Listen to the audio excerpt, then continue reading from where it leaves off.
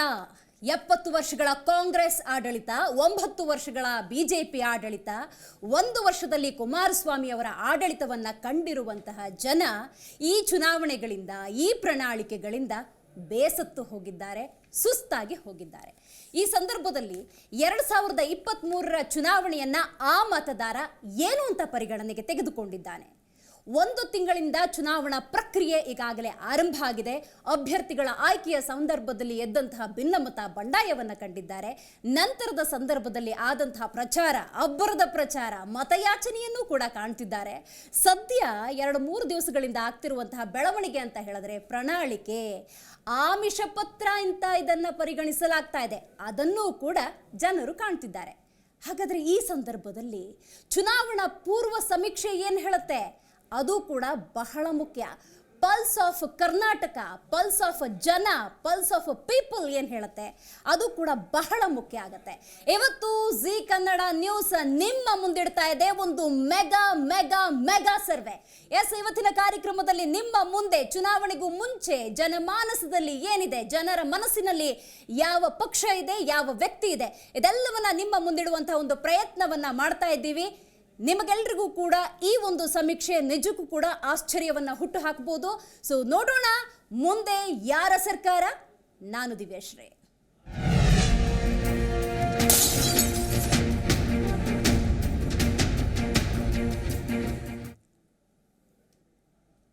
G Kannada ನ್ಯೂಸ್ನ ಮತ್ತು Matrize news ಸಹಯೋಗದೊಂದಿಗೆ ಆದಂತಹ ಮೆಗಾ ಸರ್ವೆ ಇದು. ಇವತ್ತಿನ ಈ ಸರ್ವೆಯಲ್ಲಿ ಸಂಪೂರ್ಣ ಮಾಹಿತಿಯನ್ನ ನಿಮ್ಮ ಮುಂದಿಡುವಂತಹ ಪ್ರಯತ್ನ ಜಿ ಕನ್ನಡ ನ್ಯೂಸ್. ಯಾಕಂದ್ರೆ ಬೇಕಾಗಿರೋದು ಜನರ ಮನದಾಳ. ಜನ ಈಗಾಗಲೇ ಎಲ್ಲ ಆಡಳಿತವನ್ನು ನೋಡಿದ್ದಾರೆ, ಎಲ್ಲ ಜನನಾಯಕರನ್ನು ನೋಡಿದ್ದಾರೆ. ಹಾಗಾಗಿ ರಾಜ್ಯದಲ್ಲಿ ಮುಂದೆ ಯಾವ ಪಕ್ಷಕ್ಕೆ ಅಧಿಕಾರಕ್ಕೆ ಬರುತ್ತೆ ಅನ್ನೋದೇ ಕುತೂಹಲ. ಕರುನಾಡ ಕುರುಕ್ಷೇತ್ರದಲ್ಲಿ ಹಾಗಾದ್ರೆ ಪಾರುಪತ್ಯವನ್ನ ಯಾರು ಸಾಧಿಸ್ತಾರೆ? ರಾಜ್ಯದಲ್ಲಿ ಅಧಿಕಾರದ ಗದ್ದುಗೆಯನ್ನ ಹಾಗಾದ್ರೆ ಹಿಡಿಯೋದಾದ್ರೂ ಯಾರು? ಯಾವ ಪಕ್ಷದ ಮೇಲೆ ಹಾಗಾದ್ರೆ ಜನರ ಒಲವಿದೆ? ಇದೆಲ್ಲವನ್ನ ನಾವು ನೋಡ್ತಾ ಹೋಗ್ಬೇಕಾಗತ್ತೆ. ಮುಂದಿನ 2 ಗಂಟೆಗಳ ಕಾಲ ನಮ್ಮ ಸ್ಟುಡಿಯೋದಲ್ಲಿ ನಾವು ಚರ್ಚೆಯನ್ನು ನಡೆಸ್ತೀವಿ. ಯಾರು ಅಧಿಕಾರವನ್ನ ವಹಿಸ್ತಾರೆ ಅನ್ನೋದನ್ನ ನೋಡ್ತೀವಿ.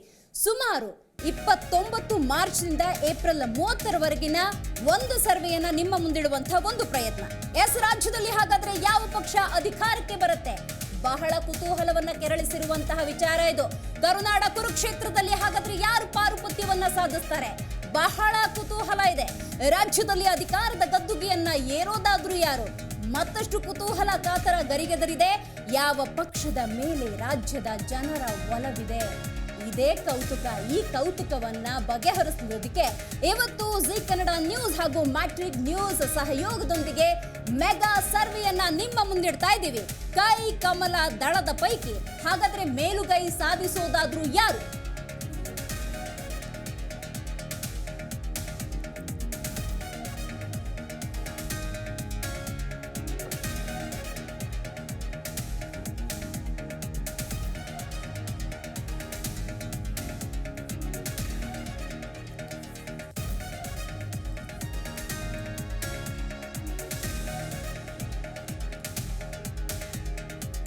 ಈಗಾಗಲೇ ಹೇಳಿದಂತೆ 70 ವರ್ಷದ ಕಾಂಗ್ರೆಸ್ನ ಆಡಳಿತವನ್ನು ಜನ ಕಣ್ಣಾರೆ ನೋಡಿದ್ದಾರೆ.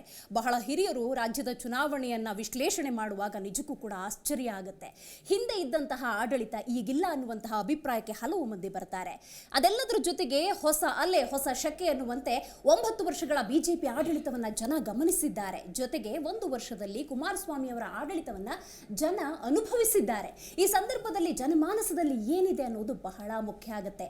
ಬಟ್ ಇಷ್ಟು ವರ್ಷಗಳಲ್ಲಿ ಜನ ಅರಿತಿದ್ದೇನು ಅಂತ ನೋಡೋದಾದ್ರೆ ಎಲ್ಲ ನಾಯಕರ ಮೇಲೆ ಇರುವಂತಹ ಅಸಮಾಧಾನ, ಎಲ್ಲ ಪಕ್ಷಗಳ ಮೇಲಿರುವಂತಹ ಅಸಮಾಧಾನ ಇನ್ನೂ ಕೂಡ ಹಾಗೆ ಉಳ್ಕೊಂಡಿದೆ. ಹಾಗಾಗಿ ಅಧಿಕಾರದ ಗದ್ದುಗೆ ಏರೋದ್ಯಾರು ಅನ್ನೋದೇ ಸದ್ಯದ ಕುತೂಹಲ ಆಗಿರುವಂಥದ್ದು. 2023ರ ಚುನಾವಣೆಯನ್ನ ಎಷ್ಟೋ ಜನ ನಾವೀ ಚುನಾವಣೆಗೆ ಮತ ಹಾಕೋದಿಲ್ಲ ಅನ್ನುವಂತಹ ನಿರ್ಧಾರಕ್ಕೆ ಬರ್ತಿದ್ದಾರೆ. ಕಾರಣ ಇಷ್ಟೇ, ಕೊಟ್ಟಂತಹ ಆಶ್ವಾಸನೆಗಳು, ಕೊಟ್ಟಂತಹ ಭರವಸೆಗಳು, ಕೊಟ್ಟಂತಹ ಎಲ್ಲ ಆಸೆ ಆಮಿಷಗಳನ್ನ ಆಮಿಷ ಪತ್ರದ ತರ ಚುನಾವಣೆಗೂ ಪೂರ್ವದಲ್ಲಿ ಬಂದು 4 ದಿವಸ ಪ್ರಚಾರ ಮಾಡಿ ಬೇಕು ನಿಮಗಿದು ಬೇಡ ಅನ್ನೋದನ್ನ ಸರ್ವೆ ಕೂಡ ಮಾಡದೆ ಆಮಿಷವನ್ನ ಕೊಟ್ಟು ಹೋಗುವಂತಹ ಅದೇ ಜನನಾಯಕರು ಚುನಾವಣೆಯ ನಂತರ ಯಾವುದೇ ಕ್ಷೇತ್ರಕ್ಕೂ ಕೂಡ ಭೇಟಿ ನೀಡೋದಿಲ್ಲ. ನೆರೆ ಬರಲಿ ಮತ್ತೊಂದಾಗಲಿ ಜನಮಾನಸದಲ್ಲಿ ಏನಾಗಿದೆ, ಜನರ ಕಷ್ಟ ಏನು ಅಂತ ಕೇಳುವಂತಹ ಯಾವ ನಿರ್ಧಾರಕ್ಕೂ ಕೂಡ ಹೋಗಿಲ್ಲ. ಹಾಗಾಗಿ ಜನ ಇದನ್ನ ಒಪ್ಪಿಕೊಳ್ಳುವಂತಹ ಸ್ಥಿತಿಯಲ್ಲಿಲ್ಲ. ಆದರೂ ಮತದಾನ ಅನ್ನೋದು ಪ್ರತಿಯೊಬ್ಬ ಜನಸಾಮಾನ್ಯನ ಹಕ್ಕು. ಇವತ್ತು ಜಾಗೃತಿ ಮೂಡುವಂತಹ ಅಗತ್ಯ ಇದೆ. ಪ್ರತಿಯೊಬ್ಬ ಮತದಾರ ಮತಗಟ್ಟೆಗೆ ಹೋಗಿ ಮತವನ್ನ ಹಾಕಿ ಮತವನ್ನ ಚಲಾವಣೆ ಮಾಡಿ ನನ್ನ ಅಭಿವೃದ್ಧಿ ನಿನ್ನ ಕೈಲಿದೆ, ನೀನು ಜನನಾಯಕ ಜೊತೆಗೆ ಜನಸೇವಕ ಅನ್ನುವಂತಹ ನಿರ್ಧಾರವನ್ನ ತೆಗೆದುಕೊಂಡು ಮತ ಹಾಕಲೇಬೇಕಾಗಿದೆ.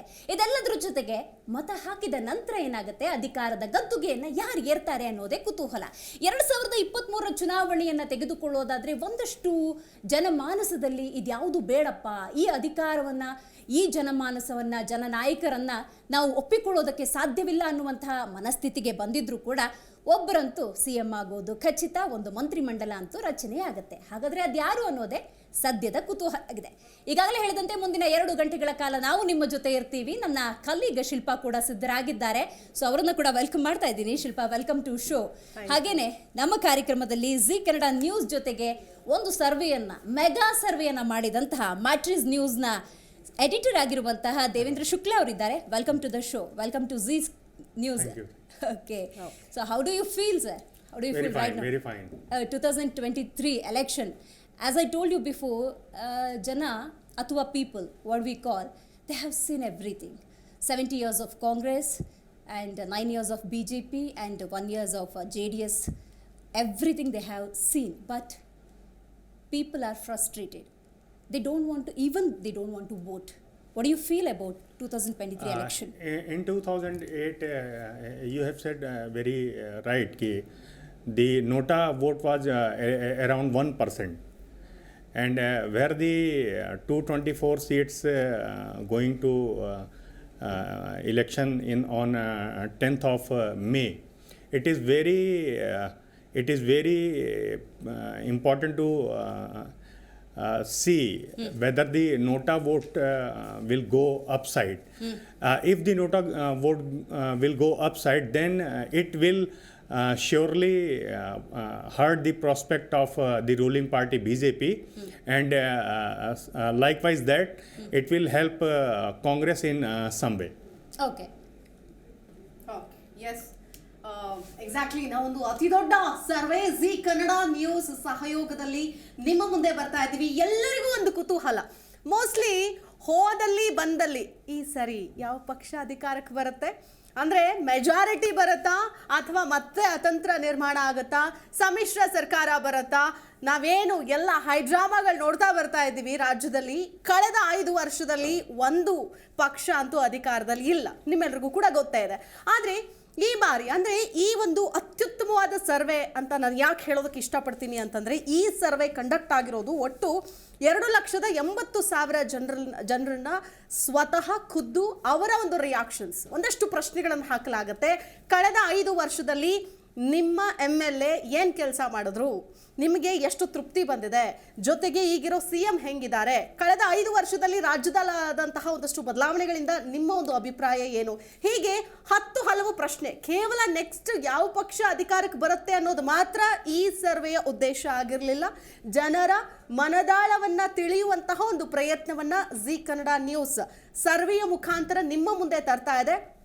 ಕುತೂಹಲ ಆಬ್ವಿಯಸ್ಲಿ ಇದ್ದೇ ಇರುತ್ತೆ ನಿಮಗೆ. ಸೊ ಯಾವ ಪಕ್ಷ ಜಿ ಕನ್ನಡ ನ್ಯೂಸ್ನ ಸರ್ವೆಯಲ್ಲಿ ಯಾರು ಗೆಲುವನ್ನು ಸಾಧಿಸ್ತಾರೆ, ಯಾವ ಪಕ್ಷ ಅಧಿಕಾರಕ್ಕೆ ಚುಕ್ಕಾಣಿಯನ್ನು ಹಿಡಿಬಹುದು, ಈ ಒಂದು ಪ್ರಶ್ನೆ ಏನಿದೆ ಈ ಪ್ರಶ್ನೆಗೆ ಉತ್ತರವನ್ನು ನಾವು ಕೊಡ್ತೀವಿ. ಆದರೆ ಅದಕ್ಕೂ ಮುನ್ನ ಹಲವಾರು ವಿಚಾರಗಳಿದೆ. ಅಂದರೆ ಸರ್ವೆ ಯಾವ ರೀತಿಯಾಗಾಯಿತು, ಜೊತೆಗೆ MLAಗಳ ಕೆಲಸ ತೃಪ್ತಿ ತಂದಿದೆಯಾ, ಮಂತ್ರಿಗಳ ಕೆಲಸ ತೃಪ್ತಿ ತಂದಿದೆಯಾ, BJP ಸರ್ಕಾರದ ಕೆಲಸ ತೃಪ್ತಿ ತಂದಿದೆಯಾ, ಡಬಲ್ ಇಂಜಿನ್ ಸರ್ಕಾರ ವರ್ಕೌಟ್ ಆಯಿತಾ, ಜೊತೆಗೆ ರಾಜ್ಯದಲ್ಲಿ 1 ತಿಂಗಳಿಂದ ಏನು ನಡೀತಾ ಇದೆ ಚುನಾವಣಾ ಹೈಡ್ರಾಮಾ ಅಂತ ನಾವೇನು ಹೇಳ್ತೀವಿ, ಈ ಚುನಾವಣಾ ಹೈಡ್ರಾಮಾ ನಾಯಕರು ಬಿಟ್ಟು ಪಕ್ಷಕ್ಕೆ ಹೋದ್ರು, ಪಕ್ಷಾಂತರದ ಪರ್ವ ಆಗಿರಬಹುದು, ಏನು ನಾವು ಜಾತಿವಾರು ಲೆಕ್ಕಾಚಾರ ಅಂತ ಹೇಳ್ತೀವಿ. ಸೊ ಲಿಂಗಾಯತ ಮತ ನಾಯಕರನ್ನ ಕಡೆಗಣಿಸಿದ್ರು BJP ಅನ್ನೋದಾಗಿರ್ಬೋದು, ಜೊತೆಗೆ ಖರ್ಗೆ ಅವರ ಮೊನ್ನೆಯ ವಿಷಸರ್ಪ ಹೇಳಿಕೆ ಆಗಿರ್ಬೋದು, ರಾಜಕೀಯ ನಾಯಕರು ಕೊಡುವಂತಹ ಹೇಳಿಕೆಗಳು, ಇವೆಲ್ಲವೂ ಕೂಡ ಮತದಾರರ ಮೇಲೆ ಪರಿಣಾಮ ಬೀರುತ್ತಾ ಅನ್ನೋ ಪ್ರಶ್ನೆಗೆ ಈ ಸರ್ವೆಯ ಮೂಲಕ ನಾವು ನಿಮಗೆ ಉತ್ತರ ಕೊಡ್ತೀವಿ. ಒಂದೊಂದೇ ವಿಷಯಗಳನ್ನ ನಿಮ್ಮ ಮುಂದೆ ಇಡ್ತಾ ಹೋಗ್ತೀವಿ. ಸೆಕೆಂಡ್ ಒಂದು ಬ್ರೇಕಿಂಗ್ ಪಾಯಿಂಟ್ ಇದೆ, ಅದನ್ನ ನೋಡ್ಕೊಂಬರೋಣ. ಮತ್ತೆ ಅಧಿಕಾರಕ್ಕೆ ಬರುತ್ತಾ ಆಡಳಿತಾರೂಢ ಬಿಜೆಪಿ? ಇದು ಸರ್ವೇ ಸಾಮಾನ್ಯವಾಗಿ ಸದ್ಯಕ್ಕೆ ಎಲ್ಲರೂ ಕೂಡ ಕೇಳ್ತಾ ಇರುವಂತಹ ಒಂದು ಪ್ರಶ್ನೆ. ಇಲ್ಲ ಕಾಂಗ್ರೆಸ್ ಪಕ್ಷಕ್ಕೆ ಜೈ ಅಂತಾನ ಮತದಾರ ಅನ್ನೋದು ಮತ್ತೊಂದು ಪ್ರಶ್ನೆ. ಕುಮಾರಸ್ವಾಮಿಗೆ ಸಿಗತ್ತಾ ಮತ್ತೊಂದು ಅವಕಾಶ? ಅಂದರೆ ಕುಮಾರಸ್ವಾಮಿ ಅವರಿಗೆ ಅವಕಾಶ ಸಿಗಬೇಕು ಅಂದರೆ ಒನ್ಸ್ ಅಗೇನ್ ಮತ್ತೆ ಮೈತ್ರಿ ಸರ್ಕಾರ ಆಗಬೇಕೇ ಹೊರತು JDS ಪೂರ್ಣ ಪ್ರಮಾಣದಲ್ಲಿ ಅಧಿಕಾರಕ್ಕೆ ಬರೋದಿಲ್ಲ ಅಂತ ನಿಮ್ಮೆಲ್ರಿಗೂ ಕೂಡ ಗೊತ್ತಿರೋದು. ಬಟ್ ಕೊನೆಗಳಿಗೆಯಲ್ಲಿ ಒಂದಷ್ಟು ಬದಲಾವಣೆಗಳಾದರೂ ಕೂಡ ಅಚ್ಚರಿ ಇಲ್ಲ, ಹೇಳೋಕ್ಕಾಗಲ್ಲ. ಯಾವ ಪಕ್ಷದ ಪರ ಇದೆ? 2023ರ ಜನತಾ ತೀರ್ಪು, ಜನರ ನಾಡಿ ಮಿಡಿತವನ್ನು ಅರಿತು ನಿಮಗೆ ತಿಳಿಸುವ ಪ್ರಯತ್ನವನ್ನು ಇವತ್ತು ನಾವು ಮಾಡ್ತಾ ಇದ್ದೀವಿ. G Kannada news. ಹೇಗಿದೆ ಹಾಗಾದರೆ ಚುನಾವಣಾ ಅಖಾಡದ ಜನಾಭಿಪ್ರಾಯ? ಸೊ ಎಷ್ಟು ಚಾಲೆಂಜಿಂಗ್ ಆಗಿತ್ತು ಈ ಸರ್ವೆ ಅನ್ನೋದನ್ನ ನಾನು ನಿಮ್ಮ ಮುಂದೆ ಇಡೋದಕ್ಕೆ ಇಷ್ಟಪಡ್ತೀನಿ. ಯಾಕಂತಂದರೆ ಇದು ಕೇವಲ ಪ್ರಶ್ನೆಗಳನ್ನು ಕೇಳೋದ್ರ ಮೂಲಕ ಅಲ್ಲ, 70% ಫೋನ್ ಲೈನ್ ಮೂಲಕ ಜನರನ್ನ ಕಾಂಟ್ಯಾಕ್ಟ್ ಮಾಡಿ ಈ ಪ್ರಶ್ನೆಗಳನ್ನು ಅವ್ರ ಮುಂದೆ ಇಡಲಾಗುತ್ತೆ. ಅಂದರೆ ಯಾರು ನೆಕ್ಸ್ಟ್ ಗೆಲ್ತಾರೆ ಅನ್ನೋದು ಒಂದೇ ಪ್ರಶ್ನೆ ಅಲ್ಲ, ಹಲವು ಪ್ರಶ್ನೆಗಳು. ಯಾವ್ಯಾವ ಪ್ರಶ್ನೆಗಳಿಗೆ ಎಷ್ಟೆಷ್ಟು ಉತ್ತರ ಬಂದಿದೆ ಅನ್ನೋದನ್ನು ಕೂಡ ನಾನು ಮುಂದಿನ ಭಾಗಗಳಲ್ಲಿ ನಿಮ್ಮ ಮುಂದೆ ಇಡ್ತಾ ಹೋಗ್ತೀನಿ. ಯಾವ ಪ್ರಶ್ನೆಗೆ ಎಷ್ಟು ಉತ್ತರವನ್ನು ಎಷ್ಟು ಜನ ಕೊಟ್ಟಿದ್ದಾರೆ, ಇದರಲ್ಲಿ ಮಹಿಳಾ ಸರ್ವೇಯರ್ಸ್ ಎಷ್ಟು ಜನ ಇದ್ರು, ಅಂದರೆ ಪುರುಷರು ಎಷ್ಟು ಜನ ಇದ್ರು, ಅವರ ಉತ್ತರಗಳು ಏನಾಗಿತ್ತು, ಮುಖ್ಯಮಂತ್ರಿ ಜೈ ಅಂದ್ರ, ಹೀಗೆ ಅನೇಕ ವಿಚಾರಗಳಿದೆ. ಸೊ ಅನೇಕ ವಿಚಾರಗಳನ್ನು ಅಂದರೆ ಈ ಒಂದು ಸವಾಲನ್ನು ಬಹಳ ಅತ್ಯುತ್ತಮವಾಗಿ ಎದುರಿಸಿರೋರು ಜಿ ಕನ್ನಡ ನ್ಯೂಸ್ ಸಹಯೋಗದೊಂದಿಗೆ ಮ್ಯಾಟ್ರಿಸ್ ನ್ಯೂಸ್ನ ಎಡಿಟರ್ ಆದಂತಹ ದೇವೇಂದ್ರ ಶುಕ್ಲಾ ಅವರು. ಈಗ ಆಲ್ರೆಡಿ ದಿವ್ಯಾ ವೆಲ್ಕಮ್ ಮಾಡಿದ್ದಾರೆ. ಎಸ್ ಸರ್, ಈಗ what was the challenging factor? So when you started the survey, no? So what was the questions or what was the challenging factors was there? The most important thing to collect the sample in the regional language, as we are the agency in north part of India. We have prepared the questionnaire in 3 languages. Okay. We have collected samples in Kannada, we have collected samples in English, mostly in Bangalore region. We have collected samples in North Karnataka in Hindi and Marathi. Okay. The duration of the sample collection was 29th of March when the election announcement was done by the Election Commission of India in one single phase for Karnataka. On 10th of May, the polling was going to be held. The sample size is for all the 224 constituencies is 1250 for each constituencies, and it is around 2,80,000 from all these 24 constituencies, dividing 60% of the males respondent and 40% of the female respondent, and the margin of error is 5%. It means our data range is around 12. 5 for first 100, 5 for next 100 means 200, and 25 2 for 25. Thus, when we predict the final tally, you will find that the election range for any party or seat range for any party is 12. Right sir. Devendra Shukla ಅವರು ಹೇಳ್ತಿರೋದ್ರ complete just ಈ ರೀತಿ ಇದೆ. ಮತ್ತೊಮ್ಮೆ ನಿಮಗೆ ಕನ್ನಡದಲ್ಲಿ ಹೇಳುವಂತಹ ಒಂದು ಪ್ರಯತ್ನವನ್ನ ಮಾಡ್ತೀನಿ. ಸುಮಾರು 2007ರಿಂದ ಚುನಾವಣೆಯ ಪೂರ್ವಾಪನ್ನ ಅರಿತವರು ದೇವೇಂದ್ರ ಶುಕ್ಲಾ ಅವರು. ಇವತ್ತಿನವರೆಗೂ ಅಂದರೆ 2023ರ ಚುನಾವಣೆವರೆಗೂ ಸಂಪೂರ್ಣ ಮಾಹಿತಿಯನ್ನು ಅವರು ಪಡ್ಕೊಂಡಿರ್ತಾರೆ. 2023ರ ಈ ಚುನಾವಣೆಗೆ ಬಂದಾಗ ಕರ್ನಾಟಕ ಅಂದ ಸಂದರ್ಭದಲ್ಲಿ ಭಾಷೆಯ ತೊಡಕು ಆರಂಭದಲ್ಲಿ ಉಂಟಾಯಿತು. ಸರ್ವೆ ಅಂತ ಹೋದಾಗ ಆಗ ಕನ್ನಡ ಇರ್ಬೋದು, ಹಿಂದಿ ಇರ್ಬೋದು, ಇಂಗ್ಲೀಷ್, ಈ 3 ಭಾಷೆಗಳನ್ನು ಇಟ್ಕೊಂಡು ತಮ್ಮ ಸರ್ವೆಯನ್ನು ಆರಂಭ ಮಾಡ್ತಾರೆ. ಒಂದಷ್ಟು ಇನ್ಪುಟ್ಸ್ ಬರ್ತಾ ಹೋಗುತ್ತೆ. ಆವಾಗ ಅವರಿಗೆ ಸರ್ವೆಯ ಮತ್ತು ಗ್ರೌಂಡ್ ರಿಪೋರ್ಟ್ನ ಆಳ ಅಗಲ ಗೊತ್ತಾಗ್ತಾ ಹೋಗುತ್ತೆ. ನಂತರದ ಸಂದರ್ಭದಲ್ಲಿ ಪರ್ಸೆಂಟೇಜ್ ವೈಸ್ ನೋಡಿದಾಗಲೂ ಕೂಡ ಮಹಿಳೆಯರು ಪುರುಷರು ಯಾವ ರೀತಿ ಯಾವ ಸರ್ಕಾರಕ್ಕೆ ಮಣೆ ಹಾಕಿದ್ದಾರೆ ಅಂತ ನಂತರದ ದಿನಗಳಲ್ಲಿ ನಮಗೆ ಗೊತ್ತಾಯಿತು ಅನ್ನುವಂಥ ಒಂದಷ್ಟು ಇನ್ಪುಟ್ಸ್ನ ಹೇಳ್ತಾ ಇದ್ರು. ಅದನ್ನು ನಾನು ಈಗ ಯಾಕೆ ಹೇಳ್ತಿಲ್ಲ ಅಂತ ಹೇಳಿದ್ರೆ ಮೆಗಾ ಸರ್ವೆಯ ಸಂಪೂರ್ಣ ಚಿತ್ರಣವನ್ನು ಸ್ವಲ್ಪ ಹೊತ್ತಿನ ನಂತರ ಹೇಳೋಣ ಅಂತ. ಮತ್ತೊಂದು ಬ್ರೇಕಿಂಗ್ ಅಪ್ಡೇಟ್ ಇದೆ, ಅದೇನು ಅಂತ ನೋಡ್ತಾ ಹೋಗೋಣ. ಯಾವ ಕ್ಷೇತ್ರದಲ್ಲಿ ಯಾವ ಪಕ್ಷಕ್ಕೆ ವಿಜಯ ಪತಾಕೆ? ಬಹಳ ಕುತೂಹಲ ಇರೋದೇ ಇಲ್ಲಿ. ಹಾಗಾದ್ರೆ ಯಾವ ಪಕ್ಷ ಅಧಿಕಾರದ ಚುಕ್ಕಾಣಿಯನ್ನ ಹಿಡಿಯುತ್ತೆ? ವಲಯವಾರು ಯಾವ ಪಕ್ಷಕ್ಕೆ ಎಷ್ಟು ಸ್ಥಾನ? ಹೇಗಿದೆ ಕರುನಾಡ ಕಲಿಗಳ ಹಣೆ ಬರಹ? ರಾಜ್ಯದಲ್ಲಿ ಅಧಿಕಾರಕ್ಕೆ ಬರೋದು ಹಾಗಾದ್ರೆ ಯಾವ ಪಕ್ಷ? ಇದು ಕರುನಾಡ ಕದನ ಕಣದ ಸ್ಫೋಟಕ ಭವಿಷ್ಯ. ಅಫ್ಕೋರ್ಸ್ ಜಿ ಕನ್ನಡ ನ್ಯೂಸ್ ಹಾಗೆಯೇ ಮ್ಯಾಚಸ್ ನ್ಯೂಸ್ ಸಹಯೋಗದೊಂದಿಗೆ ನಡೀತಾ ಇರುವಂತಹ ಈ ಸರ್ವೆಯ ಸಂಪೂರ್ಣ ಚಿತ್ರಣವನ್ನ ನಿಮ್ಮ ಮುಂದಿಡುವಂತಹ ಒಂದು ಪ್ರಯತ್ನ ನಮ್ಮ ಕಡೆಯಿಂದ ಆಗ್ತಾ ಇದೆ. ಜೊತೆಗೆ ಗಮನಿಸಬೇಕಾದ ಹಲವಾರು ಅಂಶಗಳಿದ್ದಾವೆ. ಈಗಾಗಲೇ ಹೇಳಿದಂತೆ ಬಹಳಷ್ಟು ವರ್ಷಗಳ ಆಡಳಿತವನ್ನ ಕರುನಾಡ ಜನ ನೋಡಿದ್ದಾರೆ, ಅನುಭವಿಸಿದ್ದಾರೆ. ಕೆಲವೊಮ್ಮೆ ಅಪ್ಪಿಕೊಂಡಿದ್ದಾರೆ, ಆಗ್ಲಿಲ್ಲ ಅಂದಾಗ ಆಗ್ರಹ ಮಾಡಿದ್ದಾರೆ. ಆದರೆ ಈ ಬಾರಿ ಆದಂತಹ ಪ್ರಣಾಳಿಕೆಯನ್ನು ಒಂದು ಸಲ ಗಮನಿಸಬೇಕು. ಇವತ್ತಿನ ಪ್ರಣಾಳಿಕೆ ಒಂದು ರೀತಿ ಆಮಿಷ ಪತ್ರದ ರೀತಿ ಇತ್ತು. ಜೊತೆಗೆ ಬಿಜೆಪಿ ಇರ್ಬೋದು, ಕಾಂಗ್ರೆಸ್ ಇರ್ಬೋದು, JDS ಇರ್ಬೋದು ಪ್ರಣಾಳಿಕೆಗಳನ್ನು ಬಿಡುಗಡೆ ಮಾಡ್ತಾ ಇದೆ. ಯಾರೂ ಕೂಡ ಭ್ರಷ್ಟಾಚಾರ ಮುಕ್ತ ಆಡಳಿತವನ್ನ ನಾವು ಕೊಡ್ತೀವಿ ಎನ್ನುವಂತಹ ಒಂದು ಹೇಳಿಕೆಯನ್ನ ಕೊಡ್ಲಿಲ್ಲಲ್ಲ ಅನ್ನೋದೇ ವಿಪರ್ಯಾಸ ಆಗಿದೆ. ಸ್ನೇಹಿತರೆ, ಎಲ್ಲಿವರೆಗೂ ಮೋಸ ಹೋಗೋರಿರ್ತೀವಿ ಅಲ್ಲಿವರೆಗೂ ಮೋಸ ಮಾಡೋರು ಇದ್ದೇ ಇರ್ತಾರೆ ಅನ್ನುವಂತಹ ಮಾತಿದೆಯಲ್ಲ, ಅದನ್ನ ನಾವು ಗಮನಿಸಬೇಕು. ಜೊತೆಗೆ ಎಲ್ಲಿವರೆಗೂ ಭ್ರಷ್ಟಾಚಾರ ನಾವು ಹಣವನ್ನ ಕೊಡ್ತಾ ಹೋಗ್ತೀವಿ ಅಲ್ಲಿವರೆಗೂ ಕೂಡ ಭ್ರಷ್ಟಾಚಾರ ಅನ್ನೋದು ತಾಂಡವಾಡ್ತಾ ಇದೆ. ಸೊ ಸರ್ವೆಯ ಮೂಲಕ ನಾವಿವತ್ತು ಯಾವ ಪಕ್ಷ ಅಧಿಕಾರಕ್ಕೆ ಬರುತ್ತೆ ಅನ್ನೋದನ್ನ ಹೇಳ್ಬೋದು, ಅಥವಾ ಯಾರು ಅಧಿಕಾರವನ್ನ ವಹಿಸ್ಕೊಳ್ತಾರೆ ಅನ್ನೋದನ್ನ ಹೇಳ್ಬೋದು. ಆದರೆ ನಮಗೆ ಬೇಕಾಗಿರೋದು ಸಮೃದ್ಧವಾದಂತಹ ಬದುಕು, ಅಭಿವೃದ್ಧಿಯ ಕರ್ನಾಟಕ. ಅದು ಯಾರ ಹೊಣೆ, ಯಾರ ಕೈಲಿದೆ? ಎಸ್, ಅದೇ ಜನರ ಕೈಲಿದೆ. ನೀವು ತೆಗೆದುಕೊಳ್ಳುವಂತಹ ಆ ತೀರ್ಮಾನ ಏನಿದೆ, ಮೇ 10ರ ಚುನಾವಣೆಯ ನೀವು ಒತ್ತುವಂತಹ ಒಂದು ವೋಟ್ ಏನಿದೆ ಅದು ಬಹಳ ಮುಖ್ಯ ಆಗುತ್ತೆ. ಹಾಗಾಗಿ ಅಧಿಕಾರದ ಗದ್ದುಗೆಯನ್ನ ಯಾರೇ ಹಿಡೀಲಿ, ಯಾವ ಅಭ್ಯರ್ಥಿಯೇ ಹಿಡೀಲಿ, ನೀವು ಒಳ್ಳೆ ನಾಯಕನನ್ನ ಕೊಟ್ರೆ ಸೇವಕನ ರೀತಿ ಆತ ಸೇವೆಗೆ ಸದಾ ಸಿದ್ಧ ಅನ್ನುವಂತಿರಬೇಕು. ಯಾಕಂತ ಹೇಳಿದ್ರೆ ಇವತ್ತಿನ ಪ್ರಣಾಳಿಕೆಗಳನ್ನು ನೀವು ಗಮನಿಸ್ತಾ ಇದ್ದೀರಿ. ನಾನು ಮಧ್ಯಾಹ್ನ 2 ಗಂಟೆಗೆ ಡಿಸ್ಕಷನ್ ಆಗೋ ಸಂದರ್ಭದಲ್ಲಿ ಆರಂಭದಲ್ಲಿ ಒಂದು ಮಾತನ್ನ ಹೇಳಿದೆ, ಅದನ್ನು ಮತ್ತೊಮ್ಮೆ ರಿಕಾಲ್ ಮಾಡುವಂತಹ ಒಂದು ಪ್ರಯತ್ನ ನನ್ನ ಕಡೆಯಿಂದ ಆಗ್ತಾ ಇದೆ.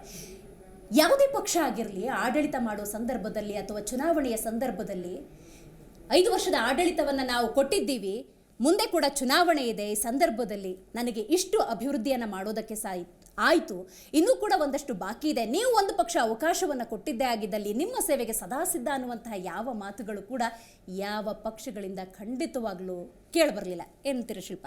ಎಕ್ಸಾಕ್ಟ್ಲಿ. ನನಗೆ ಈಗ ಕಳೆದ 1 ತಿಂಗಳಿನಿಂದ ಆಗ್ತಾ ಇರುವಂತಹ ಬೆಳವಣಿಗೆಗಳ ಬಗ್ಗೆ ಗಮನ ಹರಿಸಬೇಕು ಅಂತ. 1 ತಿಂಗಳು ಅನ್ನೋದಕ್ಕಿಂತ ಕೊನೆ ಗಳಿಗೆಯಲ್ಲಿ ಏನ್ ಬೇಕಾದ್ರೂ ಆಗತ್ತೆ ಅನ್ನೋದಕ್ಕೆ ಕೆಲವೊಂದು ಸಾರಿ ರಾಜಕೀಯ ಪಕ್ಷಗಳೇನೆ ವಿರೋಧ ಪಕ್ಷದವರಿಗೆ ಮೃಷ್ಟಾನ್ನ ಭೋಜನವನ್ನ ತಟ್ಟೆಯಲ್ಲಿ ರೆಡಿ ಮಾಡಿ ಕೊಡ್ತಾರಂತೆ. ಸೊ ಅಂತ ಒಂದು ಸಿಚುವೇಶನ್ ಈಗ ಸದ್ಯಕ್ಕೆ ರಾಜ್ಯದಲ್ಲಿ ಎದುರಾಗಿದೆ. ಯಾಕೆ ಅಂತಂದ್ರೆ ಸಿದ್ದರಾಮಯ್ಯನವರು ಒಂದು ಹೇಳಿಕೆ ಕೊಡ್ತಾರೆ, ಲಿಂಗಾಯತರು ಭ್ರಷ್ಟರು ಅನ್ನೋದನ್ನ ಇಂಡೈರೆಕ್ಟ್ ಆಗಿ ಅಥವಾ ಇಂಡೈರೆಕ್ಟ್ ಆಗಿ ಹೇಳಿದ್ರು ಅನ್ನೋದನ್ನ ಬಿಜೆಪಿಯವರು ಜನರ ಮುಂದೆ ಇಡೋ ಪ್ರಯತ್ನ. ಯಾಕೆ ಅಂದ್ರೆ ಅಲ್ಲಿ ಆಲ್ರೆಡಿ ಒಂದು ಟ್ಯಾಗ್ ಲೈನ್ ಬಿದ್ದುಬಿಟ್ಟಿತ್ತು ಬಿಜೆಪಿಗೆ, ಲಿಂಗಾಯತ ನಾಯಕರನ್ನ ಮೂಲೆ ಗುಂಪು ಮಾಡ್ತಾ ಇದೆ ಬಿಜೆಪಿ. ಶೆಟ್ಟರ್ಗೆ ಟಿಕೆಟ್ ಕೊಡ್ಲಿಲ್ಲ, ಸವದಿಗೆ ಟಿಕೆಟ್ ಕೊಡ್ಲಿಲ್ಲ. ಆ ಸಂದರ್ಭದಲ್ಲಿ ಸಿಕ್ಕ ಆ ಒಂದು ಹೇಳಿಕೆ ಎಷ್ಟರ ಮಟ್ಟಿಗೆ ಬಿಜೆಪಿಯವರು ಉಪಯೋಗಿಸ್ಕೊಂಡ್ರು ಅಂತಂದ್ರೆ, ಒಂದು ರೀತಿಯಾಗಿ ಇವ್ರು ಹಿಂಗೆ ಹೇಳಿದ್ದು ಒಂಥರ ಒಳ್ಳೇದೇ ಆಯ್ತು ನಮಗೆ ಅಂತ. At the same time Mallikarjun Kharge ಅವರ ಹೇಳಿಕೆ, ಮೋದಿ ಅವರು ವಿಷಸರ್ಪ ಇದ್ದಂಗೆ, ಕಚ್ಚಿದ್ರೆ ನೆಕ್ಕು ನೋಡಿದ್ರ ಸತ್ರಿ ಅನ್ನೋ ಹೇಳಿಕೆ, ಅದನ್ನು ಕೂಡ ಬಹಳ ಅದ್ಭುತ ರೀತಿಯಲ್ಲಿ ಜನರ ಮುಂದೆ ಪ್ರೊಜೆಕ್ಟ್ ಮಾಡೋದಕ್ಕೆ ಅಂತ ಹೋಗ್ತಾರೆ. ಅಂದ್ರೆ ಇಲ್ಲಿ ನೋಡಿ, ಯಾರು ಎಷ್ಟು ಅಭಿವೃದ್ಧಿ ಮಾಡಿದ್ರು, ಎಷ್ಟು ಕೆಲಸ ಮಾಡಿದ್ರು, ಏನೇನ್ ಮಾಡಿದ್ರು, ಯಾವ್ಯಾವ ಅಲಿಗೇಷನ್ಸ್ ಅಲ್ಲಿ ಸಿಕ್ಕಾಕೊಂಡಿದ್ರು, ಅವರ ಮೇಲೆ ಬಂದಂತಹ ಆರೋಪಗಳೇನು, ಆರೋಪ ಮುಕ್ತ ಆದ್ರ, ಇದೆಲ್ಲದಕ್ಕಿಂತ ಹೊರತಾಗಿ ಕೊನೆಗೆ ಅವರು ಕೊಡುವಂತ ಹೇಳಿಕೆಯ ಆಧಾರದ ಮೇಲೆ ಓಟ್ಗಳು ಅದಲು ಬದಲಾಗುತ್ತೆ ಅಂತಂದ್ರೆ ನಮ್ಮ ಜನಗಳು ಕೂಡ ಇದ್ರ ಮೇಲೆ ಗಮನ ವಹಿಸೋದನ್ನ ಸ್ವಲ್ಪ ಕಡಿಮೆ ಮಾಡಬೇಕು ಅನ್ನೋದು ನನ್ನ ಅಭಿಪ್ರಾಯ. S, exactly. ದೇವೇಂದ್ರ ಸರ್ ಜೊತೆಗೆ ನಾನು I talk to you sir, I take ಒಂದು ಶಾರ್ಟ್ ಬ್ರೇಕ್ ಅಂದ. ಅದ್ರ ಜೊತೆಗೆ ನಾನು ದಿವ್ಯಾ ಅವ್ರನ್ನು ಕೂಡ ಬೀಳ್ಕೊಡ್ತೀನಿ. ಮುಂದಿನ ಒಂದು ಹಂತದಲ್ಲಿ ಸರ್ವೆಯ ಕಂಪ್ಲೀಟ್ ಡೀಟೇಲ್ಸ್ ಅನ್ನ ನಾನು ಜನರ ಮುಂದೆ ಇಡ್ತಾ ಹೋಗ್ತೀನಿ. Yes, thank you so much. And ಒಂದು ಬ್ರೇಕ್ ತಗೊಂಡ್ಬಿಡಿ ಇವಾಗ. ರೈಟ್. ಸೊ ಒಟ್ಟಾರೆ ನೋಡೋದಾದ್ರೆ ವೀಕ್ಷಕರೇ, ಇವತ್ತು ರಾಜ್ಯದ ನಾಯಕರುಗಳು ತೆಗೆದುಕೊಳ್ತಿರುವಂತಹ ನಿರ್ಧಾರಗಳು, ಹೇಳಿಕೆಗಳು ಜನಮಾನಸದಲ್ಲಿ ಒಂದು ರೀತಿ ಕನ್ಫ್ಯೂಷನ್ ಅಂತೂ ಕ್ರಿಯೇಟ್ ಮಾಡಿಬಿಟ್ಟಿದೆ. ಬಟ್ ಮೇ 10 ಅನ್ನೋದಿದೆಯಲ್ಲ, ಅದು ಸುಸಂದರ್ಭ. ನಿಮ್ಮ ನಾಯಕರನ್ನು ಖಂಡಿತವಾಗ್ಲೂ ಆಯ್ಕೆ ಮಾಡೋದಕ್ಕೆ ಅದಕ್ಕಿಂತ ಸೂಕ್ತ ಸಂದರ್ಭ ಇನ್ನೊಂದಿರಲ್ಲ. ಸೊ ಈಗಾಗಲೇ ಹೇಳಿದಂತೆ ಮೆಗಾ ಸರ್ವೆ ನಿಮ್ಮ ಕಣ್ಣ ಮುಂದೆ ಬರುತ್ತೆ. ನೀವು ನೋಡಬಹುದು ಚುನಾವಣೆಯ ಪೂರ್ವದಲ್ಲಿ ಯಾವ ರೀತಿಯ ಒಂದು ಸಮೀಕ್ಷೆಯನ್ನ ಜಿ ಕನ್ನಡ ನ್ಯೂಸ್ ನಿಮ್ಮ ಮುಂದಿಟ್ಟಿದೆ ಅಂತ ಹೇಳ್ತಾ, ಮುಂದಿನ 1.5 ಗಂಟೆಗಳ ಕಾಲ ನಾವು ನಿಮ್ಮ ಜೊತೆ ಇರ್ತೀವಿ. ಜಿ ಸರ್ವೆ ಏನ್ ಹೇಳುತ್ತೆ, ಹಾಗಾದ್ರೆ ಅಧಿಕಾರದ ಗದ್ದುಗೆಯನ್ನ ಯಾರು ಇರ್ತಾರೆ, ಬಹಳ ಕುತೂಹಲ ಇದೆ. ಯಾಕಂತ ಹೇಳಿದ್ರೆ ಇವತ್ತು ನಾವು ನಿಮ್ಮ ಮುಂದಿಡ್ತಿರೋದು ಪಲ್ಸ್ ಆಫ್ ಕರ್ನಾಟಕ. ಜನಮಾನಸದಲ್ಲಿ ಏನಿದೆ ಅದನ್ನು ನಿಮ್ಮ ಮುಂದಿಡುವಂತಹ ಒಂದು ಪ್ರಯತ್ನ. ಜೊತೆಗೆ ರಾಜಕೀಯ ನಾಯಕರುಗಳ ಹೇಳಿಕೆಗಳ ಬಗ್ಗೆ ಒಂದಷ್ಟು ಮಾತುಗಳನ್ನು ನಿಮ್ಮ ಮುಂದಿಡುವಂತಹ ಒಂದು ಪ್ರಯತ್ನ. ಖರ್ಗೆ ಅವರು ಹೇಳ್ತಾರೆ ನರೇಂದ್ರ ಮೋದಿ ಅವರ ಬಗ್ಗೆ ವಿಷಸರ್ಪ ಅಂತ. ಹಾಗಾದರೆ ಯತ್ನಾಳ್ ಹೇಳ್ತಾರೆ ಸೋನಿಯಾ ಗಾಂಧಿ ಏನು ವಿಷಕನ್ಯೇನ ಅಂತ. ಈ ರೀತಿಯ ಜಟಾಪಟಿಗಳು ವ್ಯಕ್ತಿತ್ವವನ್ನು ಹಾಳು ಮಾಡುವಂತಹ ಪ್ರಯತ್ನಗಳು ಬೇಕಾ? ಒಂದು ಪ್ರಶ್ನೆ. ಶೆಟ್ಟರ್ ಸವದಿ ಬಿಜೆಪಿ ಪಕ್ಷವನ್ನೇ ಬಿಡ್ತಾರೆ, ಆಗ ಒಂದಷ್ಟು ಸ್ಟ್ರಾಟಜಿಗಳು, ರಣತಂತ್ರಗಳು. ಬಂಡಾಯ ಹೇಳ್ತಾರೆ ಅಭ್ಯರ್ಥಿಗಳ ಆಯ್ಕೆಯಾದ ಸಂದರ್ಭದಲ್ಲಿ, ಅವಾಗೊಂದಷ್ಟು ಬದಲಾವಣೆಗಳು. ಜೊತೆಗೆ CM ಬೊಮ್ಮಾಯಿಯವರ ವರ್ಚಸ್ಸು 40% ಅನ್ನುವಂತಹ ಈ ಟ್ಯಾಗ್ಲೈನ್ ಇದು ಆಡಳಿತ ಪಕ್ಷಕ್ಕೆ ಎಷ್ಟು ಮಟ್ಟಿಗೆ ಮಾರಕ ಆಗಬಹುದು. ಜೊತೆಗೆ DK ಶಿವಕುಮಾರ್ ಹಾಗೂ ಸಿದ್ದು ಒಂದಾಗಿ ಯಾತ್ರೆಯನ್ನೇ ಮಾಡ್ತಾ ಇದ್ದಾರೆ. ಕಾಂಗ್ರೆಸ್ಗೆ ಇದು ಲಾಭ ತಂದುಕೊಡುತ್ತೆ. ಜೊತೆಗೆ ಹೈದರಾಬಾದ್, ಮುಂಬೈ, ಕರ್ನಾಟಕ ಭಾಗದಲ್ಲಿ ಮತ್ತೆ ಯಾವ ರೀತಿಯ ಒಂದು ಬದಲಾವಣೆಗಳು ಬರ್ಬೋದು, ದೇವೇಗೌಡರ ಪ್ರಚಾರದ ಎಫೆಕ್ಟ್ ಯಾವ ರೀತಿ ಇದೆ, ಬಹಳ ಮುಖ್ಯ. ಈಗಾಗಲೇ JDSನ ಭದ್ರಕೋಟೆ ಅಂತ ಕರೆಸ್ಕೊಂಡಿರುವ ಜಾಗಗಳನ್ನು ಬಿಟ್ಟು ಉತ್ತರ ಕರ್ನಾಟಕ ಭಾಗದಲ್ಲಿ JDS ಅನ್ನು ಬಲಪಡಿಸಬೇಕು ಅನ್ನುವಂಥ ನಿಟ್ಟಿನಲ್ಲಿ ದೊಡ್ಡಗೌಡ್ರೆ ಈ ಬಾರಿ ನಿಂತುಕೊಂಡ್ಬಿಟ್ಟಿದ್ದಾರೆ. ಅದು ಕೂಡ ಬಹಳ ಮುಖ್ಯ ಆಗುತ್ತೆ. ಎಸ್, ಹಾಗಾದ್ರೆ ಯಾರ ಮೇಲೆ ಮತದಾರ ಪ್ರಭುವಿನ ಆಶೀರ್ವಾದ? ಬಹಳ ಕಾತರ ಕುತೂಹಲ ಇದ್ದೇ ಇದೆ. ಇದು ಜೀ ಕನ್ನಡ ನ್ಯೂಸ್ನ ಅತಿ ದೊಡ್ಡ ಸಮೀಕ್ಷೆ. ಕೆಲವೇ ಕ್ಷಣಗಳಲ್ಲಿ ಜೀ ಕನ್ನಡ ನ್ಯೂಸ್ ಸಮೀಕ್ಷೆಯ ಸ್ಫೋಟಕ ಭವಿಷ್ಯವನ್ನ ನಿಮ್ಮ ಮುಂದಿಡ್ತೀವಿ. ಕೆಲವೇ ಕ್ಷಣಗಳಲ್ಲಿ ನಿಮ್ಮ ಮುಂದೆ ಚುನಾವಣೆಯ ಸರ್ವೆ ಬಹಿರಂಗವಾಗುತ್ತೆ. ಅತಿ ಹೆಚ್ಚು ಸ್ಯಾಂಪಲ್ಗಳೊಂದಿಗೆ ನಡೆಸಿರುವಂತಹ ಸರ್ವೆ ಇದು. ಸರ್ವೆ ಹೇಗಾಗುತ್ತೆ ಅದು ಕೂಡ ಬಹಳ ಮುಖ್ಯ ಆಗುತ್ತೆ. ಯಾಕಂತ ಹೇಳಿದ್ರೆ ಜನರ ಮನಸ್ಸಿನಲ್ಲಿ ಯಾವ ನಿರ್ಧಾರ ಬೇಕಾದರೂ ಇರಬಹುದು, ಯಾವ ನಿರ್ಧಾರಕ್ಕೂ ಜನ ಇನ್ನೆರಡು ದಿವಸ ಆದಮೇಲೂ ಬರಬಹುದು. ಸೊ ಈ ನಿಟ್ಟಿನಲ್ಲಿ ಜೀ ಕನ್ನಡ ನ್ಯೂಸ್ ಹಾಗೆಯೇ ಮ್ಯಾಟ್ರಿಸ್ ನ್ಯೂಸ್ ಕಳೆದ 2007ರಿಂದ ಚುನಾವಣೆಗಳನ್ನು ನೋಡಿಕೊಂಡು ಜನಮಾನಸದಲ್ಲಿ ನಿಜಕ್ಕೂ ಏನಿದೆ ಅನ್ನುವಂಥ ನಿಟ್ಟಿನಲ್ಲಿ ಒಂದಷ್ಟು ಪ್ರಶ್ನೆಗಳನ್ನು ಫೋನ್ ಕಾಲ್ನ ಮೂಲಕ ಕಂಡುಕೊಳ್ತಾರೆ. ಅದರಲ್ಲಿ ಕೆಲವೊಂದನ್ನು ನಾವು ರಿಕಾಲ್ ಮಾಡ್ಕೊಳ್ಳೋದಾದರೆ, ಡಬಲ್ ಎಂಜಿನ್ ಸರ್ಕಾರದಿಂದ ಲಾಭ ಇದೆಯಾ ಇಲ್ವಾ, ಚುನಾವಣೆ ಅಥವಾ ಮತದಾನ, ಯಾವ ನಿರ್ಧಾರದ ಮೇಲೆ ನೀವು ಮತ ಹಾಕ್ತೀರಿ, ಜನರಿಗೆ ಚುನಾವಣೆಯ ಮೇಲೆ ಇನ್ನೂ ಕೂಡ ವಿಶ್ವಾಸ ಇದೆಯಾ, ಸದ್ಯ ನಡೆಸ್ತಾ ಇರುವಂತಹ BJP ಸರ್ಕಾರದ ಮೇಲೆ ಇರುವಂತಹ ವಿಶ್ವಾಸ, ಮೋದಿ ಅಲೆಯ ಬಗ್ಗೆ ನಿಮಗೆ ವಿಶ್ವಾಸ ಇದೆಯಾ, ಮುಖ್ಯಮಂತ್ರಿಗಳಾಗಿ ಸದ್ಯ ಇರುವಂಥವರು ಒಳ್ಳೆ ಕೆಲಸವನ್ನ ಮಾಡಿದ್ದಾರೆ. ಹೀಗೆ ಹಲವು ಪ್ರಶ್ನೆಗಳನ್ನು ಇಟ್ಕೊಂಡು ಜನರ ಮುಂದೆ ಒಂದು ಸರ್ವೆ ಆಗುತ್ತೆ. ಸರ್ವೆಯ ನಂತರ ಜನ ಏನು ಹೇಳ್ತಾರೆ ಅನ್ನೋದು ಬಹಳ ಮುಖ್ಯ ಆಗಿದೆ. ಈಗಾಗಲೇ ಹೇಳಿದಂತೆ ಈ ಒಂದು ಚುನಾವಣೆಯ ಸಂದರ್ಭದಲ್ಲಿ ಜನರ ಮುಂದೆ ಒಂದು ವಿಷಯವನ್ನು ಪ್ರಸ್ತಾಪ ಮಾಡಬೇಕಾದ್ರೆ ಹೇಳಿಕೆಗಳು ಎಷ್ಟು ಮುಖ್ಯ ಆಗುತ್ತೆ. Let me come to the first very beginning ಏನಿದೆ ಅಲ್ಲಿಂದ ಬರ್ತೀನಿ ನಾನು. ಚುನಾವಣೆ ಅಂತ ಘೋಷಣೆಯಾದ ಸಂದರ್ಭದಲ್ಲಿ ಚುನಾವಣಾ ಪ್ರಕ್ರಿಯೆ ಅನ್ನೋದು ಆರಂಭ ಆಗುತ್ತೆ. ಜನನಾಯಕರುಗಳು ರಾಜ್ಯದ ಹಿರಿಯ ನಾಯಕರುಗಳ ಕದ ತಡ್ತಾರೆ. ಯಾಕಂದರೆ ಅಭ್ಯರ್ಥಿಗಳ ಆಕಾಂಕ್ಷೆ ಬಹುದೊಡ್ಡದಿರುತ್ತೆ. ನನಗೆ ಮತ ಬೇಕು, ನಾನು ಟಿಕೆಟನ್ನು ಗಿಟ್ಟಿಸ್ಕೊಳ್ಬೇಕು, ನಾನು ಅಧಿಕಾರದ ಗದ್ದುಗೆಯನ್ನಿಡಬೇಕು ಅಂತ. ಆಗೊಂದಷ್ಟು ಹೈಡ್ರಾಮವನ್ನು ರಾಜ್ಯದ ಜನ ಗಮನಿಸಿದ್ದಾರೆ. ನಂತರದ ಸಂದರ್ಭಗಳಲ್ಲಿ ಆದದ್ದೇನು? ಟಿಕೆಟ್ ಹಂಚಿಕೆ ಗೊಂದಲ. ಟಿಕೆಟ್ ಹಂಚಿಕೆ ಆದ ಸಂದರ್ಭದಲ್ಲಿ ಬಂಡಾಯ, ಭಿನ್ನಮತ, ಅಸಮಾಧಾನ ಅನ್ನೋದು ಹೊಗೆ ಆಡ್ತಾ ಇತ್ತು. ಈ ಸಂದರ್ಭದಲ್ಲಿ ಪಕ್ಷಾಂತರದ ಪರ್ವಗಳೇ ನಡೆದು ಹೋಯಿತು. BJPಯ ನಾಯಕರುಗಳನ್ನು ಜನ ನೋಡಿದ್ದಾರೆ, ಕಾಂಗ್ರೆಸ್ನ ನಾಯಕರುಗಳನ್ನು ಜನ ನೋಡಿದ್ದಾರೆ, ಜೊತೆಗೆ JDSನ ನಾಯಕರುಗಳನ್ನು ನೋಡಿದ್ದಾರೆ. ನಂತರ CT ರವಿಯವರು ಒಂದು ಮಾತನ್ನು ಹೇಳ್ತಾರೆ, ನೋಡಿ ಈ ರೀತಿಯ ಒಂದಷ್ಟು ಗೊಂದಲಗಳು ಇದ್ದದ್ದೇ, ಆದರೆ ಎಲ್ಲ ಈ ಗೊಂದಲಗಳನ್ನು, ಬಂಡಾಯಗಳನ್ನು ಶಮನ ಮಾಡಿಕೊಂಡು ನಾವು ಈ ಚುನಾವಣೆಯನ್ನು ಎದುರಿಸ್ತೀವಿ ಅಂತಾರೆ. ಕುಮಾರಸ್ವಾಮಿಯವರು ಅದನ್ನೇ ಮಾತಾಡಿದ್ರು, DK ಶಿವಕುಮಾರು ಅದೇ ಮಾತನಾಡಿದ್ರು. ಜೊತೆಗೆ DK ಶಿವಕುಮಾರ್ ಹೇಳಿದ ಮತ್ತೊಂದು ಮಾತನ್ನು ನಾವಿಲ್ಲಿ ರಿಕಾಲ್ ಮಾಡ್ಕೊಳ್ಳೋದಾದ್ರೆ, ಬಂಡಾಯ ಅನ್ನೋದು ಎಲ್ಲ ಕಡೆ ಇರುತ್ತೆ, ಮೊದಲು BJPಯವರು ಅಭ್ಯರ್ಥಿಗಳ ಪಟ್ಟಿಯನ್ನು ರಿಲೀಸ್ ಮಾಡಲಿ, ನೋಡೋಣ ಆಗ ಬಂಡಾಯ ಎಷ್ಟರ ಮಟ್ಟಿಗಿರುತ್ತೆ ಅಂತ. ಅದರ ಒಂದು ಪರ್ವ ಅಂತ ಹೇಳಿದ್ರೆ ಸಿದ್ದು ಅಂದರೆ ಲಕ್ಷ್ಮಣ್ ಸವದಿ ಹಾಗೂ ಜಗದೀಶ್ ಶೆಟ್ಟರ್ ಪಕ್ಷ ಬಿಡ್ತಾರೆ ನೋಡಿ, ಆಗ ಎದ್ದಂತಹ ಕೋಲಾಹಲ ಇದೆಯಲ್ಲ, ಇದನ್ನು ಯಾವ ರೀತಿ ಜನ ಸ್ವೀಕಾರ ಮಾಡ್ತಾರೆ ಅನ್ನೋದು BJPಗೆ ಒಂದು ರೀತಿ ಕುತೂಹಲ ಆಗುತ್ತೆ. ಇದೆಲ್ಲದರ ಜೊತೆಗೆ ಹೇಳಿಕೆಗಳು ಬಹಳ ಮುಖ್ಯ ಆಗುತ್ತೆ. ಯಾಕಂತ ಹೇಳಿದ್ರೆ ನಾವು ಈಗಾಗಲೇ ಹೇಳಿದಂತೆ ನನ್ನ ಪಕ್ಷ ಅಧಿಕಾರಕ್ಕೆ ಬರಬೇಕು ಅಂತ ಹೇಳಿದ್ರೆ ಒಂದು ಮಾರ್ಕ್ಸ್ ಕಾರ್ಡ್ ಬೇಕಾಗತ್ತೆ. ಆ ಮಾರ್ಕ್ಸ್ ಕಾರ್ಡನ್ನು ಬಿಟ್ಟು ವ್ಯಕ್ತಿತ್ವವನ್ನು ಅಥವಾ ಪಕ್ಷವನ್ನು ಹೀಗಳೀತ ನಾವು ಓಟನ್ನು ಗಿಟ್ಟಿಸ್ಕೊಳ್ತೀವಿ ಅಂದರೆ ಅದು ಸುಲಭ ಸಾಧ್ಯ ಖಂಡಿತವಾಗ್ಲೂ ಅಲ್ಲವೇ ಅಲ್ಲ. ಎಸ್, ಇದೀಗ ಸರ್ವೆ ನಡೆದು ಬಂದ ಹಾದಿ ನಾನು ಈಗಾಗಲೇ ಎಕ್ಸ್ಪ್ಲೇನ್ ಮಾಡಿದೆ. ಅಂದರೆ ಈ ಸರ್ವೆ ನಡೆದ ರೀತಿ ಯಾವ ರೀತಿ ಆಗಿದೆ, ಯಾವ ಪ್ರಶ್ನೆಗಳನ್ನು ಕೇಳಲಾಯಿತು. ಮೊಟ್ಟ ಮೊದಲನೇದಾಗಿ ನಾವು ಆಯ್ಕೆ ಮಾಡೋದು ಒಬ್ಬ MLAನ, ಒಬ್ಬ ಶಾಸಕರನ್ನು. ಯಾವುದೇ ಮುಖ್ಯಮಂತ್ರಿ ಆಗಿರ್ಬೋದು, ಯಾವುದೇ ಮಂತ್ರಿಗಳನ್ನಾಗಿರ್ಬೋದು, ಯಾವುದೇ ಸರ್ಕಾರವನ್ನಾಗಿರ್ಬೋದು, ಇದು ಯಾವುದನ್ನು ಕೂಡ ನಾವು ಅಂದರೆ ಜನಸಾಮಾನ್ಯರು ಓಟ್ ಹಾಕೋ ಮೂಲಕ ಆಯ್ಕೆ ಮಾಡೋದಿಲ್ಲ. ನಾವು ಮೊಟ್ಟ ಮೊದಲೇ ಆಯ್ಕೆ ಮಾಡೋದು ನಮ್ಮ ಭಾಗದ ಶಾಸಕರು ಯಾರಾಗಬೇಕು ಅನ್ನೋ ಒಂದು ನೇರ ವೋಟಿಂಗ್ ಮಾಡ್ತೀವಿ. ಆ ಪ್ರಶ್ನೆಗಳು ಯಾವ ರೀತಿಯಾಗಿ ಇರುತ್ತೆ ಅನ್ನೋದನ್ನು ನಾನು ನಿಮ್ಮ ಮುಂದೆ ಒಂದೊಂದಾಗಿ ಇಡ್ತಾ ಹೋಗ್ತೀನಿ. ಮೊದಲನೇದಾಗಿ ನೋಡಿ, ಮೊದಲ ಪ್ರಶ್ನೆ ಏನಪ್ಪ ಅಂತಂದರೆ, ಶಾಸಕರ ಕೆಲಸಗಳಿಂದ ಜನರು ಎಷ್ಟು ತೃಪ್ತರಾಗಿದ್ದಾರೆ? How satisfied? ನಿಜಕ್ಕೂ ಅವ್ರಿಗೆ ತೃಪ್ತಿ ತಂದಿದೆಯಾ ಶಾಸಕರ ಕೆಲಸ? ಯಾಕೆಂದರೆ ಈ 5 ವರ್ಷದ ಶಾಸಕರು ಅಂತ ಬಂದಾಗ ಮತ್ತಲ್ಲೊಂದು ಎರಡು ಪ್ರಶ್ನೆ ಬರುತ್ತೆ. ಏನಪ್ಪ ಅಂತಂದರೆ, 5 ವರ್ಷ ಒಬ್ಬರೇ ಶಾಸಕರು ಇರೋದು ಒಂದು ಕಡೆ, ಅಥವಾ ಅಧಿಕಾರ ಬದಲಾವಣೆ ಆಗಿದೆ, ಪಕ್ಷ ಬದಲಾವಣೆ ಆಗಿದೆ, ಇದರಲ್ಲಿ ಉಪಚುನಾವಣೆಗಳು ನಡೆದು ಹೋಗಿದೆ, ಇಲ್ಲಿ ಒಂದಷ್ಟು ಡಿಲಮಾ ಬರುತ್ತೆ. ಸೊ ಇದು ಕೂಡ ಅದನ್ನು ನಾನು ಕ್ಲಾರಿಫಿಕೇಶನ್ ಕೊಡ್ತೀನಿ. ಏನು ಸರ್ವೆ ನಡೆಸಿರುವಂತಹ ಶುಕ್ಲಾ ಸರ್ ನಮ್ಮ ಜೊತೆಗೇನಿದ್ದಾರೆ, ಅದಕ್ಕೆ ಉತ್ತರ ಕೊಡ್ತಾರೆ. ಇದಕ್ಕೆ ಉತ್ತರ ಏನಪ್ಪ ಅಂದರೆ, ನಮಗೆ ಸಿಕ್ಕಿರುವಂತಹ ಉತ್ತರ, ಶಾಸಕರ ಕೆಲಸಗಳಿಂದ ಜನರು ಎಷ್ಟು ತೃಪ್ತರಾಗಿದ್ದಾರೆ?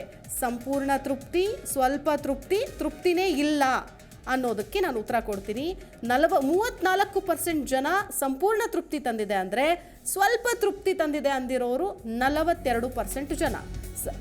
ಸೊ ಇದನ್ನು ನಾವು ಗಮನಿಸಬಹುದು. ಇದರಲ್ಲಿ ಸಂಪೂರ್ಣ ತೃಪ್ತಿ, ಸ್ವಲ್ಪ ತೃಪ್ತಿ, ತೃಪ್ತಿನೇ ಇಲ್ಲ ಅಂದವರು ಕೂಡ ಇದ್ದಾರೆ. ಅದರ ಜೊತೆಗೇನೆ ಪ್ರಶ್ನೆಗಳು ಮುಂದಕ್ಕೆ ಹೋಗ್ತಾ ಇದೆ. ರಾಜ್ಯ ಸರ್ಕಾರದ ಕೆಲಸಗಳಿಂದ ಜನ ಎಷ್ಟು ತೃಪ್ತರಾಗಿದ್ದಾರೆ ಅನ್ನೋದು, CM ಬೊಮ್ಮಾಯಿ ಅವರ ಕೆಲಸಗಳಿಂದ ಜನ ಎಷ್ಟು ತೃಪ್ತರಾಗಿದ್ದಾರೆ ಅನ್ನೋದು, ಎಸ್. ಅದರ ಜೊತೆಗೆ ರಾಜ್ಯ ಸರ್ಕಾರದ ಕೆಲಸಗಳಿಂದ ಜನ ಎಷ್ಟು ತೃಪ್ತರಾಗಿದ್ದಾರೆ ಅನ್ನೋದಕ್ಕೆ 28% ಜನ ಏನು ಹೇಳ್ತಾ ಇದ್ದಾರೆ, ಎಸ್, ಸಂಪೂರ್ಣ ತೃಪ್ತಿ ತಂದಿದೆ ಅಂತ ಹೇಳ್ತಾ ಇದ್ದಾರೆ. ಅದರ ಜೊತೆಗೆ ನೋಡಿ, ನೆಕ್ಸ್ಟ್ ಕ್ವೆಶ್ಚನ್ ಹೋಗೋದಾದರೆ, CM ಬೊಮ್ಮಾಯಿ ಅವರ ಕೆಲಸಗಳಿಂದ ಜನ ಎಷ್ಟು ತೃಪ್ತರಾಗಿದ್ದಾರೆ ಅನ್ನೋದು. 41% ಜನ ಸಂಪೂರ್ಣ ತೃಪ್ತಿ ಎಂದಿದ್ದಾರೆ, 29% ಜನ ತೃಪ್ತಿನೇ, ಸ್ವಲ್ಪ ತೃಪ್ತಿ ಎಂದಿದ್ದಾರೆ.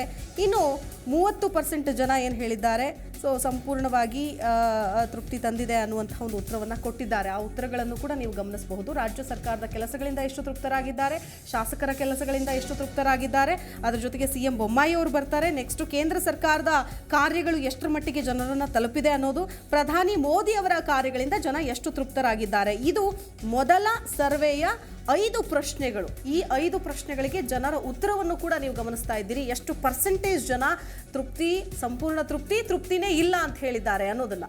ಎಸ್, ನಾನು ಇದಕ್ಕೆ ಪ್ರಶ್ನೆ ಕೇಳ್ತೀನಿ ದೇವೇಂದ್ರ ಸರ್ಗೆ. ಸರ್, ಮೊದಲ ಪ್ರಶ್ನೆನೇ, ಸೊ ಶಾಸಕರ ಕೆಲಸ, MLA ವರ್ಕ್ ಅಂತ ಏನು ಹೇಳ್ತೀವಿ, for 5 years, about the 5 years, how satisfied the people ಅಂತ. So how was this questions formed? Exactly the first 3 questions, the satisfaction to MLA, satisfaction to the working of a state government, and satisfaction to the performance of CM. Okay. It is exactly related to the anti-incumbency assessment. When you talk about the performance of MLA, Okay. it means how the anti-incumbency factor or pro-incumbency factor is working on very local level. Okay. On the particular constituency. The second one is the performance of the state government. Yes. Means the anti-incumbency at the level of state. Exactly. It is means how the ministers, how the administration Yes. will work in last 4 or 5 years of the two governments. Correct. So here I want to share 2 data from my last elections. Okay. In 2018, out of 4 total seats, only 97 MLAs make a comeback in the 2018. In 2020, the figure was 101.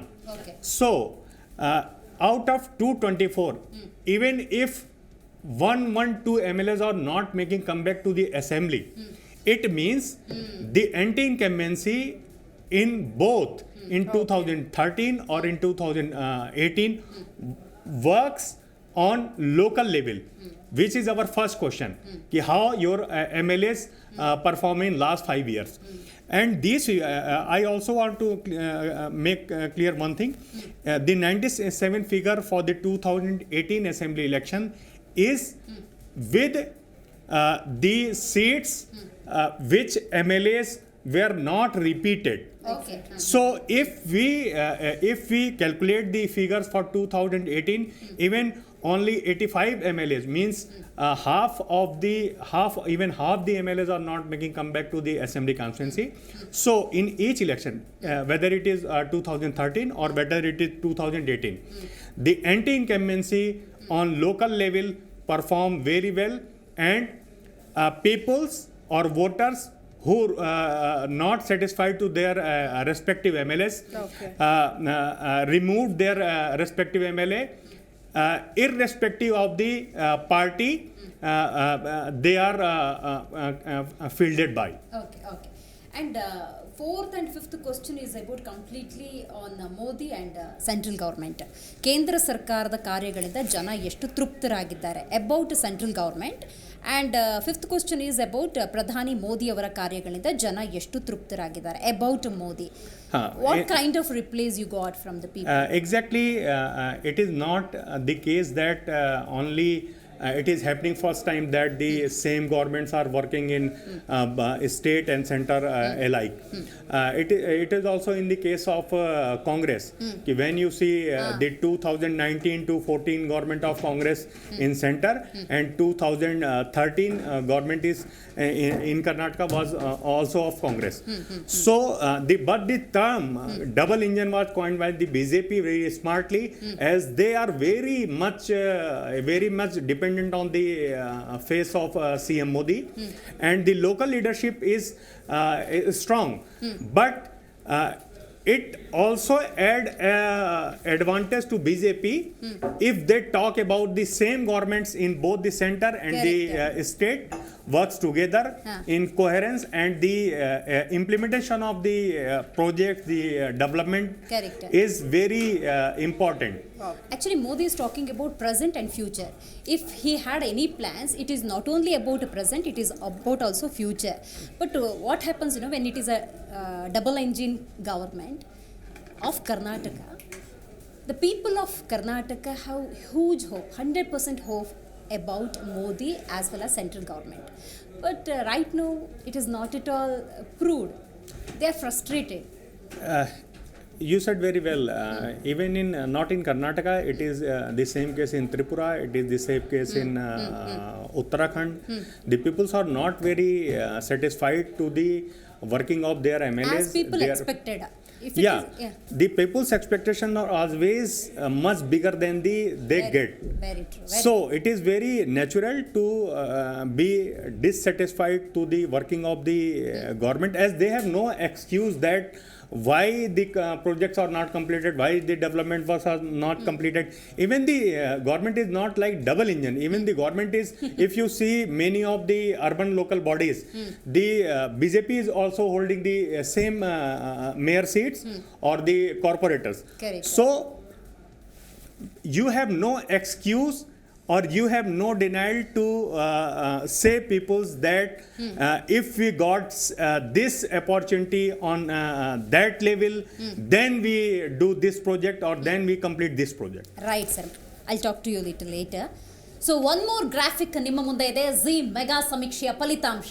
ಈಗಾಗಲೇ ಹೇಳಿದಂತೆ mega ಸಮೀಕ್ಷೆ ನಡೆದದ್ದು ಪ್ರಶ್ನೆಗಳ ಮೂಲಕ. ಪ್ರಶ್ನೆಗಳಿಗೆ ಜನ ಉತ್ತರವನ್ನು ಕೊಡ್ತಾ ಹೋಗ್ತಾರೆ. ಜನರ ಉತ್ತರ ಯಾವ ರೀತಿ ಇತ್ತು ಅದರ ಮೇಲೆ ಈ ಸಮೀಕ್ಷೆ ನಿರ್ಧಾರ ಆಯಿತು.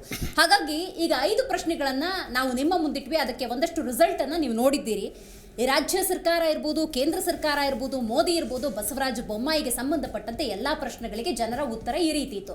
ಈಗ ಮತ್ತೊಂದು ಮೆಗಾ ಸಮೀಕ್ಷೆಯ ಫಲಿತಾಂಶವನ್ನು ನಿಮ್ಮ ಮುಂದಿಡ್ತಿದ್ದೀವಿ. ಡಬಲ್ ಎಂಜಿನ್ ಸರ್ಕಾರದಿಂದ ನಿಮ್ಮ ರಾಜ್ಯಕ್ಕೆ ಹಾಗಾದರೆ ಲಾಭವಾಗಿದೆಯೇ? ತುಂಬಾ ಲಾಭ, ಸ್ವಲ್ಪ ಲಾಭ, ಲಾಭವೇ ಇಲ್ಲ ಅನ್ನುವಂತಹ 3 ಆಪ್ಷನ್ಗಳಲ್ಲಿ ಜನ ಕೊಟ್ಟಂತಹ ಉತ್ತರ ಡಬಲ್ ಎಂಜಿನ್ ಸರ್ಕಾರದಿಂದ ತುಂಬಾ ಲಾಭ 34%, ಸ್ವಲ್ಪ ಲಾಭ 45%, ಲಾಭವೇ ಇಲ್ಲ ಅನ್ನೋದು 21%.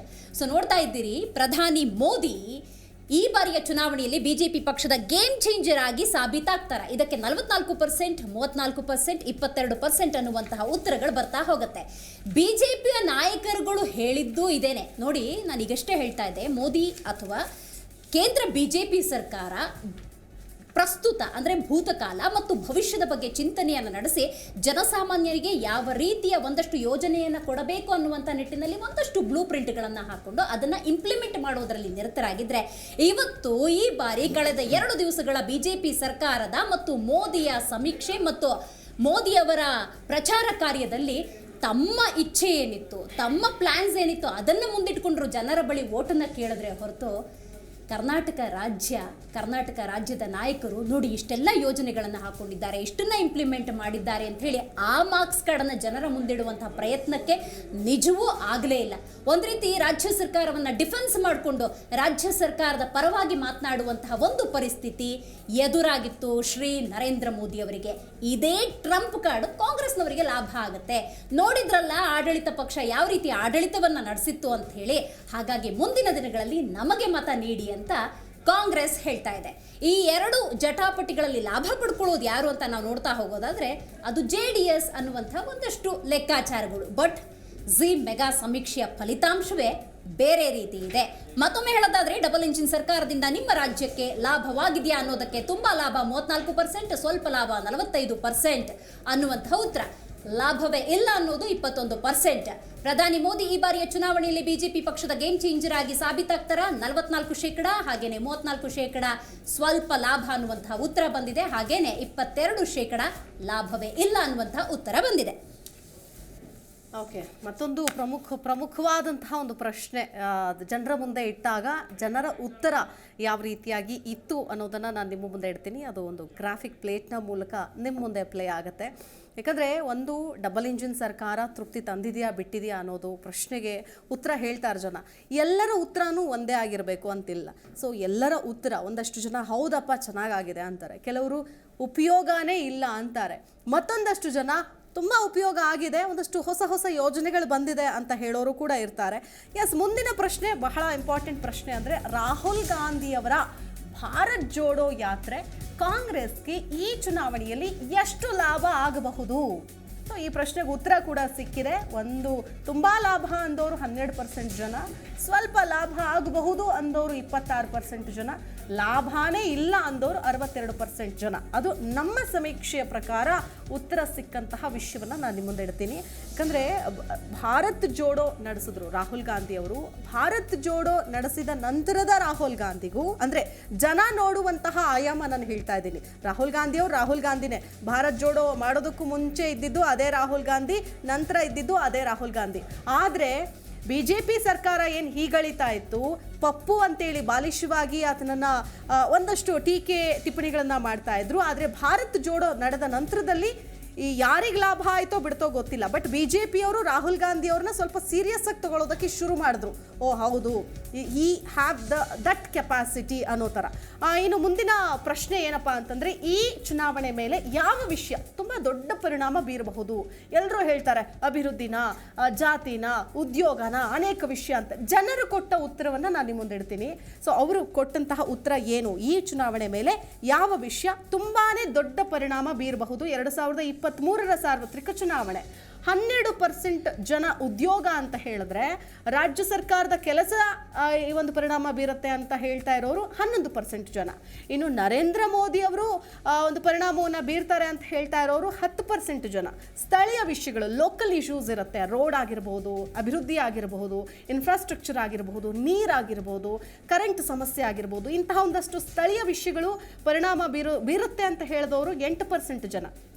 ಅಭಿವೃದ್ಧಿ ಕಾರ್ಯ, ಡೆವಲಪ್ಮೆಂಟ್ ಎಷ್ಟರ ಮಟ್ಟಿಗೆ ಆಗಿದೆ, ಉದ್ಯೋಗ ಆಗಿರಬಹುದು, ನಮ್ಮ ರಾಜ್ಯದ ಮೂಲಭೂತ ಸೌಕರ್ಯವನ್ನು ಎಷ್ಟರ ಮಟ್ಟಿಗೆ ದೊರಕಿಸಿಕೊಟ್ಟಿದ್ದಾರೆ ಅನ್ನೋದಾಗಿರ್ಬೋದು, ಅನೇಕ ವಿಷಯಗಳು. ಸೊ ಅಭಿವೃದ್ಧಿ ಕೆಲಸ ಕಾರ್ಯ ಅನ್ನೋರು 7% ಜನ. ಮುಖ್ಯಮಂತ್ರಿಗಳ ಮುಖ ನೋಡಿ, ಅಂದರೆ ಅದು ಕೂಡ ಪರಿಣಾಮ ಬೀರುತ್ತೆ ಅನ್ನೋರು 6% ಜನ ಇದ್ದಾರೆ. ಜಾತಿ ಪರಿಣಾಮ ಆಗತ್ತೆ, ಜಾತಿ ವರ್ಕೌಟ್ ಆಗುತ್ತೆ ಅನ್ನೋರು 6% ಜನ. ಉತ್ತಮ ಉತ್ತರಾಧಿಕಾರಿ ಯಾರಾಗ್ತಾರೆ ಅದನ್ನ ನೋಡಿ ಓಟ್ ಹಾಕೋರು ಕೂಡ ಇರ್ತಾರೆ, ಅದು 6% ಜನ. ಶಾಸಕರ ಕಾರ್ಯ, ನಮ್ಮ ಕ್ಷೇತ್ರದ MLA ಕೆಲಸ 5% ವರ್ಕೌಟ್ ಆಗತ್ತೆ ಅನ್ನೋದು. ಪಕ್ಷದ ಸಮರ್ಥನೆ, ವಿರೋಧ 5% ಜನ ಅಂತ ಹೇಳ್ತಾ ಇದ್ದಾರೆ. ಕೃಷಿ ಕಾರ್ಯ 4% ಅಂತ ಹೇಳ್ತಿದ್ದಾರೆ.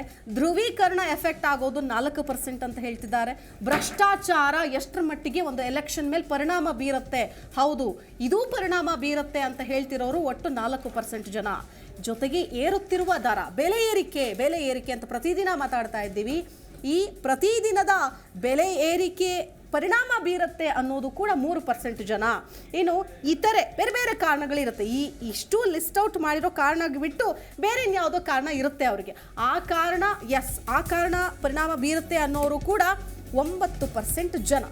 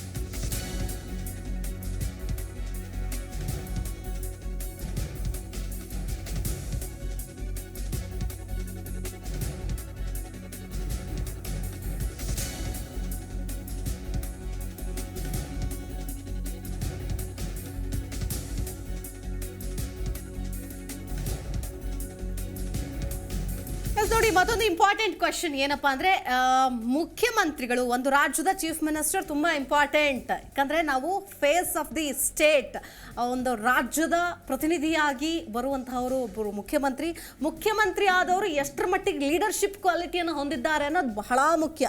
ಇಲ್ಲಿ ಕೇವಲ ಈಗಿರೋ ಅಥವಾ ಈ ಪಕ್ಷದ ಮುಖ್ಯಮಂತ್ರಿಗಳ ಬಗ್ಗೆ ಮಾತ್ರ ನಾವು ಪ್ರಶ್ನೆ ಹಾಕಲಿಲ್ಲ, ಈ ಹಿಂದೆ ಇದ್ದಂತಹ ಮುಖ್ಯಮಂತ್ರಿಗಳ ಮೇಲೂ ಕೂಡ ಪ್ರಶ್ನೆ ಇತ್ತು. ಸೊ ಪ್ರಶ್ನೆ ಏನಾಗಿತ್ತು, ಮುಖ್ಯಮಂತ್ರಿಗಳಾಗಿ ಉತ್ತಮ ಕೆಲಸ ಕಾರ್ಯ ಮಾಡಿದವರು ಯಾರು? 23% ಜನ ಸಿದ್ದರಾಮಯ್ಯನವರು ಅಂದರೆ ಸೇಮ್ ಟೈಮ್ 23% ಜನ ಯಡಿಯೂರಪ್ಪ ಅಂದಿದ್ದಾರೆ. ಬಸವರಾಜ ಬೊಮ್ಮಾಯಿ ಅವರು 17% ಜನ, ಹೌದು 17% ಜನ ಅಂದರೆ 100ರಲ್ಲಿ 17 ಜನ ಬಸವರಾಜ ಬೊಮ್ಮಾಯಿ ಅವರು ಚೆನ್ನಾಗಿ ಕೆಲಸ ಮಾಡಿದ್ದಾರೆ ಅಂತ ಹೇಳಿದ್ದಾರೆ. 100ರಲ್ಲಿ 11 ಜನ HD ಕುಮಾರಸ್ವಾಮಿ ಅವರ ಹೆಸರು ತಗೊಂಡಿದ್ದಾರೆ. ಇನ್ನು ಹಲವಾರು ಮುಖ್ಯಮಂತ್ರಿಗಳು ಈ ಹಿಂದೆ ಬಂದಿದ್ದಾರೆ, ಅರಸರಾಗಿರ್ಬೋದು, ದೇವರಾಜ್ ಅರಸರಾಗಿರ್ಬೋದು, ಅನೇಕ ನಾಯಕರು. ಸೊ ಇವರನ್ನ ಕೋಟ್ ಮಾಡಿರೋರು 26% ಜನ. ಇನ್ನು ನೆಕ್ಸ್ಟ್ ಪ್ರಶ್ನೆ, ಮುಖ್ಯಮಂತ್ರಿಗಳ ಮುಂದಿನ ಉತ್ತರಾಧಿಕಾರಿ ಯಾರಾಗಬೇಕು ಅನ್ನೋ ಪ್ರಶ್ನೆಗೆ ಉತ್ತರ ಕೂಡ ಸಿಕ್ಕಿದೆ. ನೋಡಿ, ಅಂದ್ರೆ ನೆಕ್ಸ್ಟ್ CM ಯಾರಾಗಬೇಕು ಅನ್ನೋದಷ್ಟೇ, ಇದು ಸಿಂಪಲ್ ಆಗಿ ಹೇಳಬೇಕು ಅಂತಂದ್ರೆ ಬಸವರಾಜ ಬೊಮ್ಮಾಯಿ ಅವರು ಅನ್ನೋರು 28% ಜನ, ಸಿದ್ದರಾಮಯ್ಯ ಆಗಬೇಕು ಅನ್ನೋರು 24% ಜನ, HD ಕುಮಾರಸ್ವಾಮಿ ಅವರು ಆಗಬೇಕು ಅನ್ನೋದು 11% ಜನ, DK ಶಿವಕುಮಾರ್ ಅನ್ನೋರು 14%, ಇತರರು ಬೇರೆ ಬೇರೆ ಹೆಸರುಗಳನ್ನ ಹೇಳಿರೋರು 23% ಜನ. ಇದು ಯಾರು ನೆಕ್ಸ್ಟ್ CM, ಯಾವುದೇ ಪಕ್ಷ ಅಧಿಕಾರಕ್ಕೆ ಬರಲಿ ಇವರು CM ಆಗಬೇಕು ಅಂತ ಹೇಳಿರೋರು ಒಂದು ಉತ್ತರ. ಇನ್ನು ನೆಕ್ಸ್ಟ್ ಪ್ರಶ್ನೆ, ಪ್ರಧಾನಿ ನರೇಂದ್ರ ಮೋದಿ ಬಗ್ಗೆ ಕಾಂಗ್ರೆಸ್ ಅಧ್ಯಕ್ಷ ಮಲ್ಲಿಕಾರ್ಜುನ್ ಖರ್ಗೆ ನೀಡಿರೋ ಹೇಳಿಕೆ ಕುರಿತು ಕೂಡ ಅಭಿಪ್ರಾಯವನ್ನು ನಾವು ಸಂಗ್ರಹ ಮಾಡಿದ್ದೀವಿ. ಯಾಕಂತಂದ್ರೆ ಅದು ಇತ್ತೀಚೆಗೆ ನಡೆದ ಒಂದು ಬೆಳವಣಿಗೆ, ಆದರೆ ಅದರ ಸರ್ವೆ ಕೂಡ ಆಗಿದೆ, ಅದರ ಪ್ರಶ್ನೆ ಕೂಡ ಇತ್ತು. ಅದು ಪ್ರಶ್ನೆಗೆ ಉತ್ತರ ಏನು ಅಂತಂದ್ರೆ, ತುಂಬಾ ಕೆಟ್ಟ ಹೇಳಿಕೆ, BJPಗೆ ಲಾಭ ಅಂತ 56% ಜನ ಹೇಳಿದ್ದಾರೆ. ಅಂದ್ರೆ ತುಂಬಾ ಕೆಟ್ಟ ಹೇಳಿಕೆ, ಬಟ್ ಇದು BJPಗೆ ಲಾಭ ಆಗುತ್ತೆ ಅಂದವರು 58% ಜನ. ಚುನಾವಣಾ ಹೇಳಿಕೆ ಇದು, ಕಾಂಗ್ರೆಸ್ಗೆ ಏನೇ ನಷ್ಟ ಇಲ್ಲ ಅಂತ ಹೇಳಿದವರು 32% ಜನ. ನಮಗೆ ಗೊತ್ತೇ ಇಲ್ಲ ಅವ್ರು ಏನು ಹೇಳಿದ್ರು, ಇವ್ರೇನು ಕೇಳಿದ್ರು, ಅದರಿಂದ ಏನು ಲಾಭ ಅಂದವರು 12% ಜನ. ಸೊ ಇದು ಈ ಪ್ರಶ್ನೆ ಮತ್ತು ಪ್ರಶ್ನೆಗೆ ಸಿಕ್ಕಂತಹ ಜನರಿಂದ ಸಿಕ್ಕಂತಹ ಉತ್ತರ. ಇದು ಜಿ ಕನ್ನಡ ನ್ಯೂಸ್ ಸಮೀಕ್ಷೆಯ ಪ್ರಶ್ನೆಗಳನ್ನ ನಾನು ನಿಮ್ಮ ಮುಂದೆ ಇಡ್ತಾ ಇದ್ದೀನಿ. ನಾವು ಜನರ ಮುಂದೆ ಇಟ್ಟು ಉತ್ತರ ಪಡೆದುಕೊಂಡ ಒಂದು ಉತ್ತರವನ್ನ ನಾನು ನಿಮ್ಮ ಮುಂದೆ ಇಡ್ತಾ ಹೋಗ್ತಾ ಇದ್ದೀನಿ. ಒಂದೊಂದೇ ಪ್ರಶ್ನೆಯನ್ನು ಕೂಡ ನಾವು ನೋಡ್ತಾ ಹೋಗ್ತಾ ಇದ್ದೀವಿ. ಅಂದ್ರೆ ಮುಂದಿನ ಸರ್ವೆಯ ಪ್ರಶ್ನೆ ಏನಾಗಿತ್ತಪ್ಪ ಅಂತಂದ್ರೆ, ಕಳೆದ 5 ವರ್ಷಗಳಿಂದ ಆಡಳಿತದಲ್ಲಿರೋ ಸರ್ಕಾರದ ಕಾರ್ಯಗಳ ಬಗ್ಗೆ ನಿಮ್ಮ ಅಭಿಪ್ರಾಯ ಏನು ಅಂತ ಕೇಳಿದ್ವಿ. ಕೆಲವರು 16% ಜನ ಉತ್ತಮ ಅಂದ್ರು, 22% ಜನ ಪರವಾಗಿಲ್ಲ ಓಕೆ ಅಂತ ಹೇಳಿದ್ರು, ಇನ್ನು 62% ಜನ ಉಪಯೋಗ ಇಲ್ಲ ಅಂದ್ರು. 5 ವರ್ಷ ಅಂತಂದ್ರೆ ಕೇವಲ BJP ಅಂತಲ್ಲ, ಈ ಹಿಂದೆ ಇದ್ದಂತಹ ಕೊಯಲೇಷನ್ ಗೌರ್ಮೆಂಟ್ ಕೂಡ ಮ್ಯಾಟರ್ ಆಗುತ್ತೆ. ಅದನ್ನು ಮನಸ್ಸಲ್ಲಿ ಇಟ್ಕೊಂಡು ಉತ್ತರ ಕೊಟ್ಟವರು ಇರ್ತಾರೆ. JDS ಪ್ಲಸ್ ಕಾಂಗ್ರೆಸ್ ಏನು 2018-19ರಲ್ಲಿ ಸಮ್ಮಿಶ್ರ ಸರ್ಕಾರವನ್ನ ರಚಿಸಿತ್ತು. ಈ ಒಂದು ಪ್ರಶ್ನೆ ಕೂಡ ಕೇಳಿದಾಗ ಅಂದ್ರೆ ಇದರ ಕೆಲಸ ಕಾರ್ಯ ವೈಖರಿ ನಿಮಗೆ ಎಷ್ಟು ತೃಪ್ತಿ ತಂದಿದೆ ಅನ್ನೋದ್ರ ಬಗ್ಗೆ ಕೂಡ ಉತ್ತರ 31% ಜನ ಉತ್ತಮವಾಗಿತ್ತು, ಚೆನ್ನಾಗಿತ್ತು ಅಂದಿದ್ದಾರೆ. ನೋಡಿ, ಒಂದು ಡಿಫರೆನ್ಸ್ ನಾವು ಗಮನಿಸಬೇಕು. 16% ಜನ ಮೇಲ್ಗಡೆ ಓಕೆ ಉತ್ತಮ ಅಂದಿದ್ದಾರೆ, ಬಟ್ ಇಲ್ಲಿ ಸಮ್ಮಿಶ್ರ ಸರ್ಕಾರನ 31% ಜನ ಉತ್ತಮ ಅಂತ ಹೇಳಿದ್ದಾರೆ, 38% ಜನ ಪರವಾಗಿಲ್ಲ ಅಂದಿದ್ದಾರೆ, ಉಪಯೋಗ ಇಲ್ಲ ಅಂದವರು 31% ಜನ. ಸೊ ಇದು ಪ್ರಶ್ನೆ ಮತ್ತು ಉತ್ತರವನ್ನು ನಾವು ಗಮನಿಸಬಹುದು. ಓಕೆ, ಸೊ ಫಸ್ಟು ಪ್ರಶ್ನೆಯ ಉತ್ತರ ಮತ್ತು ಸೆಕೆಂಡ್ ಪ್ರಶ್ನೆಯ ಉತ್ತರ ಎರಡನ್ನೂ ಕೂಡ ನಾವು ಗಮನಿಸಬಹುದು. ಇನ್ನು ಈ ವಿಧಾನಸಭಾ ಚುನಾವಣೆ ಫಲಿತಾಂಶದ ಬಳಿಕ JDS ಕಿಂಗ್ ಮೇಕರ್ ಆಗತ್ತಾ? ಇದು ಎಲ್ಲರೂ ಕೇಳೋ ಪ್ರಶ್ನೆ. JDS ಕಿಂಗ್ ಮೇಕರ್ ಆಗತ್ತಾ? ಮತ್ತೆ ಕುಮಾರಸ್ವಾಮಿ ಅವರು ಮುಖ್ಯಮಂತ್ರಿ ಆಗ್ತಾರಾ, ಇಲ್ಲ ರೇವಣ್ಣ ಅವರು ಮುಖ್ಯಮಂತ್ರಿ ಆಗ್ತಾರಾ, ಇಲ್ಲ ಅವರು ಸೂಚಿಸಿದವರು ಮುಖ್ಯಮಂತ್ರಿ ಆಗ್ತಾರಾ? ಇದಕ್ಕೆ ಹೇಳೋರು ಜನ ಏನಪ್ಪಾ ಅಂದ್ರೆ 16% ಜನ ಹೌದು ಆಗಬಹುದು ಅಂತಾರೆ.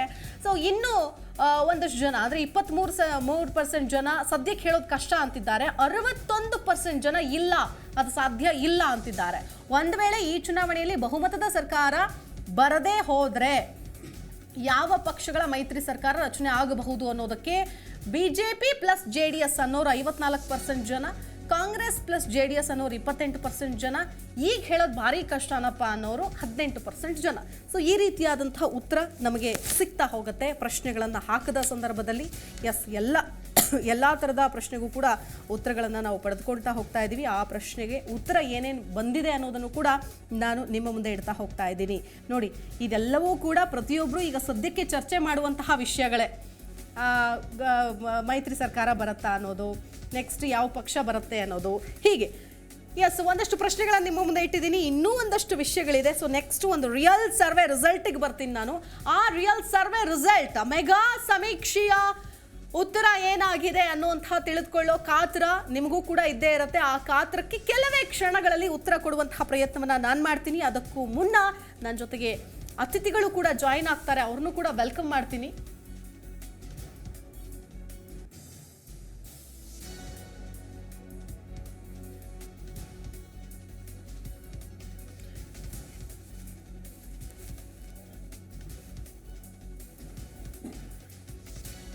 ಎಸ್, ಎಲ್ಲರ ಪ್ರಶ್ನೆಗಳು, ಎಲ್ಲರ ಮನಸ್ಸಲ್ಲಿರೋ ಪ್ರಶ್ನೆಗಳಿಗೆ ಉತ್ತರ ಪಡೆದುಕೊಳ್ಳುವಂತಹ ಒಂದು ನೇರ ಸರ್ವೆಯನ್ನು ಜೀ ಕನ್ನಡ ನ್ಯೂಸ್ ಮಾಡಿದೆ. ಆ ಸರ್ವೆಯ ಇಂಚಿಂಚು ಮಾಹಿತಿ ಟ್ರಾನ್ಸ್ಪರೆಂಟ್ ಆಗಿ ನಿಮ್ಮ ಮುಂದೆ ಇಡೋ ಪ್ರಯತ್ನ.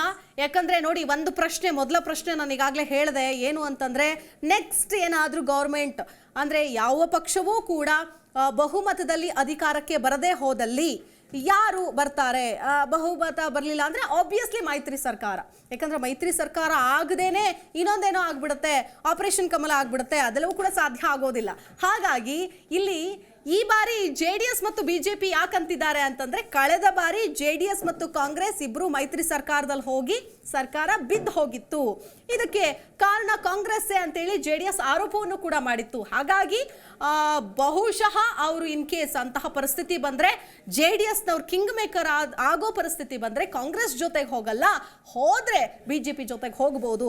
ಪ್ರಾರಂಭದಲ್ಲಿ BJP ಅವರು ಅಥವಾ ಕಾಂಗ್ರೆಸ್ ಅವರು ಒಂದು ಆರೋಪ ಮಾಡ್ಕೊಂಡು ಬಂದರು, BJP B team JDS, BJP B team JDS ಅಂತ. ಬಹುಶಃ ಜನರ ಮನಸ್ಸಲ್ಲಿ ಅದು ಉಳ್ಕೊಂಡಿರಬಹುದು ಜನ, ಹಾಗಾಗಿ ಈ ಉತ್ತರ ಕೊಟ್ಟಿದ್ದಾರೆ. ಇದು ಜನರ ಕೊಡುವ ಉತ್ತರ ಅನ್ನೋದಕ್ಕಿಂತ ಹೆಚ್ಚಾಗಿ ಪಕ್ಷಗಳು ತೆಗೆದುಕೊಳ್ಳೋ ತೀರ್ಮಾನ, ಪಕ್ಷಗಳ ನಾಯಕರುಗಳು ತೆಗೆದುಕೊಳ್ಳೋ ತೀರ್ಮಾನ ಅಂತ ಹೇಳ್ಬೋದು. ಏನಾಗುತ್ತೆ ಅದು ಗೊತ್ತಿಲ್ಲ, ಅದನ್ನ ಕಾದು ನೋಡೋಣ. ಸೊ ನಮಗೆ ಜನರು ಕೊಟ್ಟ ಉತ್ತರವನ್ನು ನಾನು ನಿಮ್ಮ ಮುಂದೆ ಇಡ್ತಾ ಇದ್ದೀನಿ. ಇದು 100ಕ್ಕೆ 100 ಸತ್ಯ ಆಗಲೂಬಹುದು, ಆಗದೇನೂ ಇರಬಹುದು. ಆದರೆ ನಾವು ಒಂದು ಟ್ರಾನ್ಸ್ಪರೆಂಟ್ ಆಗಿ ಸರ್ವೆ ಮಾಡಿದ್ದೀವಿ. ಎಸ್, ಇದೇ ವಿಚಾರಕ್ಕೆ ಸಂಬಂಧಪಟ್ಟಂತೆ ಮಾತಾಡೋದಕ್ಕೆ ನನ್ನ ಜೊತೆಗೆ 3 ಪಕ್ಷಗಳ ವಕ್ತಾರರು ಜಾಯಿನ್ ಆಗ್ತಾ ಹೋಗ್ತಾರೆ. ಸದ್ಯಕ್ಕೆ ನನ್ನ ಜೊತೆಗೆ ಕಾಂಗ್ರೆಸ್ ಪಕ್ಷದ ವಕ್ತಾರ ಆದಂತಹ ಸೂರ್ಯ ಮುಕುಂದರಾಜ್ ಇದ್ದಾರೆ. ನಮಸ್ಕಾರ, ಕಾರ್ಯಕ್ರಮಕ್ಕೆ ಸ್ವಾಗತ. ಇನ್ನು ವಿಜಯ್ ಪ್ರಸಾದ್ ಇದ್ದಾರೆ, ಬಿಜೆಪಿಯ ವಕ್ತಾರರು. ನಮಸ್ಕಾರ, ಕಾರ್ಯಕ್ರಮಕ್ಕೆ ಸ್ವಾಗತ. AAP ಪಕ್ಷದ ವಕ್ತಾರರಾದಂತಹ ಅನಿಲ್ ನಾಚ್ಪೋ ಅವರಿದ್ದಾರೆ. ನಮಸ್ಕಾರ, ಕಾರ್ಯಕ್ರಮಕ್ಕೆ ಸ್ವಾಗತ. ಎಸ್, ನಾನು ಮೊದಲ ರಿಯಾಕ್ಷನ್ ತೊಗೊಂಡು ಬಂದ್ಬಿಡ್ತೀನಿ, ನಂತರದಲ್ಲಿ ಸರ್ವೆಯ ರಿಯಲ್ ಎಂಟ್ರಿಗೆ ಬರ್ತೀನಿ, ನಿಜವಾದ ಫಲಿತಾಂಶವನ್ನು ನಿಮ್ಮ ಮುಂದೆ ಇಡುವಂತಹ ಪ್ರಯತ್ನವನ್ನು ಮಾಡ್ತೀನಿ. ಎಸ್, ಮೊದಲನೇದಾಗಿ ಸೂರ್ಯ, ನೋಡ್ತಾ ಇದ್ದೀವಿ ಒಂದಷ್ಟು ಜೀ ಕನ್ನಡ ನ್ಯೂಸ್ ಸಮೀಕ್ಷೆಯನ್ನು ಮಾಡಿದೆ. ಆ ಸಮೀಕ್ಷೆಯ ಉತ್ತರವನ್ನು ಜನರ ಮುಂದೆ ಇಡುವಂತಹ ಪ್ರಯತ್ನವನ್ನು ಮಾಡ್ತೀವಿ ನಾವು. ನಾನು ಸದ್ಯಕ್ಕಿನ್ನೂ ರಿವೀಲ್ ಮಾಡಿಲ್ಲ, ಸೊ ನಿಮಗೂ ಕೂಡ ಒಂದೊಂದು ಕಾಪಿ ಕೊಟ್ಟಿದ್ದೀನಿ, ನಂತರದಲ್ಲಿ ನಾನು ಜನಕ್ಕೆ ರಿವೀಲ್ ಮಾಡ್ತೀನಿ. ಯಾಕಂದರೆ ಒಂದೊಂದೇ ಪಾಯಿಂಟ್ನ ನಾನು ನೋಡ್ತಾ ಹೋಗ್ತೀನಿ, ಮಾತಾಡ್ತಾ ಹೋಗ್ತೀನಿ. ಎಲ್ಲರಿಗೂ ಒಂದು ಕ್ಯೂರಿಯಾಸಿಟಿ ಇರುತ್ತೆ, ಯಾವ ಸರ್ಕಾರ ಅಧಿಕಾರಕ್ಕೆ ಬರುತ್ತೆ ಅಂತ. ಜೊತೆಗೆ ಜನರ ನಾಡಿ ಮಿಡಿತವನ್ನು ಈ ಹಂತದಲ್ಲಿ ತಿಳ್ಕೊಳ್ಳೋದು ಬಹಳ ಕಷ್ಟ ಅಂತ ಹೇಳ್ತಾರೆ. ಬಟ್ ನಾವು ಇದನ್ನು ಮಾಡಿರೋದು 6 ತಿಂಗಳ ಹಿಂದೆನೋ 3 ತಿಂಗಳ ಹಿಂದೆನೋ ಅಲ್ಲ, ಎಲೆಕ್ಷನ್ ಅನೌನ್ಸ್ ಆದಮೇಲೆ ಮಾಡಿರುವಂತಹ ಸರ್ವೆ. ಆ ಸಂದರ್ಭದಲ್ಲಿ ಅನೇಕ ವಿಚಾರಗಳು ಜನರ ಮೇಲೆ, ಅಂದರೆ ವೋಟರ್ಸ್ ಮೇಲೆ ಪರಿಣಾಮವನ್ನು ಬೀರುತ್ತೆ. ಏನು ಹೇಳ್ತೀರಿ ಮೊದಲನೇದಾಗಿ? ಒಂದು, ಈಗಾಗಲೇ ಪ್ರೀ ಪೋಲ್ ಸರ್ವೆಗಳು, ಚುನಾವಣೆ ಘೋಷಣೆ ಆಗೋಕ್ಕಿಂತ ಮುಂಚೆ ಒಂದು ಸರ್ವೆ, ಹೌದು, ಘೋಷಣೆ ಆದಮೇಲೆ ಒಂದು ಸರ್ವೆ, ಎಕ್ಸಾಕ್ಟ್ಲಿ. ಸೊ ಈ ರೀತಿ ಸರ್ವೆ ರಿಪೋರ್ಟ್ಗಳನ್ನ ನಾವೆಲ್ಲ ಚರ್ಚೆನೂ ಮಾಡಿದ್ದೀವಿ, ಆಚೆನೂ ಬಂದಿದೆ. ಒಟ್ಟಾರೆ ಜನಾಭಿಪ್ರಾಯವನ್ನು ಗಮನಿಸ್ತಾ ಹೋದರೆ, ನೀವು ಕೇಳಿರುವಂಥ ಪ್ರಶ್ನೆಗಳಲ್ಲಿ ಕೆಲವು ಮುಂದೆ ಅದನ್ನು ಚರ್ಚೆ ಆಗುತ್ತೆ ಅಂತ ನಾನು ಅಂದ್ಕೊಂಡಿದ್ದೀನಿ. ಕೆಲವಕ್ಕೆ ನಾನೇ ಒಂದು ಎಕ್ಸ್ಪೆರಿಮೆಂಟನ್ನು ಮಾಡಿದ್ವಿ. ಈ ಗೂಗಲ್ ಫಾರ್ಮ್ಸ್ ಬರುತ್ತಲ್ಲ, ಗೂಗಲ್ ಫಾರ್ಮ್ಸಲ್ಲಿ ಕೆಲವೊಂದಷ್ಟು ಪ್ರಶ್ನೆಗಳನ್ನ ಕೇಳಿದಾಗ, ಈ ಸರ್ಕಾರ ನಿಮಗೆ ತೃಪ್ತಿ ತಂದಿದೆಯಾ ಇಲ್ಲ ಅಂದರೆ ಮ್ಯಾಕ್ಸಿಮಮ್ ತೃಪ್ತಿ ಇಲ್ಲ ಅಂತಲೇ ಎಲ್ಲ ಹೇಳಿರೋದು. ಆಮೇಲೆ ನೀವು ಹಿಂದುತ್ವ ಮತ್ತು ಇದು ಏನಾದರೂ ಹಿಂದೂಗಳೇನಾದ್ರು ನೆಮ್ಮದಿಯಾಗಿದ್ದಾರಾ ಅಂದರೆ ಅದಕ್ಕೂ ಮ್ಯಾಕ್ಸಿಮಮ್ ಇಲ್ಲ ಅಂತಲೇ ಹೇಳಿದ್ದಾರೆ ಜನ. ಆಮೇಲೆ ಬೆಲೆ ಏರಿಕೆ ಇವೆಲ್ಲ ಯಾವುದನ್ನು ನೋಡಿ ನೀವು ಇದನ್ನು ಮಾಡ್ತೀರಾ, ನಿರ್ಧಾರ ತೊಗೊತೀರಾ ಅಂದರೆ ನಾವು ಉತ್ತಮ ಆಡಳಿತ, ಬೆಲೆ ಏರಿಕೆ ಕಡಿಮೆ ಆಗಬೇಕು, ಇವೆಲ್ಲ ಅದು ಜನರ ಬದುಕಿನ ಪ್ರಶ್ನೆ ಆಗಿರುವಂಥ ಸಂದರ್ಭ ಇದು. ಸೊ ಜನ ಇವತ್ತು ಯೋಚನೆ ಮಾಡೋಕ್ಕೆ ಶುರು ಮಾಡಿದ್ದಾರೆ. ಸೊ ಇವತ್ತು ನರೇಂದ್ರ ಮೋದಿಯವರು ರಾಜ್ಯ ಸರ್ಕಾರ ಪರವಾಗಿ ಏನು ಚುನಾವಣಾ ಪ್ರಚಾರಕ್ಕೆ ಬರ್ತಾ ಇದ್ದಾರೆ, ಎಲ್ಲೂ ಕೂಡ ನೆರೆ ಬಂದಾಗ ಏನು ಮಾಡಿದ್ವಿ, ಬರ ಬಂದಾಗ ಏನು ಮಾಡಿದ್ವಿ, ಜನರ ಕಷ್ಟಗಳಿಗೆ, ಕೊರೋನಾ ಬಂದಾಗ ಏನು ಮಾಡಿದ್ವಿ ಅನ್ನೋದನ್ನ ಮಾತಾಡ್ತಾ ಇಲ್ಲ ಅವರು. ಸೊ ಈ ಖರ್ಗೆ ಹಂಗಂದ್ರು, ಇವ್ರು ಹಿಂಗಂದ್ರು, ಅವ್ರು ನನ್ನನ್ನು ಈ ಥರ ಅಂದರು. ಈ ಭಾವನಾತ್ಮಕವಾಗಿ ಜನರನ್ನ ಏನು ಪ್ರಚೋದನೆ ಮಾಡುವಂಥದ್ದು ಅಥವಾ ಡಿವಿಯೇಟ್ ಮಾಡುವಂಥದ್ದು, ಈ ವಿಚಾರಗಳಿಗೆ ಹೋಗುವಂಥದ್ದು ಇದೆಯಲ್ಲ, ಅದನ್ನು ಜನ ಒಪ್ತಾ ಇಲ್ಲ. ಗ್ರೌಂಡ್ ಲೆವೆಲಲ್ಲಿ ನಾವು ನೋಡಿದಂಥ ಸಂದರ್ಭದಲ್ಲಿ ಮಹಿಳೆಯರಲ್ಲಿ ತೀರಾ ಆಕ್ರೋಶ ಇದೆ, ತೀರಾ, ಅದು ಎಲ್ಲ ವರ್ಗದ ಮಹಿಳೆಯರು. ಇರಲಿ ಸರ್, ನಮ್ಮ ಸರ್ವೆಗೆ ಜನರು ಏನು ಉತ್ತರ ಕೊಟ್ಟರು ಅನ್ನೋದನ್ನ ಹೇಳ್ತಾ ಇದ್ದೀನಿ. ಸೊ ಹಾಗಾಗಿ ನೀವು ಅದಕ್ಕೆ ವಿಶ್ಲೇಷಣೆ ಮಾಡಿದ್ರೆ ತುಂಬಾ ಚೆನ್ನಾಗಿರುತ್ತೆ. ಮುಂದಿನ ಹಂತಗಳಲ್ಲಿ ಮತ್ತೊಂದಷ್ಟು ಪ್ರಶ್ನೆಗಳನ್ನು ಕೇಳ್ತಾ ಹೋಗ್ತೀನಿ. ವಿಜಯ್ ಪ್ರಸಾದ್ ಅವರು ಮೊದಲನೇದಾಗಿ ಏನು ಹೇಳ್ತಾರೆ? ನೋಡಿ, ಈ ಸರ್ವೆಗಳು ದಿನ ಬೆಳಗಾದ್ರೆ ಒಂದೊಂದು ಸರ್ವೆಗಳು ಬರ್ತಾ ಇದೆ. ಎಲೆಕ್ಷನ್ ಅನೌನ್ಸ್ ಆಗೋಕ್ಕಿಂತ ಮುಂಚೆ, ಎಲೆಕ್ಷನ್ ಆದ್ಮೇಲೂ ಅಷ್ಟೇ. ಇವಾಗ ಈ ಎಲೆಕ್ಷನ್ ಸರ್ವೆನ ಒಂದು ನಿಮಿಷ ಪಕ್ಕಕ್ಕಿಟ್ಟು ನಾವು ಹೆಂಗೆ ಮಾಡ್ತೀವಿ ಅನ್ನೋದು ನೋಡ್ಬೇಡ. ನಮ್ಮ ಪಕ್ಷ ಆಯ್ತಾ, ನಮ್ಮದು ನಿರಂತರವಾಗಿ 24/7 365 ಡೇಸ್ ನಾವು ಯಾವಾಗಲೂ ಎಲೆಕ್ಷನ್ ತಯಾರಿಯಲ್ಲಿ ಇರ್ತೀವಿ. ಸೊ ನಾವು ಪೇಜ್ ಪ್ರಮುಖದಿಂದ ಹಿಡಿದು ಬೂತ್ ಮಟ್ಟದಿಂದ ಹಿಡಿದು ನಮಗೆ ಡೀಟೇಲ್ಸ್ ಇರುತ್ತೆ. ನಾವು ಪರ್ಫಾರ್ಮೆನ್ಸ್ ಯಾವ ಥರ ಮಾಡ್ತಾ ಇದ್ದೀವಿ, ಜನಗಳ ಇದೇ ಥರ ಯಾವತ್ತು ಮಾಡ್ತಾ ಇದ್ದೀವಿ, ಯಾವ ಥರ ಸ್ಪಂದನೆಗೆ, ಆಕಾಂಕ್ಷಿಗಳಿಗೆ ನಾವು ಯಾವ ಥರ ಸ್ಪಂದನೆ ಮಾಡ್ತಾ ಇದ್ದೀವಿ ಅನ್ನೋದು ನಮ್ಗೆ ಎಲೆಕ್ಷನ್ಗಿಂತ ಮುಂಚೆ ಗೊತ್ತಾಗಲ್ಲ. ನಮಗೆ 5 ವರ್ಷದ ನಮ್ಗೆ ಯಾವಾಗ ಸರ್ಕಾರ ಮಾಡಿದ್ವು ಆ ಪ್ರಶ್ನೆ ಕೂಡ ನಾನು ಕೇಳಿದ್ದೆ ಸರ್. ನಾನು ಮಾತಾಡ್ತೀನಿ. ಸ್ವಲ್ಪ ಟೆಕ್ನಿಕಲ್ ಪ್ರಾಬ್ಲಮ್ ಆಗಿದೆ, I come back to you. Okay, ನಿಮ್ದು ಆಡಿಯೋ ಪ್ರಾಬ್ಲಮ್ ಆಗಿದೆ, I come back to you. ನನ್ನ ಜೊತೆಗೆ ಇನ್ನೊಬ್ರು ಅತಿಥಿಗಳು ಜಾಯ್ನ್ ಆಗ್ತಾ ಇದ್ದಾರೆ. JDS ಪಕ್ಷದ ವಕ್ತಾರರು ಜಾಯ್ನ್ ಆಗ್ತಾ ಇದ್ದಾರೆ. ಎಸ್, KBS ಗೌಡ ಅವರು ಜಾಯ್ನ್ ಆಗ್ತಾ ಇದ್ದಾರೆ, JDS ವಕ್ತಾರು. ಸರ್ ನಮಸ್ಕಾರ, ಕಾರ್ಯಕ್ರಮಕ್ಕೆ ಸ್ವಾಗತ. S, okay. ಅನಿಲ್ ಆಚಪ್ಪ ಅವರು ಏನು ಹೇಳ್ತೀರಿ ಮೊದಲನೇದಾಗಿ? ಮೇಡಮ್ ನೋಡಿ, ಅವ್ರವ್ರ ಸರ್ವೆ ಅವ್ರವ್ರಿಗೆ ಚೆನ್ನಾಗಿ ಅನ್ಸುತ್ತೆ. ನೀವು ಇವತ್ತು ಕೊಡ್ತಿರೋ ಸರ್ವೆ ನಾನು ಸರಿಯಾಗಿ ನೋಡಲಿಲ್ಲ, ಆದರೆ ನೀವು ಹೇಳಿರೋ ಇನ್ನೂ ಒಂದಷ್ಟು ಪಾಯಿಂಟ್ಸ್ ಹೇಳ್ತಾ ಹೋಗ್ತೀನಿ ಮುಂದಕ್ಕೆ. ಅದೇ ಸ್ಟ್ಯಾಟಿಸ್ಟಿಕ್ ಪ್ರಕಾರ BJP ಸಂಪೂರ್ಣ ಬಹುಮತ ಬರುತ್ತೆ ಅಂತ ನೀವು ಹೇಳಕ್ ಹೊರಟಿದ್ದೀರಾ. ಕಾಂಗ್ರೆಸ್ ಸ್ವಲ್ಪ ಕಮ್ಮಿ ಬರ್ಬೋದು ಅಂತ ಅಲ್ಲ, ಇರ್ಬೋದು ಅನ್ಸುತ್ತೆ. ಆದರೆ ಜನ ಏನು ನೋಡಿ ಓಟ್ ಹಾಕ್ತಿದ್ದಾರೆ, ಜಾತಿ ಧರ್ಮ ಪುನಃ ಅದರಿಂದನೇ ಹೋಗ್ತಾ ಇದ್ದಾರೋ ಇಲ್ಲ ಜನ ಬದಲಾವಣೆ ಕೇಳ್ತಿದ್ದಾರೋ ಅನ್ನೋದೇ ನಮಗೊಂದು ಪ್ರಶ್ನೆ ಆಗಿದೆ ಮೇಡಮ್. ಇಲ್ಲಿ ಏನು ನಿಮಗೆ ಎಜುಕೇಷನ್ನು, ಹೆಲ್ತ್ ಕೇರು ಇವುಗಳೆಲ್ಲ ಈ 3-4 ವರ್ಷಗಳಲ್ಲಿ ನೆಲೆಗುಂದಿಗೆ ಬಿದ್ದಿದ್ದು, ಎಲೆಕ್ಷನ್ ಟೈಮಲ್ಲಿ ಏನು ರೋಡ್ಗಳು ರಸ್ತೆಗಳು ಎಲ್ಲ ಈಗ ಪಳ ಅಂತ ಹೊರಡ್ತಾ ಇದೆ. Okay, yes. ಮುಂದಿನ ದಿನಗಳಲ್ಲಿ, ಮುಂದಿನ ಹಂತದಲ್ಲಿ ನಾನು ಈ ಸರ್ವೆಯ ನಿಜವಾದ ರಿಸಲ್ಟ್ ಏನು ಅನ್ನೋದನ್ನ ಜನರ ಮುಂದೆ ಇಟ್ಟಿಲ್ಲ ಇನ್ನೂ ಕೂಡ. ನಿಮ್ಮ ರೆಫರೆನ್ಸ್ಗೆ ಅಂತ ಒಂದು ಕಾಪಿ ಹಂತ ಹಂತವಾಗಿ ನಾನು ಕೊಡ್ತಾ ಹೋಗ್ತೀನಿ. ನಾನು ಮಾತಾಡ್ತೀನಿ.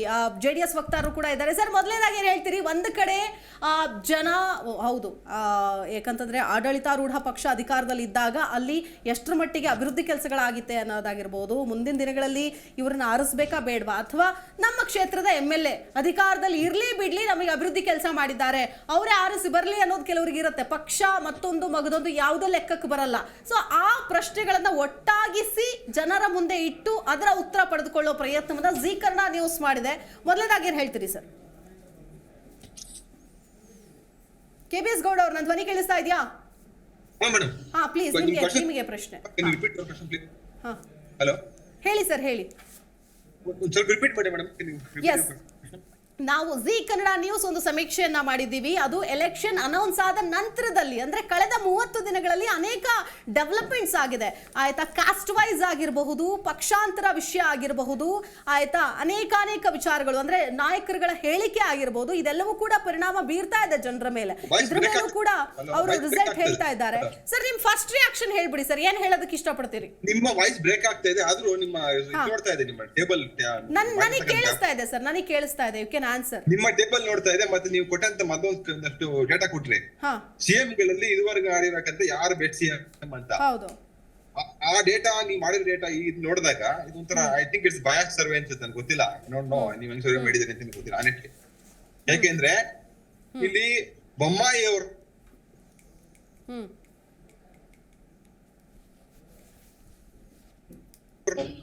ಅಧ್ಯಕ್ಷ CM ಅಂತ.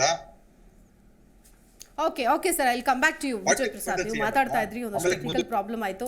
ಮೊದಲೇದಾಗಿ ಒಂದು ಕಡೆ ಒಂದಷ್ಟು ಪ್ರಶ್ನೆಗಳಿಗೆ ಉತ್ತರ, ಅಂದರೆ ಈಗ ಆಬ್ವಿಯಸ್ಲಿ ಎಲ್ಲ ಸರ್ವೇನು ಎಲ್ಲ ಪಕ್ಷದವ್ರಿಗೂ ಚೆನ್ನಾಗಿ ಅನಿಸ್ಬೇಕು ಅಂತೇನಿಲ್ಲ. ಅದ್ರ ಜೊತೆಗೆ ಜನರ ಒಂದಷ್ಟು ನಾವು ರ್ಯಾಂಡಮ್ ಆಗಿ ಏನು ಚೆಕ್ ಮಾಡಿರ್ತೀವಿ ಅದನ್ನು ನಿಮ್ಮ ಮುಂದೆ ಇಡೋ ಪ್ರಯತ್ನವನ್ನು ಮಾಡ್ತೀವಿ. ಒಂದೊಂದು ಸರ್ವೇಲಿ ಒಂದೊಂದು ರೀತಿಯಾದಂಥ ಉತ್ತರಗಳು ಬರುತ್ತೆ. ಆದರೆ ಇದನ್ನು ಬಹಳ ಪ್ರಾಮಾಣಿಕವಾಗಿ ಟ್ರಾನ್ಸ್ಪರೆಂಟ್ ಆಗಿ ಮಾಡೋ ಪ್ರಯತ್ನವನ್ನು ಜೀ ಕನ್ನಡ ನ್ಯೂಸ್ ಮಾಡಿದೆ. ಏನು ಹೇಳ್ತೀರಿ? ನೋಡಿ, ನಾನು ಮುಂಚೆನೇ ಹೇಳೋಂಗೆ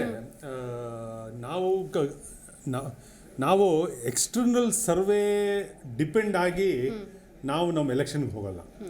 ನಮ್ಮದೇ ಆದಂಥ ಇಂಟರ್ನಲ್ ಪ್ರೋಸೆಸ್ ಇರುತ್ತೆ. ಇಂಟರ್ನಲ್ ಫ್ಯಾಕ್ಟರ್ಸ್ ಇರುತ್ತೆ, ನಾವು ಯಾವ ಥರ ಪರ್ಫಾರ್ಮೆನ್ಸ್ ಮಾಡ್ತಾಯಿದ್ದೀವಿ.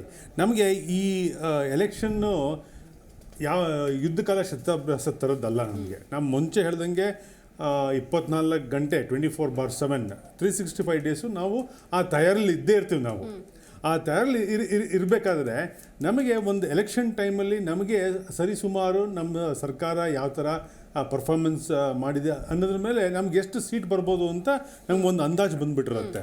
ಸೊ ನಾವು ಈ external poles, opinion poles, survey ಎಲ್ಲ ಮಾಡ್ತಾರಲ್ಲ, ಇದು ನಾವು ಡಿಪೆಂಡೆನ್ಸಿ ಇಸ್ ವೆರಿ ಲೆಸ್ ಈ ಥರದ ಮೇಲೆ. ಬಟ್ ಇವಾಗ ನಮ್ಮದೇ ಫ್ಯಾಕ್ಟರ್ಸ್ ತೊಗೊಂಡ್ರೆ, ಇವಾಗ ನಮ್ಮ ಬೊಮ್ಮಾಯಿ ಸರ್ಕಾರ ಲಾಸ್ಟ್ 3 ವರ್ಷದಲ್ಲಿ, ಆಮೇಲೆ ಬೊಮ್ಮಾಯಿ ಸರ್ಕಾರ ರಾಜ್ಯದಲ್ಲಿ, ಬೊಮ್ಮಾಯಿ ಸರ್ಕಾರ ಕೇಂದ್ರದಲ್ಲಿ, ಮೋದಿ ಸರ್ಕಾರ, ಈ ಡಬಲ್ ಇಂಜಿನ್ ಸರ್ಕಾರ ಯಾವ ಥರ ಕೆಲಸ ಮಾಡಿದೆ, ಯಾವ ಸ್ಕೀಮ್ಗಳು ಬಂದಿದೆ, ಈ ನಮ್ಮ ಸರ್ಕಾರ ಬರೋಕ್ಕಿಂತ ಮುಂಚೆ ಯಾವ ಥರ ಇತ್ತು ಸ್ಥಿತಿ, ಇವಾಗ ಯಾವ ಥರ ಬದಲಾಗಿದೆ, ಏನೇನು ಆಸ್ಪಿರೇಷನ್ಸ್ ಕೊಟ್ಟಿದ್ದೀವಿ, ನಮ್ಮದು ಇದ್ರಲ್ಲಿ ಬಂದಾಗ ಯಾವುದೋ ಕಿಸಾನ್ ಸಮ್ಮಾನ್ ನಿಧಿ ಬಂದುವಾಗ ಆ ಪಾರ್ಟಿ ಯಾವ ಪಕ್ಷದಲ್ಲೇ ಗೌರ್ಮೆಂಟ್ ಇತ್ತೋ ಅವ್ರು ಯಾವ ಥರ ಸ್ಪಂದನೆ ಮಾಡಿದ್ರು ಕಿಸಾನ್ ಸಮ್ಮಾನ್ ನಿಧಿಗೆ, ನಾವು ಯಾವ ಥರ ಮಾಡ್ತಾಯಿದ್ದೀವಿ. ಈ ಆಮೇಲೆ ಡೆವಲಪ್ಮೆಂಟ್ ಆಸ್ಪೆಕ್ಟ್ಸ್ ಆಗಿರ್ಬೋದು, ಈ ಕಡೆ ಕಿಸಾನ್ ಸಮ್ಮಾನ್ ನಿಧಿ, ವಿದ್ಯಾನಿಧಿ ಆಗಿರ್ಬೋದು, ಇನ್ನು ಇಷ್ಟೊಂದು ನಾವು ಯೋಜನೆಗಳು ಕೊಡ್ತಾ ಇದ್ದೀವಲ್ಲ, ಈ ಥರದ್ರ ಮೇಲೆ ನಾವು ನಂಬರ್ಸನ್ನ ಇದು ಮಾಡ್ಕೊಳಕ್ಕಾಗುತ್ತೆ. ಸೊ ಅದರಿಂದ ನಾನು ಮುಂಚೆನೇ ಹೇಳ್ದಂಗೆ the dependency on this external survey ಇದೆಯಲ್ಲ, ಇಟ್ಸ್ ರಿಯಲ್. ನಾವು ಆ್ಯಕ್ಚುಲಿ ಹೇಳಬೇಕು ಅಂತಂದರೆ ನಾವು ನೋಡೋಕ್ಕೇ ಹೋಗಲ್ಲ. Fine. I'll ask question to Devendra Shuklaji because he only conduct all the surveys. Like ನಮ್ಮ ಜಿ ಕನ್ನಡ ನ್ಯೂಸ್ನ ಸಹಯೋಗದೊಂದಿಗೆ ಮೆಟ್ರೈಸ್ ನ್ಯೂಸ್ನ ಎಡಿಟರ್ ಆದಂತಹ ದೇವೇಂದ್ರ ಶುಕ್ಲಾ ಅವರು ಕೂಡ ನಮ್ಮ ಜೊತೆಗಿದ್ದಾರೆ. Sir, I want to convey you that like they are telling we will conduct a survey for our internal. Congress also, even they told the same, we conduct the survey, and BJP people are also telling the same. So we won't depend on other surveys. So we will do survey for ourselves. Internal surveys we are doing. On top of that, we will work on it. What you will do? Before he answers, I have one small question. What is this sample size? Can I know, sir? 2,80,000 ಜನ ಅದರಲ್ಲಿ ಭಾಗಿಯಾಗಿದ್ದ 2,80,000 ಜನ. Okay. This is the sample size. 1,68,000 1250 per assembly constituency out of 224 constituencies. 1250 per constituency. Assembly constituency. Yeah. Okay. That multiplied by 224. Random polling booths. Okay. Around 260. The total sample size is around 260 in 1 month. March 29ನೇ ತಾರೀಕಿನಿಂದ April 30ನೇ ತಾರೀಕಿನವರೆಗೂ ನಡೆದಂತಹ survey. Yes, please. सवाल का जवाब करता हूँ. BJP के प्रवक्ता का ये कहना है कि हम अपना इंटरनल सर्वे करते हैं. तो मैं ये कहाँ कह रहा हूँ कि ये इंटरनल सर्वे मैंने उनके लिए किया है. ये this survey is done for Zee News about Karnataka assembly election. मैं अभी इस चीज़ को बिल्कुल ये नहीं कह रहा हूँ कि जो बीजेपी का असेसमेंट होगा, 2018 में भी इनका असेसमेंट ये था कि ये 213 सीट्स का जो हाफवे मार्क है उसको क्रॉस करेंगे. तो वो तो हुआ नहीं. तो इंटरनल सर्वे जो ये करते हैं वो भी गलत ही होता है. ठीक. इन्होंने 2013 में भी सर्वे किया होगा जब ये 40 सीट पा रहे थे और इनका जो वोट शेयर था वो 20% था. तो ये कतई जरूरी नहीं है कि आपका इंटरनल सर्वे मेरे जो नंबर्स हैं उनको मैच करे और आपका जो असेसमेंट है उसको मैं गलत भी नहीं कह रहा हूं कि हो सकता है कि जब अभी ओपिनियन पोल खत्म हो तो जो हमारे फिगर्स आ रहे हो उसमें और बीजेपी के फिगर्स में जो हो सकता है 20 का गैप हो. ठीक. या हो सकता है कि वो बहुत ही ज्यादा मैच कर रहे हो. तो सर्वे के मेथड पे अगर कुछ कहना है तो कहें. अब ये कहना कि नहीं हमारा इंटरनल असेसमेंट है, तो हम ये कहाँ इनकार कर रहे हैं. आम आदमी पार्टी का अपना इंटरनल असेसमेंट होगा, जेडीएस का अपना इंटरनल असेसमेंट होगा, कांग्रेस का अपना होगा. तो ये भी हमारा असेसमेंट है. हम ये कतई नहीं कह रहे कि हमने बीजेपी के लिए किया है, जेडीएस के लिए किया है, आम आदमी पार्टी के लिए किया है. ಓಕೆ ಸೂರ್ಯ ಅವ್ರು ಏನು ಹೇಳ್ತಾರೆ ಇದಕ್ಕೆ? ಅಲ್ಲ, ಈಗ ಅವ್ರು ಹೇಳಿರೋದು as A neutral person, as A media ನಾವು ಒಂದು ಪೊಲಿಟಿಕಲ್ ಅನಾಲಿಸಿಸ್ ಮಾಡಬೇಕಾಗತ್ತೆ, ಮಾಡಿದ್ದಾರೆ. ಸೊ ನಮ್ಮ ಸರ್ವೆ ಆಬ್ವಿಯಸ್ಲಿ ಈಗ ನನ್ನ ಒಂದ್ ಏನ್ ಇಂಟರಪ್ಷನ್ ಅಂತಂದ್ರೆ, ನೀವು ನಿಮ್ಮ ಪಕ್ಷದ ಸರ್ವೆ ಮಾಡಿದಾಗ ನೀವು ಮುಖ್ಯಮಂತ್ರಿಗಳ ಹೆಸರು ಹಾಕಿದಾಗ ಅಲ್ಲಿ ಕಾಂಗ್ರೆಸ್ ಮುಖ್ಯಮಂತ್ರಿಗಳೇ ಇರ್ತಾರೆ ಹೊರತು ಬಿಜೆಪಿ ಮುಖ್ಯಮಂತ್ರಿ ಜೆಡಿಎಸ್ ಮುಖ್ಯಮಂತ್ರಿ ಹಾಕಲ್ಲ.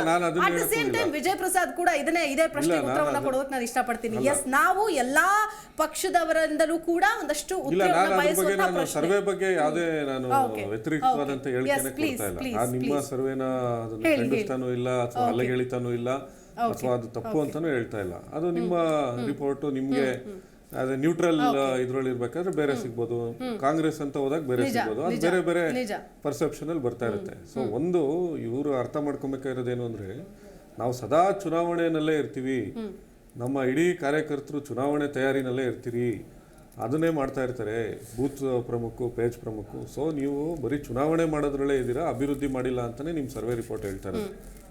ಸೊ ಬಿಜೆಪಿ ಸೊ ಇಡೀ ಈಗ ಇಲ್ಲಿ ಬರೋದಕ್ಕಿಂತ ಮುಂಚೆ ಇವತ್ತು ಮಳೆ ಬರ್ತಾ ಇದೆ, ಬೇಸಿಗೆ ಕಾಲದ ಮಳೆ ಬರ್ತಾ ಇದೆ. ನಿಮ್ಮ ಇನ್ಪುಟ್ ಎಡಿಟರ್ ನನಗೆ ಹೇಳಿದ್ದೇನು ಅಂದ್ರೆ, ದಯಮಾಡಿ ಮೆಟ್ರೋದಲ್ಲಿ ಬನ್ನಿ ಅಂತ. ಯಾಕೆ ಮೆಟ್ರೋದಲ್ಲಿ ಬನ್ನಿ ಅಂತ ಹೇಳಿದ್ರು? ರಸ್ತೆಗಳು ಜಾಮ್ ಆಗ್ತವೆ, ವಾಟರ್ ಲಾಗಿಂಗ್ ಆಗುತ್ತೆ ಅಂತ. ವಾಟರ್ ಲಾಗಿಂಗ್ ಸಮಸ್ಯೆ ಆಗ್ತಾ ಇದೆಯಲ್ಲ, ನೀವೇನಾದ್ರೂ ಅದಕ್ಕೆ ಪರಿಹಾರವನ್ನ ಕಂಡಿಡಿದ್ರೆ? ಇಲ್ಲ, ಅವರು ಬರೀ ಚುನಾವಣೆ ಮಾತ್ರ ಅವರ ಗಮನ, ಜನರ ಸಮಸ್ಯೆಗಳಲ್ಲ. ಸೊ ಈ ಸಂದರ್ಭದಲ್ಲಿ ಜನ ಇದು ಮಾಡ್ತಿರೋವಂಥದ್ದೇನು ಅಂದ್ರೆ, ಜನರ ಸಮಸ್ಯೆಗಳ ಬಗ್ಗೆ ಚರ್ಚೆ ಮಾಡಿ ಅಂತ. ನೀವು ಚುನಾವಣೆಯಲ್ಲಿ ನಾವು ಅದನ್ನ ಯಾವುದೋ ವಿಚಾರಗಳನ್ನ ಇಟ್ಕೊಂಡಿದೀವಿ, ನಮ್ಮ ಪೇಜ್ ಇದೆ, ಇನ್ನೊಂದು ಪೇಜ್ ಪ್ರಮುಖ ಇದ್ದಾರೆ, ಅವರಿದ್ದಾರೆ, ಇನ್ನೊಬ್ರು ಇದ್ದಾರೆ, ಅದು ಬೇರೆ ವಿಚಾರ. ಸೊ ಇಲ್ಲಿ ನೀವು ಕೊಟ್ಟಿರುವಂತ ಸರ್ವೆ ರಿಪೋರ್ಟ್ ಎಷ್ಟು, ಈಗ ನೀವು ಹೇಳ್ತಾ ಇರುವಂತದ್ದು ಪ್ರೊಜೆಕ್ಷನ್ ಏನಂತ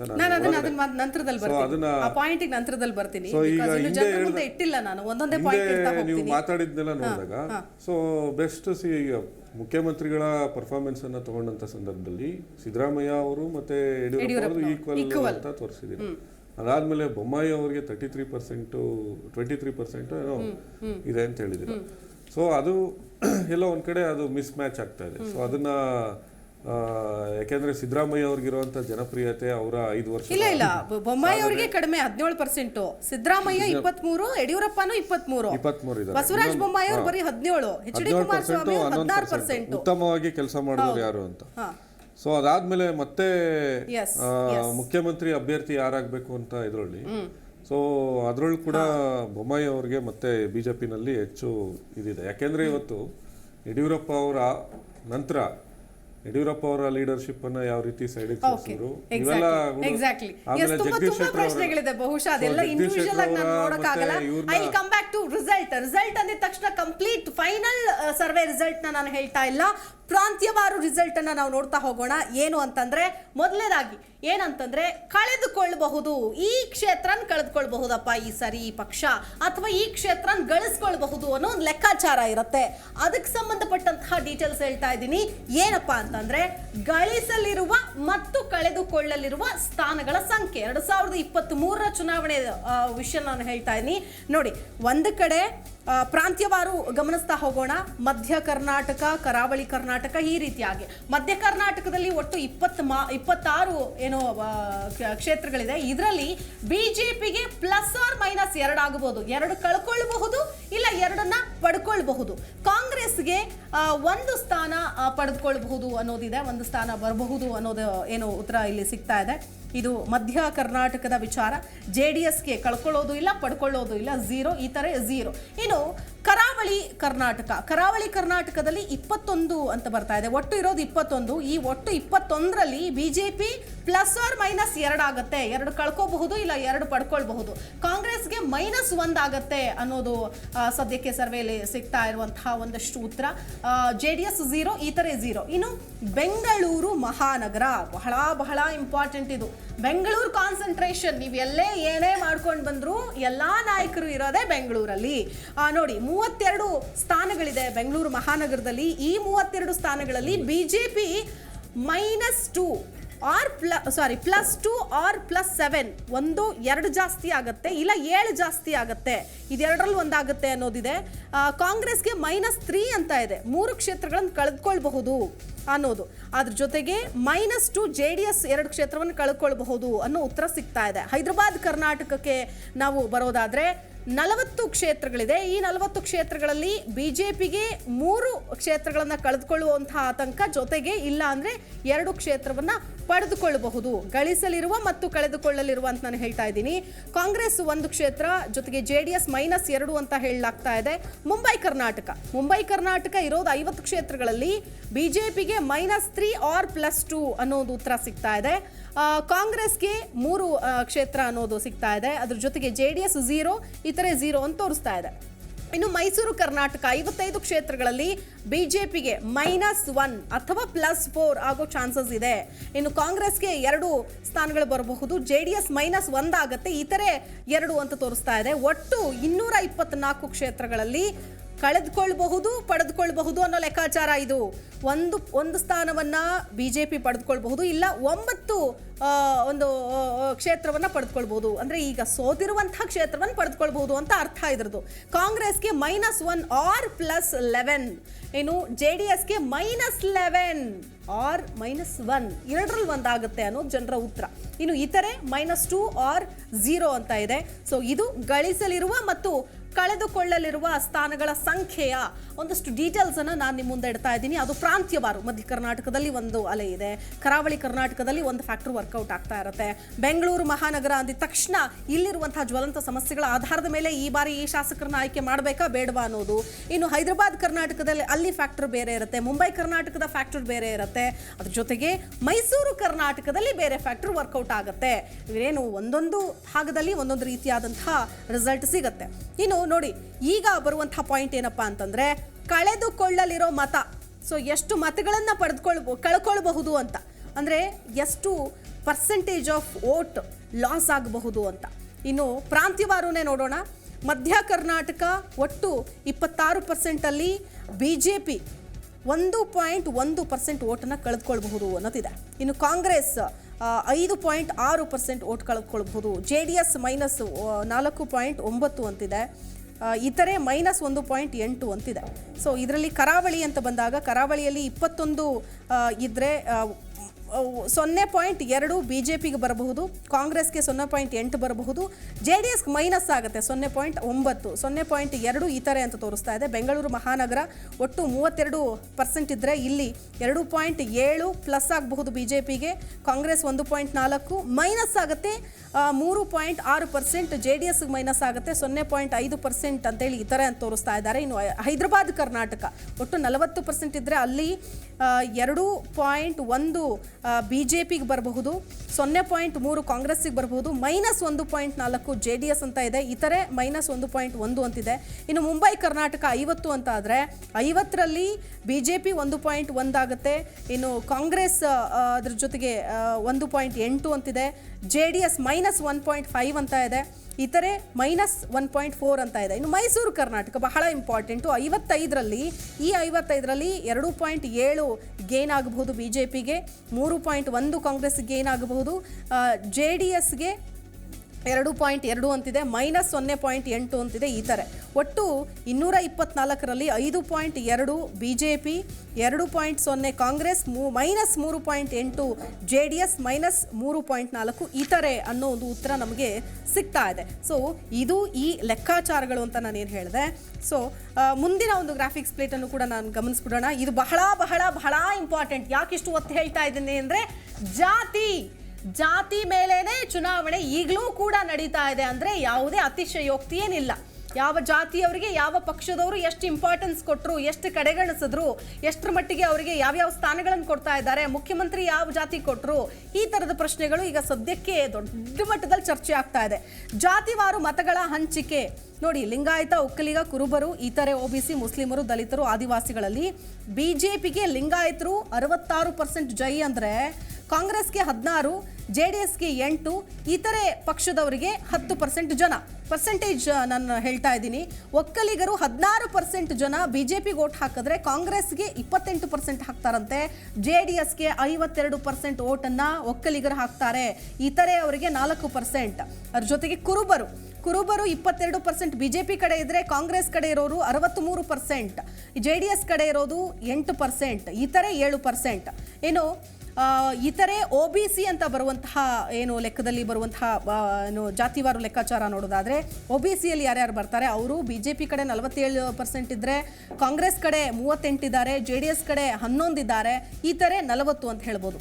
ಇನ್ನು ಮುಸ್ಲಿಂ ಮತದಾರರು ಯಾರಿಗೆ ಎಷ್ಟು ಒಲವು ತೋರುತ್ತಾರೆ, ಎಷ್ಟು ಜನಕ್ಕೆ ವೋಟ್ ಹಾಕ್ತಾರೆ ಅನ್ನೋದಾದ್ರೆ BJP ಕಡೆಗೆ ಬರುವಂತಹ ಅಥವಾ ಹೋಲಿಕೆ ಮಾಡುವಂತಹ ಮತದಾರರು ಕೇವಲ 4% BJP, ಕಾಂಗ್ರೆಸ್ಗೆ 74% ಕಾಂಗ್ರೆಸ್ಗೆ ಮುಸ್ಲಿಮರು, JDSಗೆ 18, ಇತರೆ 4, ದಲಿತರು 40% BJP ಕಡೆ ಇದ್ರೆ 42% ಕಾಂಗ್ರೆಸ್ ಕಡೆ ಇದ್ದಾರೆ, 16% JDS, ಇತರೆ 2, ಆದಿವಾಸಿಗಳು 44% BJP, 43% ಕಾಂಗ್ರೆಸ್, JDS 12%, ಇತರೆ 1 ಅನ್ನುವಂಥ ಒಂದು ಮಾಹಿತಿ ಸದ್ಯಕ್ಕೆ ನನಗೆ ಲಭ್ಯ ಆಗ್ತಾ ಇದೆ.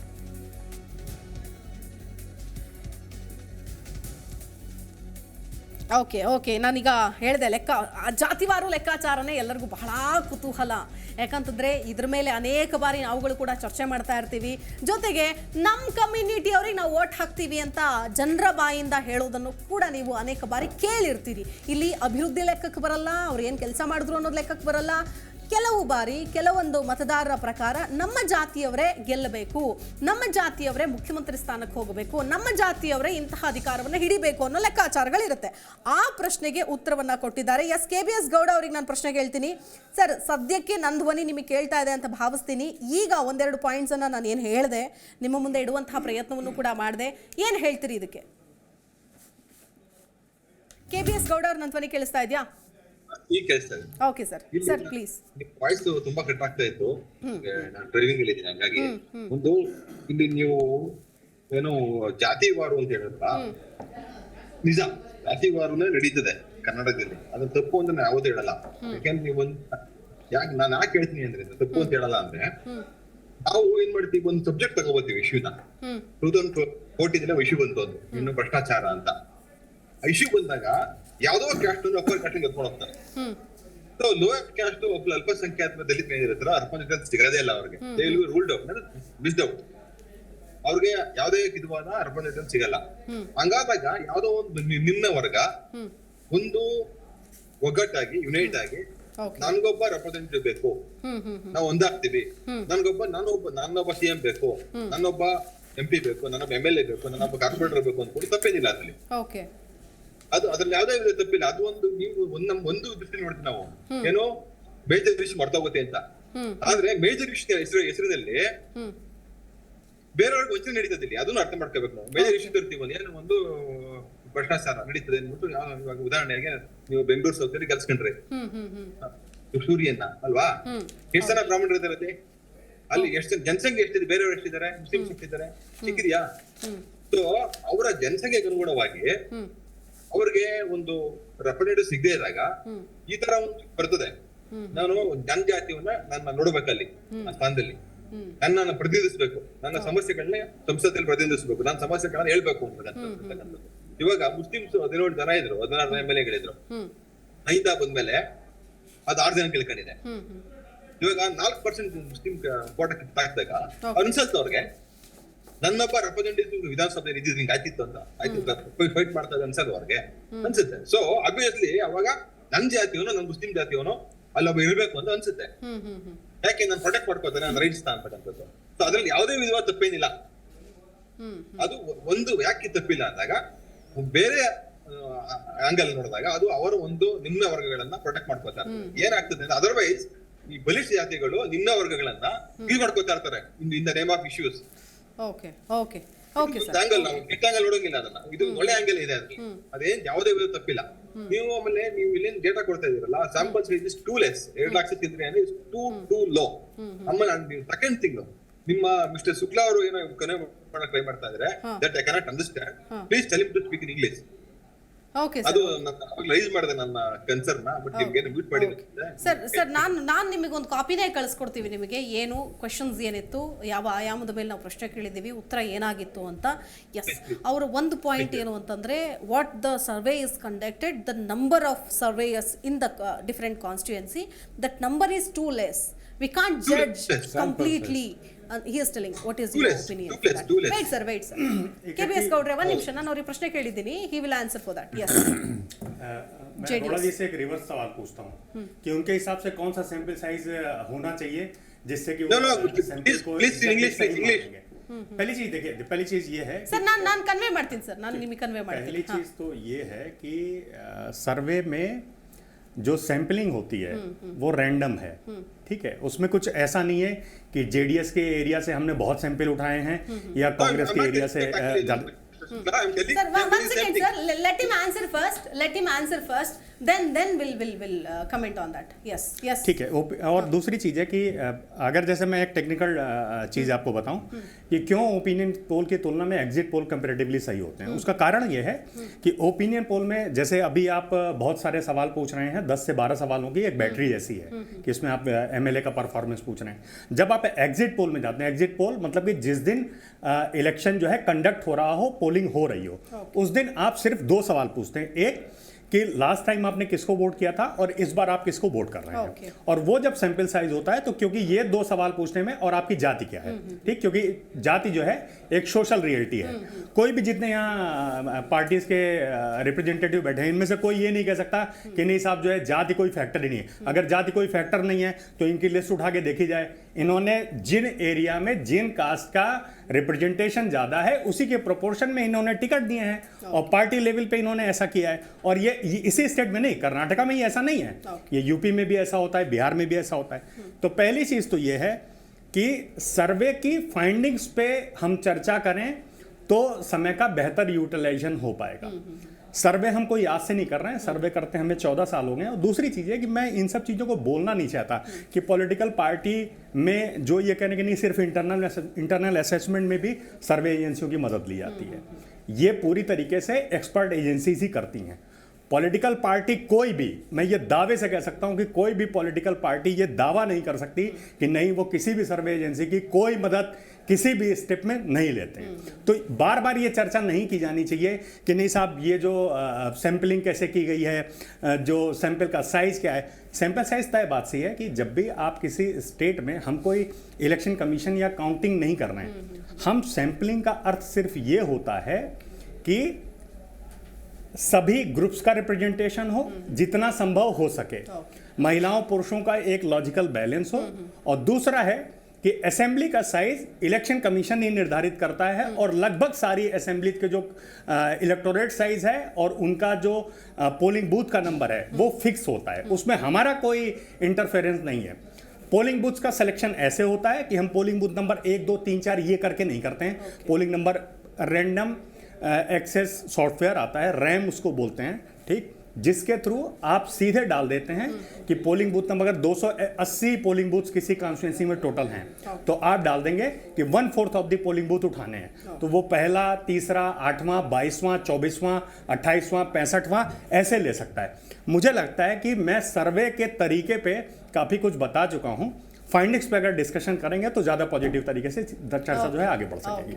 Yes. ನಾನು ಮುಂದಿನ ಅವ್ರಿಗೆ ಪ್ರಶ್ನೆ ಹೋಗ್ತೀನಿ, ನಾನು I will come back to you later because quick ಆಗಿ ಏನಾದ್ರು ಹೇಳ್ತೀರಾ?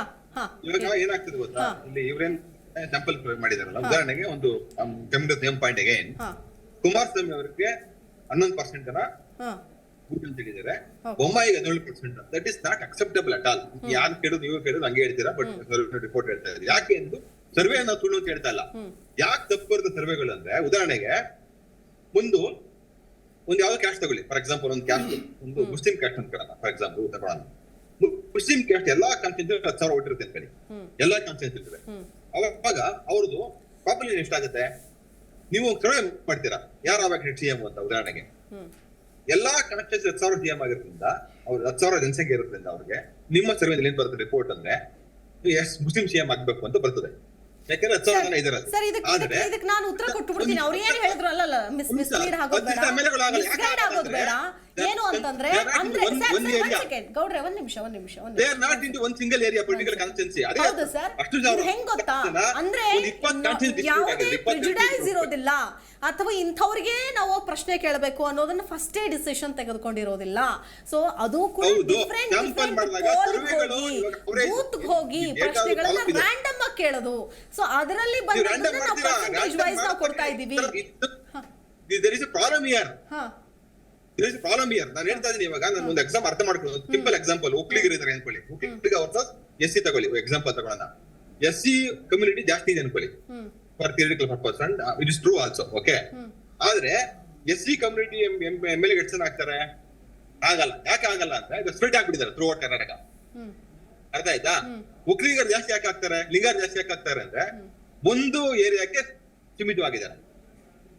They can dictate. ಅದಕ್ಕೆ ಸರ್ ಹೇಳ್ತಾ ಇರೋದು, ಇದು ಒಂದೇ ಒಂದು ಏರಿಯಾದಲ್ಲಿ ಕಂಡಕ್ಟ್ ಮಾಡಿರೋದಲ್ಲ ಸರ್. ನೀವು ಇದನ್ನ ದಯವಿಟ್ಟು ಸರ್ವೆ ಅಲ್ಲಲ್ಲ ಸರ್, ಈಗ ಸರ್ವೆ ಬಗ್ಗೆ ತುಂಬಾ ಪ್ರಶ್ನೆ ಬೇಡ ಸರ್. ಹಂಗಲ್ಲ, ಏನ್ ಗೊತ್ತಾ ಸರ್, ನಾನು ಹೇಗೇನ್ ಹೇಳ್ತಾ ಇದ್ದೀನಿ ಅಂತಂದ್ರೆ, ಇದು ಕಂಪ್ಲೀಟ್ ಆಗಿ ಎಲ್ಲರನ್ನೂ ಸೇರಿಸ್ಕೊಂಡು ಮಾಡಿರೋದಲ್ಲ, ರ್ಯಾಂಡಮ್ ಆಗಿ ಎಲ್ಲಾ ಏರಿಯಾ ಎಲ್ಲಾ ವರ್ಗದ ಜನರನ್ನ. Okay sir, fine. ಆಯ್ತು ಸರ್, ನೀವು ಕಮೆಂಟ್ ಮಾಡಬಹುದು, ಅದು ನಿಮ್ಮ ಅಧಿಕಾರ. ಅಲ್ಲ, ನಿಮಗೆ ಎಲ್ರಿಗೂ ಸ್ಯಾಟಿಸ್ಫೈ ತರಬೇಕು ಅನ್ನೋದು ಏನು ಉದ್ದೇಶ ಇದ್ರಲ್ಲಿ ಇರೋದಿಲ್ಲ. ಅದಿರೋದನ್ನ ಇಡುವಂತಹ ಪ್ರಯತ್ನವನ್ನು ನಾವು ಮಾಡ್ತೀವಿ. Yes Anil sir, one second I come back to you. ನನ್ನ ಜೊತೆಗೆ ಬೇರೆ ಅತಿಥಿಗಳು ಇದ್ದಾರೆ sir, I have to speak with them also. Please. Yes Anil. ನೋಡಿ ಪಾಪ, ನಮ್ಮ JDS ವಕ್ತಾರರಿಗೆ ಭಾರಿ ಬೇಜಾರಾಗಿದೆ. ಅವರಿಗೆ 27-28 ಸೀಟ್ ಬರುತ್ತೆ ಅಂತ. ಸರ್, ನಮ್ಮನ್ನು ನೋಡಿ 0 ಕೊಟ್ಟಿದ್ದಾರೆ, ಆಯ್ತಾ? ನಾನೇ ಬೇಜಾರಾಗಿಲ್ಲ. ನೋಡಿ, ರಾಜಕೀಯದಲ್ಲಿ ಸೋಲು ಗೆಲುವು ಅಲ್ಲಲ್ಲ, ಹಂಗೆ ಕೊಟ್ಟಿದ್ದಾರೆ. ಆದರೆ ನಾನು ನೋಡಿ ಮೇಡಮ್, ಕೂತ್ಕೊಂಡಾಗ ನಾವು ತುಂಬ ಕ್ಲೀನಾಗಿ ಮಾತಾಡಬೇಕಾಗುತ್ತೆ. ಹೆಂಗೆ BJP ಕಡೆ ವಾಲ್ತು ಅನ್ನೋದಕ್ಕೆ ಕೆಲವೊಂದು ಬೇರೆ ಇದಿದೆ, ಆಯಾಮಗಳಿದೆ. ಅಂದರೆ ಒಲ್ಲದಾದ್ರೂ ಯಾಕಂದರೆ ಅವರು ಸ್ಮಾರ್ಟ್ಲಿ ಈ ಸತಿ ಏನು ಮಾಡಿದರು, ವಯಸ್ಸಾದವ್ರಿಗೆ ಟಿಕೆಟ್ ಕೊಡಲ್ಲ, ಇವನ್ನೆಲ್ಲ ಮಾರ್ಕೆಟ್ ಮಾಡಿಕೊಂಡ್ರು. ಆದರೆ ಕಾಂಗ್ರೆಸ್ ಅವ್ರು ಏನು ಮಾಡಿಕೊಂಡ್ರು, ಎಲ್ಲ ಈ ಚಿತ್ರಣದಲ್ಲಿ ಎಲ್ಲರನ್ನೂ ಕರ್ಕೊಬಂದು ಸೇರಿಸ್ಕೊಂಡು ಎಡವಟ್ ಮಾಡ್ಕೊಂಡ್ರು ಅಷ್ಟೇ. ಇದರಿಂದ ಏನಾಗಿದೆ, ಸ್ವಲ್ಪ ಒಂದು 5-6% ಆ ಕಡೆ ಈ ಕಡೆ ಓಟ್ಗಳು ಅಲ್ಲಾಡಿದೆ ಅಷ್ಟೇ. ಆಮೇಲೆ ಕಾಂಗ್ರೆಸ್ ಅವ್ರು ಏನು ಅಂದ್ಕೊಂಡ್ರು, ಲಿಂಗಾಯತರದು ಪೂರ್ತಿ ಓಟ್ ಬಿದ್ದುಬಿಡುತ್ತೆ ಅಂತ ಅಂದ್ಕೊಂಡ್ರು. ಅದರಲ್ಲೂ ಸ್ವಲ್ಪ ಎಡವಟ್ ಆಗಿದೆ. ಯಾಕಂದರೆ ಯಡಿಯೂರಪ್ಪ ಸಾಹೇಬರು ತುಂಬ ಮುಂಚೂಣಿಯಲ್ಲಿ ನಿಂತು ಇವಾಗ ಎಲೆಕ್ಷನಲ್ಲಿ ಓಡಾಡ್ತಿರೋದ್ರಿಂದ. ಆಮೇಲೆ ಇನ್ನೊಂದು ತುಂಬ ಬೇಜಾರಾಗಂಥ ವಿಷಯ ಏನಂದರೆ, ಕರ್ನಾಟಕದ ನಾಯಕರುಗಳು ಯಾರೂ ಇಲ್ದಲೆ ಮೋದಿ ಮತ್ತು ಅಮಿತ್ ಶಾ ಏನಾದರೂ ಕರ್ನಾಟಕದಲ್ಲಿ BJP ಬಂದು ಗೆದ್ದರೆ ತುಂಬ ದೊಡ್ಡ ಕಷ್ಟಕ್ಕೆ ಸಿಗಾಕೊಂತೀವಿ. ಯಾಕಂದರೆ ಈಗಾಗಲೇ ನಾವು ನೋಡಿದ್ದೀವಿ, ನಂದಿನಿ ಸೇಲಾಗಿ ಹೋಗ್ತಾಯಿದೆ ಅಂತೆಲ್ಲ ಮಾತಾಡ್ತಿದ್ದಾರೆ. ಈ ರೀತಿ ಏನಾಗೋಗುತ್ತೆ ಅಂದರೆ, ನಾರ್ತ್ ಇಂಡಿಯಾದಿಂದ ಬಂದು ಏನಾದರೂ ಇಲ್ಲಿ ಗೆದ್ದು ಅವರಿಂದ ಗೆದ್ಕೊಂಡ್ರು ಅಂತ. ಆದರೆ ಒಂದು ನಿಮಿಷ ನಾನು ಹೇಳ್ತೀನಿ, ದಯವಿಟ್ಟು ಅಲ್ಲಲ್ಲ, ನೀವು ಆಪ್ ವಕ್ತಾರಾಗಿ ಜನಗಳು ನೋಡ್ತಾ ಇರ್ತಾರೆ. ಪ್ಲೀಸ್ ಡೋಂಟ್ ಮಾರ್ಕೆಟಿಂಗ್ ಮಾಡೋದಕ್ಕೆ ನೀವು ಆಯ್ತಾ, ನೀವು ನಂದಿನಿ ಸೇಲ್ ಆಗಿದೆ ಅಂತ ಮಾತ್ರ ಹೇಳಬಾರ್ದು. ಅಲ್ಲ, ನಾನು ಹೇಳೋ ಪೂರ್ತಿ ಕರೆಕ್ಟ್ ಯುವರ್ಸೆಲ್ಫ್. ಅಲ್ಲ, ಸೇಲ್ ಆಗೋದಲ್ಲ, ಇದು ಸೇಲ್ ಆಗಿಲ್ಲ, ಮರ್ಜ್ ಮಾಡೋದು. ಇವೆಲ್ಲ ಏನಾಗುತ್ತೆ ಅಂದ್ರೆ ಲಾಸ್ಟಿಗೆ ಸರ್ವಾಧಿಕಾರಿ ಅಲ್ಲ, ಸರ್ವಾಧಿಕಾರಿ ಒಂದು ಹೇಳಿಕೆ ಎಫೆಕ್ಟ್ ಆಗಿರ್ಬೋದು, ತಗೋಬಹುದು ನೀವು. ಅವ್ರೇನು ಮಾಡಿದ್ರೆ ಚೆನ್ನಾಗಿರುತ್ತೆ ಅಂತ ಏನ್ ಹೇಳಿದ್ರಲ್ಲ, ಆ ಹೇಳಿಕೆ ನಮ್ಮ ವಿಷಯದ ಏನಂದ್ರೆ, ಆ ರೀತಿ ಏನಾದರೂ BJPನೇ ಅಧಿಕಾರಕ್ಕೆ ಬಂದರೆ ಸರ್ವಾಧಿಕಾರಿ ಧೋರಣೆ ಪ್ರಾರಂಭ ಆಗುತ್ತಿಲ್ಲ. ಏನಂದರೆ, ನಿಮ್ಮಿಂದ ನಾವು ಗೆದ್ದಿಲ್ಲ, ನಾವು ನಮ್ಮ ಸ್ಟ್ರಾಟಜಿಯಿಂದ ಗೆದ್ದಿದ್ದೀವಿ ಅಂತೇಳಿ ಅವ್ರು ಮಾಡಿದ್ದೇ ಆಟ ಆಗುತ್ತೆ. ಈಗಾಗಲೇ ಅವು ಬೇರೆ ರಾಜ್ಯಗಳಲ್ಲೂ ಪ್ರೂವ್ ಆಗಿದೆ. ಇದು ಒಂದು. ಇನ್ನೊಂದು, ಇದೇ ಫೈನಲ್ ಸರ್ವೇನೇ ಫೈನಲ್ ಆಗಲ್ಲ. ಯಾಕಂದರೆ ಕೊನೆ ಮೂಮೆಂಟಲ್ಲಿ ಓಟ್ ಹಾಕೋಕ್ಕೆ ಇನ್ನೊಂದು 7 ದಿನ ಇದೆಯಲ್ಲ, ಈ 7 ದಿನ ಆಟಗಳು ತುಂಬ ಬೇರೆ ಬೇರೆ ರೀತಿಯಲ್ಲಿ ಆಗುತ್ತೆ. ಇನ್ನು 5ನೇ ತಾರೀಕಿಂದ 7ನೇ ತಾರೀಕು ತನಕ, 7ರಿಂದ 10ನೇ ತಾರೀಕು ತನಕ ಇನ್ನೂ ಬದಲಾವಣೆಗಳು ಭಾರಿ ಬೇರೆ ರೀತಿಯಲ್ಲಿ. ಇನ್ನೊಂದು, ವರುಣ ಇವಾಗ ಯಾಕೋ ಕಣ್ಣು ತೆಗೆದಿದ್ದಾನೆ. ಬೆಂಗಳೂರು ಇನ್ನೂ ಏನಾದರೂ ಮುಳುಗಿದ್ರೆ ಬರ್ತಾ ಹೇಳದ್ನಲ್ಲ ನಿಮ್ಗೆ. ನೋಡಿ, ಅದೇನಾಗುತ್ತೆ ಅಂದ್ರೆ, ಇನ್ನು ಬದಲಾವಣೆಗಳು ತುಂಬ ಆಗುತ್ತೆ. ಆದರೆ ನಮಗೆ ನೀವು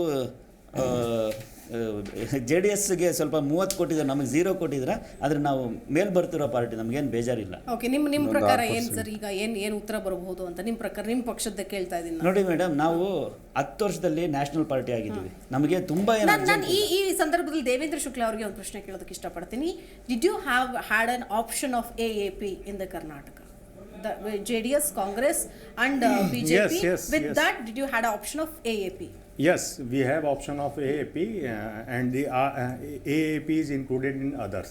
ಓಕೆ ಓಕೆ ಸರ್ ಅದರ್ಸ್ ಅಲ್ಲಿ ನಿಮ್ಗೆ ಬಂದಿದೆ, ಎಲ್ಲಾದ್ರೂ ಖಾತೆ ಓಪನ್ ಆಗಿದ್ರೆ ಅದು ಬಹುಶಃ ನಿಮ್ದು ಆಗಿದ್ರು ಆಗಿರಬಹುದು. ತೊಂದ್ರೆ ಇಲ್ಲ. ಅದರ್ಸಲ್ಲಿ ಏನಾಗಿದೆ, ಈಗ ರವಿಕೃಷ್ಣ ರೆಡ್ಡಿ ಅವ್ರ ಪಕ್ಷ ಇದೆ, ಬೇರೆ ಬೇರೆ ಸುಮಾರು ಪಕ್ಷಗಳು ತೊಂದ್ರೆ ಇಲ್ಲ ನಮಗೆ. ಎಲ್ಲ ಅದು ಖಾತೆ ತುಂಬಾ open ಅವರು ಆಗಕ್ಕೆ ಹೋರಾಟ ಮಾಡ್ತಾ ಇದ್ದಾರೆ. ಪ್ರಜಾಪ್ರಭುತ್ವದಲ್ಲಿ ಅವ್ರು ಮಾಡ್ತಾ ಇರೋ ಹೋರಾಟಕ್ಕೆ ನಮ್ಗೆ ಗೌರವ ಇದೆ. ಅದನ್ನ ರವಿಕೃಷ್ಣ ರೆಡ್ಡಿ ಆಗಿರ್ಬೋದು ಅಥವಾ ಆಮ್ ಆದ್ಮಿ ಪಕ್ಷದವರು ಸಿದ್ಧಾಂತ ನಾವೇನು ಸೋಲು ಒಪ್ಕೊಂಡಿಲ್ಲ. ಅವರು ಇನ್ನೂ ಅವಕಾಶ ಇದೆ ಭವಿಷ್ಯದಲ್ಲಿ, ಓಕೆ ಅದನ್ನು ನಡೀಲಿ. ಸೊ ಆದರೆ ಇಲ್ಲಿ ನಿಮ್ಮ ಸಮೀಕ್ಷೆ ಪರ್ಸೆಂಟೇಜ್ ಲೆಕ್ಕಾಚಾರಕ್ಕೆ ಬರೋದಾದ್ರೆ 2018ರಲ್ಲಿ ಪ್ರಾಂತ್ಯವಾರು ಪಡೆದ ಸ್ಥಾನಗಳು ಹೌದು, ಅದನ್ನ ನೆಕ್ಸ್ಟ್ ಹೇಳ್ತಾ ಹೋಗ್ತೀನಿ. ಇನ್ನು ಅದನ್ನ ಜನರಿಗೆ ಡಿಸ್ಕ್ಲೋಸ್ ಮಾಡಿಲ್ಲ. ಈಗ ಇದನ್ನ ಈಗ ಆಲ್ರೆಡಿ ಮಾತಾಡಿದ್ರು 40% ಇದು ಈಗ ಏನು 2023ರಲ್ಲಿ ಪ್ರಾಂತ್ಯವಾರು ಹಂಚಿಕೆ ಆಗಲಿರುವ ಮತಗಳು ಕಳೆದ 2018ರಲ್ಲಿ ನಮಗೆ 38.4% ಇತ್ತು. ಬಿಜೆಪಿ ಅವರಿಗೆ 36.6%. 104 ಸೀಟ್ ಬಂದರೂ ಕೂಡ 2% ಹೆಚ್ಚಿಗೆ ನಮ್ಮ ಕಾಂಗ್ರೆಸ್ ಪಕ್ಷಕ್ಕೆ ಇರುವಂಥದ್ದು. ಅದ್ರ ಜೊತೆಗೆ ನಮ್ಮಲ್ಲೇನು ಬೆಂಗಳೂರಿನ ಒಂದಷ್ಟು ಜನ ಶಾಸಕರುಗಳು ಬೇರೆ ಬೇರೆ ಶಾಸಕರುಗಳನ್ನ ಒಂದು 15 ಜನ ಶಾಸಕರುಗಳನ್ನ ಕೂಡ ಖರೀದಿಯನ್ನು ಮಾಡಿಕೊಂಡ್ರು. ಸೊ ಅದು ಮಾಡ್ಕೊಂಡು ಆದ ನಂತರನೂ ಈ 2023ರಲ್ಲಿ ನೀವು ಬಿಜೆಪಿಗೆ 23 ಮತ್ತೆ ಮಾತಾಡ್ತೀನಿ ಸರ್. ಅದಕ್ಕೆ ಜನರಿಗೆ ಬ್ರೇಕಿಂಗ್ ಅಲ್ಲ, ಮುಂದಿನ ಪ್ರಾಂತ್ಯವಾರು ಹಂಚಿಕೆ ಆದಂತಹ ಮತಗಳು 2018 ನಾನು ಜನರ ಮುಂದೆ ಇಟ್ಟುಬಿಡ್ತೀನಿ. 2018ರಲ್ಲಿ ಪ್ರಾಂತ್ಯವಾರು ಎಷ್ಟು ಮತಗಳು ಇತ್ತು, ಎಷ್ಟು ಯಾರಿಗೆ 224 ಕ್ಷೇತ್ರಗಳಲ್ಲಿ ಪ್ರಾಂತ್ಯವಾರು ನೋಡೋದಾದ್ರೆ ಮಧ್ಯ ಕರ್ನಾಟಕದಲ್ಲಿ ಬಿಜೆಪಿ ಅಂದ್ರೆ ಒಟ್ಟು ಇರೋದು 26 ಕ್ಷೇತ್ರ ಮಧ್ಯ ಕರ್ನಾಟಕದಲ್ಲಿ. ಇದರಲ್ಲಿ 26ರಲ್ಲಿ ಔಟ್ ಆಫ್ 26 ಇದು 2018 ರಿಸಲ್ಟ್ ನಾನು ಹೇಳ್ತಾ ಇದ್ದೀನಿ ನಾನು ನಿಮಗೆ. ಇದು ನಮ್ಮ ಸಮೀಕ್ಷೆ ಅಲ್ಲ. 44.3% ಬಿಜೆಪಿ ಅಂತಿದ್ರು, 34.2 ಕ್ಷೇತ್ರಗಳು ಕಾಂಗ್ರೆಸ್ಗೆ ಹೋಗಿತ್ತು ಪರ್ಸೆಂಟೇಜು, JDSಗೆ 16.6%, ಇತರೆ 5.9% ಇತ್ತು. ಕರಾವಳಿ ಕರ್ನಾಟಕದಲ್ಲಿ 21% ಅಲ್ಲಿ 51.5 ಬಿಜೆಪಿ ಆದರೆ 39.6 ಕಾಂಗ್ರೆಸ್ಸು, JDSಗೆ 5.6 ಇತ್ತು, ಇತರೆ 3.4. ಇನ್ನು ಬೆಂಗಳೂರು ಮಹಾನಗರ 32 ಕ್ಷೇತ್ರಗಳಲ್ಲಿ ಪರ್ಸೆಂಟೇಜ್ ನೋಡೋದಾದ್ರೆ ಬಿಜೆಪಿಗೆ 39.5% ಇತ್ತು, ಕಾಂಗ್ರೆಸ್ಗೆ 40.5%, JDS 17.7, 2.3 ಇತರೆ. ಇದು ಬೆಂಗಳೂರು. ಸೊ ಇದನ್ನ ನಾವು ಗಮನಿಸಬೇಕಾಗತ್ತೆ. ಇದರಲ್ಲಿ ಮತ್ತೆ ಹೈದರಾಬಾದ್ ಕರ್ನಾಟಕದಲ್ಲಿ 40 ಕ್ಷೇತ್ರಗಳಲ್ಲಿ ಪರ್ಸೆಂಟೇಜ್ ವೈಸ್ ನೋಡೋದಾದ್ರೆ ಬಿಜೆಪಿ 39.7%, ಕಾಂಗ್ರೆಸ್ 42.6%, JDS 12.1%, 12%, 5.8% ಈ ಥರ. ಮುಂಬೈ ಕರ್ನಾಟಕ 50 ಕ್ಷೇತ್ರಗಳಲ್ಲಿ 44.7% ಬಿಜೆಪಿ, ಕಾಂಗ್ರೆಸ್ 39.8, 6.7 JDS, 8.8 ಈ ಥರ ಮುಂಬೈ ಕರ್ನಾಟಕದಲ್ಲಿ. ಇನ್ನು ಮೈಸೂರು ಕರ್ನಾಟಕದಲ್ಲಿ 55 ಕ್ಷೇತ್ರಗಳ ಪೈಕಿ ಬಿಜೆಪಿಗೆ ಓಟ್ ಹಾಕಿದವರು 17.6%, ಕಾಂಗ್ರೆಸ್ ಕ್ಷೇತ್ರಗಳು ಬಂದಿದ್ದು 34.7, JDS 38.5, ಇತರೆ 9.2. ಒಟ್ಟು 224ರಲ್ಲಿ ಬಿಜೆಪಿ 36.6, 38.8 ಕಾಂಗ್ರೆಸ್, 18.5 JDS, 6.6 ಇತರೆ. ಸೊ ಇದು ಪ್ರಾಂತ್ಯವಾರು ಹಂಚಿಕೆಯಾದ ಮತಗಳು 2018 ಪ್ರಕಾರ ಪರ್ಸೆಂಟೇಜ್ ವೈಸ್ ನಾನು ನಿಮ್ಮ ಮುಂದೆ ಇಟ್ಟೆ.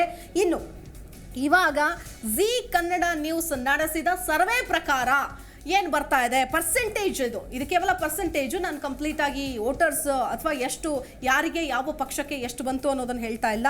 ಪ್ರಾಂತ್ಯವಾರು ಹಂಚಿಕೆ ಆಗಲಿರುವ ಇದು ಆದಂತಹ ಮತಗಳು ಈ ಹಿಂದೆ ಹೇಳಿದ 2018ದ್ದು 2023ರಲ್ಲಿ ಪ್ರಾಂತ್ಯವಾರು ಹಂಚಿಕೆ ಆಗಲಿರುವ ಅಥವಾ ಆಗಬಹುದಾದಂತಹ ಮತಗಳು ಏನಪ್ಪಾ ಅಂತಂದ್ರೆ ಮಧ್ಯ ಕರ್ನಾಟಕ 26 ಕ್ಷೇತ್ರಗಳಲ್ಲಿ ಬಿಜೆಪಿಗೆ 44.4 ಅಂತಿದ್ದಾರೆ, ಕಾಂಗ್ರೆಸ್ಗೆ 39.8 ಅಂತಿದ್ದಾರೆ, JDSಗೆ 11.7, ಇತರೆ 4.1 ಅಂತಿದ್ದಾರೆ. ಕರಾವಳಿ ಕರ್ನಾಟಕಕ್ಕೆ 21ರಲ್ಲಿ 51.7 ಬಿಜೆಪಿ. ನೋಡಿ ಕಳೆದ ಬಾರಿಗೆ ಈ ಬಾರಿಗೂ ಏನು ವ್ಯತ್ಯಾಸ ಇಲ್ಲ ಅಷ್ಟಾಗಿ ಬಿಜೆಪಿಗೆ ಕರಾವಳಿ ಕರ್ನಾಟಕದಲ್ಲಿ. ಕಾಂಗ್ರೆಸ್ಗೆ 40.4 ಅಂತ ಹೇಳಲಾಗ್ತಾ ಇದೆ, ಅಂದರೆ ಹೆಚ್ಚಾಗ್ತಾ ಇದೆ ಕಾಂಗ್ರೆಸ್ಗೆ. ಅದ್ರ ಜೊತೆಗೆ JDSಗೆ 4.7, 3.2 ಈ ಥರ. ಇನ್ನು ಬೆಂಗಳೂರು ಮಹಾನಗರ 32 ಕ್ಷೇತ್ರಗಳಲ್ಲಿ 42.2% ಬಿಜೆಪಿಗೆ, ಕಾಂಗ್ರೆಸ್ಗೆ 41.9%, JDSಗೆ 14.1%, 1.8% ಈ ಥರ. ಇನ್ನು ಹೈದರಾಬಾದ್ ಹೈದರಾಬಾದ್ ಕರ್ನಾಟಕ 40 ಕ್ಷೇತ್ರಗಳಲ್ಲಿ 41.8% BJP, 42.9% ಕಾಂಗ್ರೆಸ್ಸು, JDSಗೆ 10.6%, 4.7% ಇತರೆ. ಮುಂಬೈ ಕರ್ನಾಟಕ 50 ಕ್ಷೇತ್ರಗಳಲ್ಲಿ 45.8% BJP, ಕಾಂಗ್ರೆಸ್ 41.6%, JDS 5.2%, ಇತರೆ 7.4%. ಇದು ಪ್ರಾಂತ್ಯವಾರು ಲೆಕ್ಕಾಚಾರವನ್ನು ನಾನು ನಿಮ್ಮ ಮುಂದೆ ಇಡ್ತಾ ಇದ್ದೀನಿ. ಮೈಸೂರು ಕರ್ನಾಟಕದಲ್ಲಿ 55 ಕ್ಷೇತ್ರಗಳಲ್ಲಿ 20.3% BJP, 37.8% ಕಾಂಗ್ರೆಸ್ಸು, 40.7% JDS, 1.2 ಇತರೆ. ಒಟ್ಟು 224ರಲ್ಲಿ ಒಟ್ಟಾರೆಯಾಗಿ ಈ ಬಾರಿಯ ಪರ್ಸೆಂಟೇಜ್ ಯಾವ ರೀತಿಯಾಗಿ ಹೋಗುತ್ತೆ ಕ್ಷೇತ್ರವಾರು ಅಂತ ನೋಡೋದಾದರೆ 41.8 BJP, 40.4 ಕಾಂಗ್ರೆಸ್ಸು, 14.6 JDS, ಇತರೆ 3.2. ಸೊ ಇದು ಪ್ರಾಂತ್ಯವಾರು ಈ ಬಾರಿ ಬರಬಹುದಾದಂತಹ ಲೆಕ್ಕಾಚಾರ ಮತದಾರರು. ಇನ್ನು ಪ್ರಾಂತ್ಯವಾರು ಪಡೆದ ಸ್ಥಾನಗಳು ಎಷ್ಟು ಅಂದರೆ ಕ್ಲಿಯರ್ ಸ್ಥಾನಗಳು ಎಷ್ಟು ಅಂತ ನಿಮ್ಮೆಲ್ಲರಿಗೂ ಕೂಡ ಗೊತ್ತೇ ಇರುತ್ತೆ. ಇನ್ನೊಂದ್ಸರಿ ಗ್ಲಾನ್ಸ್ ಮಾಡ್ಕೊಂಡು ಬಂದ್ಬಿಡೋಣ ಎಷ್ಟೆಷ್ಟು ಸ್ಥಾನಗಳನ್ನು ಪಡೆದುಕೊಂಡಿತ್ತು ಅಂತೇಳಿ. ಪ್ರಾಂತ್ಯವಾರು ಒನ್ಸ್ ಅಗೇನ್ ಮಧ್ಯ ಕರ್ನಾಟಕದಲ್ಲಿ 26 ಕ್ಷೇತ್ರಗಳಲ್ಲಿ BJP 21ರಲ್ಲಿ ಗೆದ್ದಿತ್ತು, ಕಾಂಗ್ರೆಸ್ 5ರಲ್ಲಿ ಗೆದ್ದಿತ್ತು, JDS 0, ಇತರೆ 0. ಕರಾವಳಿಯಲ್ಲಿ ಒಟ್ಟು 21 ಕ್ಷೇತ್ರಗಳಿತ್ತು, ಇದರಲ್ಲಿ 18 BJP ಪಡೆದುಕೊಂಡಿದ್ರೆ 3 ಕಾಂಗ್ರೆಸ್ಸು, JDS 0, ಇತರೆ 0. ಬೆಂಗಳೂರು ಮಹಾನಗರ ಬಂದಾಗ 32 ಕ್ಷೇತ್ರಗಳಲ್ಲಿ BJP 11, ಕಾಂಗ್ರೆಸ್ 17, JDS 4, ಇತರೆ 0. ಹೈದರಾಬಾದ್ ಕರ್ನಾಟಕ 40 ಕ್ಷೇತ್ರಗಳಲ್ಲಿ 15 ಕ್ಷೇತ್ರ BJP, ಕಾಂಗ್ರೆಸ್ 21 ಕ್ಷೇತ್ರ, 4 ಕ್ಷೇತ್ರ JDS. ಇನ್ನು ಮುಂಬೈ ಕರ್ನಾಟಕ 50 ಕ್ಷೇತ್ರಗಳಿದೆ, ಇದರಲ್ಲಿ BJP 30, ಕಾಂಗ್ರೆಸ್ 17, JDS 2ರಲ್ಲಿ ವಿನ್ ಆಗಿತ್ತು, ಇತರೆ 1. ಇನ್ನು ಮೈಸೂರು ಕರ್ನಾಟಕ 55 ಕ್ಷೇತ್ರ ಇದ್ದರೆ ಅದರಲ್ಲಿ 9 ಕ್ಷೇತ್ರ BJP ಇದೆ, 17 ಕಾಂಗ್ರೆಸ್ಸು, JDS 27 ಕ್ಷೇತ್ರ, ಇತರೆ 2. ಒಟ್ಟು ಸ್ಥಾನ 224ರಲ್ಲಿ 104 ಸೀಟು BJPಗೆ ಬಂದಿತ್ತು, 80 ಸೀಟು ಕಾಂಗ್ರೆಸ್ಸು, JDS 37, ಇತರೆ 3 ಜನ ಗೆದ್ದಿದ್ರು. ಇದು ಪ್ರಾಂತ್ಯವಾರು 2018ರ ರಿಸಲ್ಟ್ ಅನ್ನು ನಾನು ಹೇಳ್ತಾ ಇದ್ದೀನಿ. ಎಸ್, ಇದು this is the final result. Zee Kannada news mega ಸರ್ವೆಯ ರಿಸಲ್ಟ್ ಅನ್ನ ನಾನು ನಿಮ್ಮ ಮುಂದೆ ಇಡ್ತಾ ಹೋಗ್ತೀನಿ. Yes, Zee Kannada news mega ಸರ್ವೆಯ ಫೈನಲ್ ರಿಸಲ್ಟ್ ನಿಮ್ಮ ಮುಂದೆ.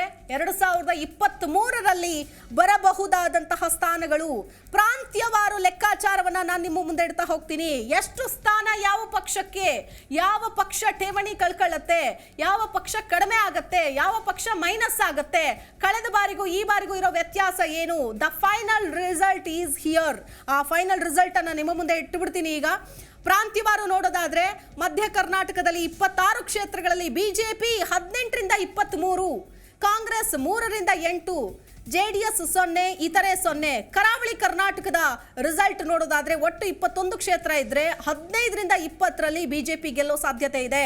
ಕಾಂಗ್ರೆಸ್ 1ರಿಂದ 6, JDS 0, ಇತರೆ 0. ಬೆಂಗಳೂರು ಮಹಾನಗರ ಬಹಳ ಇಂಪಾರ್ಟೆಂಟು, ಎಲ್ಲರೂ ಕಾನ್ಸಂಟ್ರೇಟ್ ಮಾಡೋದು ಬೆಂಗಳೂರು ಮಹಾನಗರ. ಇಲ್ಲಿ 32 ಕ್ಷೇತ್ರದಲ್ಲಿ BJP 13ರಿಂದ 18 ಗೆಲ್ಲಬಹುದು, ಕಾಂಗ್ರೆಸ್ 11ರಿಂದ 16, JDS 0 to 2 ಅಂತ ಹೇಳಲಾಗ್ತಾ ಇದೆ. ಹೈದರಾಬಾದ್ ಕರ್ನಾಟಕ 40 ಕ್ಷೇತ್ರಗಳಲ್ಲಿ 12ರಿಂದ 17 ಕ್ಷೇತ್ರವನ್ನ BJP ಪಡೆದುಕೊಳ್ಳಬಹುದು ಅನ್ನೋ ಚಾನ್ಸಸ್ ಹೇಳ್ತಾ ಇದೆ. 19ರಿಂದ 20 ಹೈದರಾಬಾದ್ ಕರ್ನಾಟಕದಲ್ಲಿ 19ರಿಂದ 24 ಕಾಂಗ್ರೆಸ್, 1ರಿಂದ 3 ಸ್ಥಾನವನ್ನು JDS ಪಡೆದುಕೊಳ್ಬಹುದು, ಇತರೆ 0 to 1 ಅಥವಾ ಬರದೇ ಇರಬಹುದು, ಇಲ್ಲ 1 ಸ್ಥಾನ ಬರಬಹುದು ಅಂತ. ಮುಂಬೈ ಕರ್ನಾಟಕದಲ್ಲಿರೋದು 50 ಕ್ಷೇತ್ರ, 50 ಕ್ಷೇತ್ರದಲ್ಲಿ 27ರಿಂದ 32 ಕ್ಷೇತ್ರ BJPಗೆ ಪಾಲಾಗಬಹುದು, ಕಾಂಗ್ರೆಸ್ಗೆ 19ರಿಂದ 24 ಕ್ಷೇತ್ರ ದಕ್ಕಬಹುದು, 1ರಿಂದ 2 ಕ್ಷೇತ್ರ JDS, 0 to 1 ಇತರೆ. ಇನ್ನು ಮೈಸೂರು ಕರ್ನಾಟಕದಲ್ಲಿರೋ 55 ಕ್ಷೇತ್ರಗಳಲ್ಲಿ 8ರಿಂದ 13 ಕ್ಷೇತ್ರವನ್ನ BJP ಪಡೆದುಕೊಳ್ಳಬಹುದು. ಕಳೆದ ಬಾರಿ ಪಡೆದುಕೊಂಡಿರೋದು 9 ಕ್ಷೇತ್ರ, ಪ್ಲಸ್ 1 ಮೈನಸ್ ಆಗಬಹುದು, ಇಲ್ಲ 4 ಪ್ಲಸ್ ಆಗಬಹುದು, 3 ಪ್ಲಸ್ ಆಗಬಹುದು ಅಂತ ಹೇಳಲಾಗ್ತಾ ಇದೆ. ಇನ್ನು ಅದರ ಜೊತೆಗೆ 18ರಿಂದ 23 ಕಾಂಗ್ರೆಸ್, 24ರಿಂದ 29 JDS, 1ರಿಂದ 2 ಇತರೆ ಅಂತ ಉತ್ತರ ಬರ್ತಾ ಇದೆ. The final result is Zee Kannada ನ್ಯೂಸ್ನ ಸಮೀಕ್ಷೆಯ ಪ್ರಕಾರ ಬರಬಹುದಾದಂತಹ ಉತ್ತರವನ್ನು ನಾನು ನಿಮ್ಮ ಮುಂದೆ ಇಡ್ತೀನಿ. ಒಟ್ಟು 224 ಕ್ಷೇತ್ರದಲ್ಲಿ 103ರಿಂದ 115 BJP, ಒಟ್ಟು 103ರಿಂದ 115 BJPಗೆ ಬರೋ ಚಾನ್ಸಸ್ ಇದೆ. 79ರಿಂದ 90 ಕಾಂಗ್ರೆಸ್ಗೆ ಬರೋ ಸಾಧ್ಯತೆ ಇದೆ. 26ರಿಂದ 36 ಸ್ಥಾನವನ್ನ JDS ಪಡೆದುಕೊಳ್ಳೋ ಚಾನ್ಸಸ್ ಇದೆ. 1ರಿಂದ 3 ಇತರೆ ಇಂಡಿಪೆಂಡೆಂಟ್ ಆಗಿರಬಹುದು, AAP ಆಗಿರಬಹುದು, ಪ್ರಜಾಕೀಯ ಆಗಿರಬಹುದು, ಯಾವ್ದ್ಯಾವ್ದಿದೆಯೋ ಅದು. ಇದು ಜಿ ಕನ್ನಡ ನ್ಯೂಸ್ನ ಮೆಗಾ ಸಮೀಕ್ಷೆಯ ಒಟ್ಟಾರೆಯ ರಿಸಲ್ಟ್. ಏನಪ್ಪಾ ಅಂತಂದ್ರೆ ಬಿಜೆಪಿ 103 ಬರಬಹುದು, ಇಲ್ಲ ಬಹುಮತ ಸಾಬೀತಾಗಿ 115ರವರೆಗೂ ಹೋಗಿ ಸರ್ಕಾರ ರಚನೆ ಮಾಡಬಹುದು ಅನ್ನೋ ಒಂದು ಸಮೀಕ್ಷೆಯ ರಿಸಲ್ಟ್ ಅನ್ನ, ಜನರ ಮೂಲಕ ಪಡೆದುಕೊಂಡಂತಹ ಉತ್ತರವನ್ನ ನಾನು ನಿಮ್ಮ ಮುಂದೆ ಇವತ್ತು ಈ ಸಂದರ್ಭದಲ್ಲಿ ಇಡ್ತಾ ಇದ್ದೀನಿ. ಇದು ನಾನು ಈಗಾಗಲೇ ಹೇಳಿದೆ, ಯಾವ್ಯಾವ ಪಕ್ಷಗಳು ಜೊತೆಗೆ ಯಾರ್ಯಾರು ಯಾವ ರೀತಿಯಾಗಿ ನಡೆದಂಥದ್ದು, ಯಾವ್ಯಾವ ಪ್ರಶ್ನೆಗಳನ್ನ ಜನರ ಮುಂದೆ ಇಟ್ವಿ, ಎಷ್ಟು ಟ್ರಾನ್ಸ್ಪರೆಂಟ್ ಆಗಿ ಇದನ್ನ ಮಾಡಿದ್ದೀವಿ ಅಂತ. ಸೊ ಇದು ಫೈನಲ್ ರಿಸಲ್ಟ್ ಅಂತ ಸದ್ಯಕ್ಕೆ ನಮಗೆ ಸಿಗ್ತಾ ಇರುವಂತಹ ಜಿ ಕನ್ನಡ ನ್ಯೂಸ್ನ ಮೆಗಾ ಸಮೀಕ್ಷೆ. ಆಡಳಿತಾರೂಢ ಬಿಜೆಪಿಗೆ ಕಾದಿದೆಯಾ ಸಿಹಿ ಸುದ್ದಿ? ಯಾಕಂತಂದ್ರೆ ಈ ಉತ್ತರವನ್ನ ಜಿ ಕನ್ನಡ ನ್ಯೂಸ್ನ ಮೆಗಾ ಸಮೀಕ್ಷೆ ಹೇಳ್ತಾ ಇದೆ. ಜಿ ಕನ್ನಡ ನ್ಯೂಸ್ ಮೆಗಾ ಸರ್ವೆಯ ಸ್ಫೋಟಕ ಭವಿಷ್ಯವನ್ನ ನಿಮ್ಮ ಮುಂದೆ ಇಡ್ತಾ ಇದ್ದೀವಿ.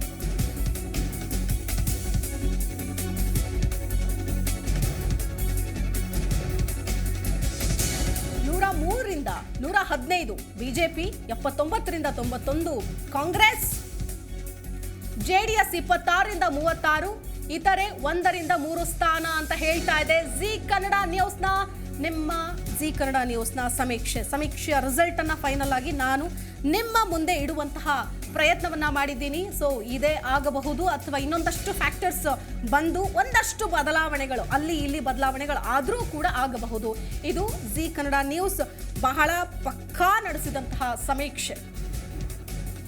ನೋಡ್ತಾ ಇದ್ದೀವಿ, ಎಲ್ಲರ ಒಂದು ಪ್ರಶ್ನೆ ಇತ್ತು, ಯಾವ ಪಕ್ಷ ಅಧಿಕಾರಕ್ಕೆ ಬರುತ್ತೆ, ಗೆದ್ದು ಬೀಗತ್ತೆ, ಯಾರು ಮುಖ್ಯಮಂತ್ರಿ ಆಗ್ತಾರೆ? ಈ ಕಡೆ ಕಾಂಗ್ರೆಸ್ ನಾವು ಬಹುಮತ ಬರ್ತೀವಿ ಅಂತಿದ್ರು, ಬಿಜೆಪಿ ನಾವು ಬಹುಮತ ಅಂತಿದ್ದಾರೆ, JDS ನವ್ರು ನಾವು ಏನ್ ಕಡಿಮೆ ಇಲ್ಲ, ನಾವು ಯಾವ ಪಕ್ಷದ ಜೊತೆಗೂ ಹೋಗಲ್ಲ, ನಾವು ಬಹುಮತ ಬರ್ತೀವಿ ಅಂತಿದ್ದಾರೆ. ಆದ್ರೆ ಲೆಕ್ಕಾಚಾರ ಬೇರೆಯದ್ದೇ ಇರುತ್ತೆ, ಜನರ ಮತದಾರರ ಲೆಕ್ಕಾಚಾರ ಬೇರೆನೇ ಇರುತ್ತೆ, ವೋಟ್ ಹಾಕುವಂತಹ ಸಂದರ್ಭದಲ್ಲಿ ಫ್ಯಾಕ್ಟರ್ಸ್ ಬೇರೆಯದ್ದೇ ಆಗಿರುತ್ತೆ. ಇದು ಜಿ ಕನ್ನಡ ನ್ಯೂಸ್ನ ಮೆಗಾ ಸಮೀಕ್ಷೆಯ ರಿಸಲ್ಟ್ ಅನ್ನ ನಾನು ನಿಮ್ಮ ಮುಂದೆ ಇಡುವಂತಹ ಪ್ರಯತ್ನವನ್ನ ಮಾಡಿದ್ದೀನಿ. ಇದಕ್ಕೆ ಸಂಬಂಧಪಟ್ಟಂತಹ ರಿಯಾಕ್ಷನ್ ಅನ್ನ ಪಕ್ಷದ ವಕ್ತಾರರ ಕಡೆಯಿಂದನೂ ಕೂಡ ಪಡೆದುಕೊಳ್ತಾ ಹೋಗ್ತೀನಿ. ಮೊಟ್ಟ ಮೊದಲನೇದಾಗಿ ದೇವೇಂದ್ರ ಶುಕ್ಲಾ ಅವರಿಗೆ ನಾನು ಪ್ರಶ್ನೆ ಕೇಳ್ತೀನಿ. So the result is announced the what we conduct the survey. So now the question is 103 to 115 BJP anta. So it is not that completely BJP will get the majority anta. What is your opinion on this? अगर हम पिछले 3 elections के vote share का comparison करें तो अगर आप BJP के वोट शेयर की बात करें तो बीजेपी को 2008 में 33% वोट शेयर के साथ अराउंड 34% वोट शेयर के साथ जो है वो 110 सीट्स मिली थी. और जब बीजेपी को फिर इसके बाद का जो इलेक्शन हुआ उनकी पार्टी में येदियुरप्पा अलग हुए थे, एक बाइफर्केशन जैसा हो गया था, स्पष्ट डिवीजन जैसा. और उनकी जो पार्टी येदियुरप्पा की जो पार्टी थी उस समय KJP, उसने लगभग 10% के आसपास जो वो शेयर है वो बीजेपी का लॉस किया था. तो अगर बीजेपी और KJP के वोट शेयर को आप जोड़ लेते तो वो अराउंड 30% हो रहा था. तो इसका मतलब है कि बीजेपी पिछले 3 इलेक्शंस में कि 2008, 13 और 2018 इसमें वो 30% के बेंचमार्क को वोट शेयर के पॉइंट ऑफ व्यू से आराम से क्रॉस कर रही थी. अब अगर कांग्रेस के रिजल्ट्स को देखें पिछले 3 इलेक्शंस में, और चौथा भी एक इलेक्शन आप ले सकते हैं 2004 का, यद्यपि वो डिलिमिटेशन के पहले का है तो इस पर मैं बहुत ज़्यादा जोर नहीं दूंगा. कांग्रेस को 2008 में भी 80 सीटें मिली थी. 80 seats Congress get in 2008 and 80 seats again it's win in 2018, but the vote share is remarkably different. Exactly. The 39% votes in 2008 and the seat is 80. Yes. 34% vote in 2008 but seat is 80. In between these two elections, 2013 elections was very amazing kind of result for Congress. 122 seats but the vote share is 36%. Means Congress को 2013 से ज़्यादा 3% या 4% vote ज़्यादा मिले थे 2018 में, लेकिन उसकी सीटें जो हैं वो घट गई थी. इसका कारण क्या था? इसका एक बहुत बड़ा कारण ये था कि JDS ने जो उसको आपके वोट शेयर में उनको, देखिए कर्नाटका में Yes. 6 रीजन्स हैं। 6 रीजन्स को अगर आप डिवाइड करें सीट और वोट के हिसाब से, तो 3 रीजन में बीजेपी और 3 रीजन में कांग्रेस जो है, अगर 2 पार्टियों की तुलना हम करें तो ये दोनों पार्टियां एक दूसरे के सामने बिल्कुल वोट शेयर और सीट में खड़ी नजर आती हैं। अगर आप 2018 के डेटा को देखेंगे, जो इलेक्शन कमीशन का डेटा है, वो हमारे सर्वे का डेटा नहीं है, तो उसमें बीजेपी जो है 43% वोट के साथ सेंट्रल कर्नाटका में, कांग्रेस यहाँ पे 34% वोट, 9% का गैप है, ठीक है। कोस्टल कर्नाटका में 51%, कांग्रेस को 39%। ग्रेटर बेंगलुरु में कांग्रेस आगे होती है 40% वोट लेके, 39% बीजेपी, 1% का केवल डिफरेंस है।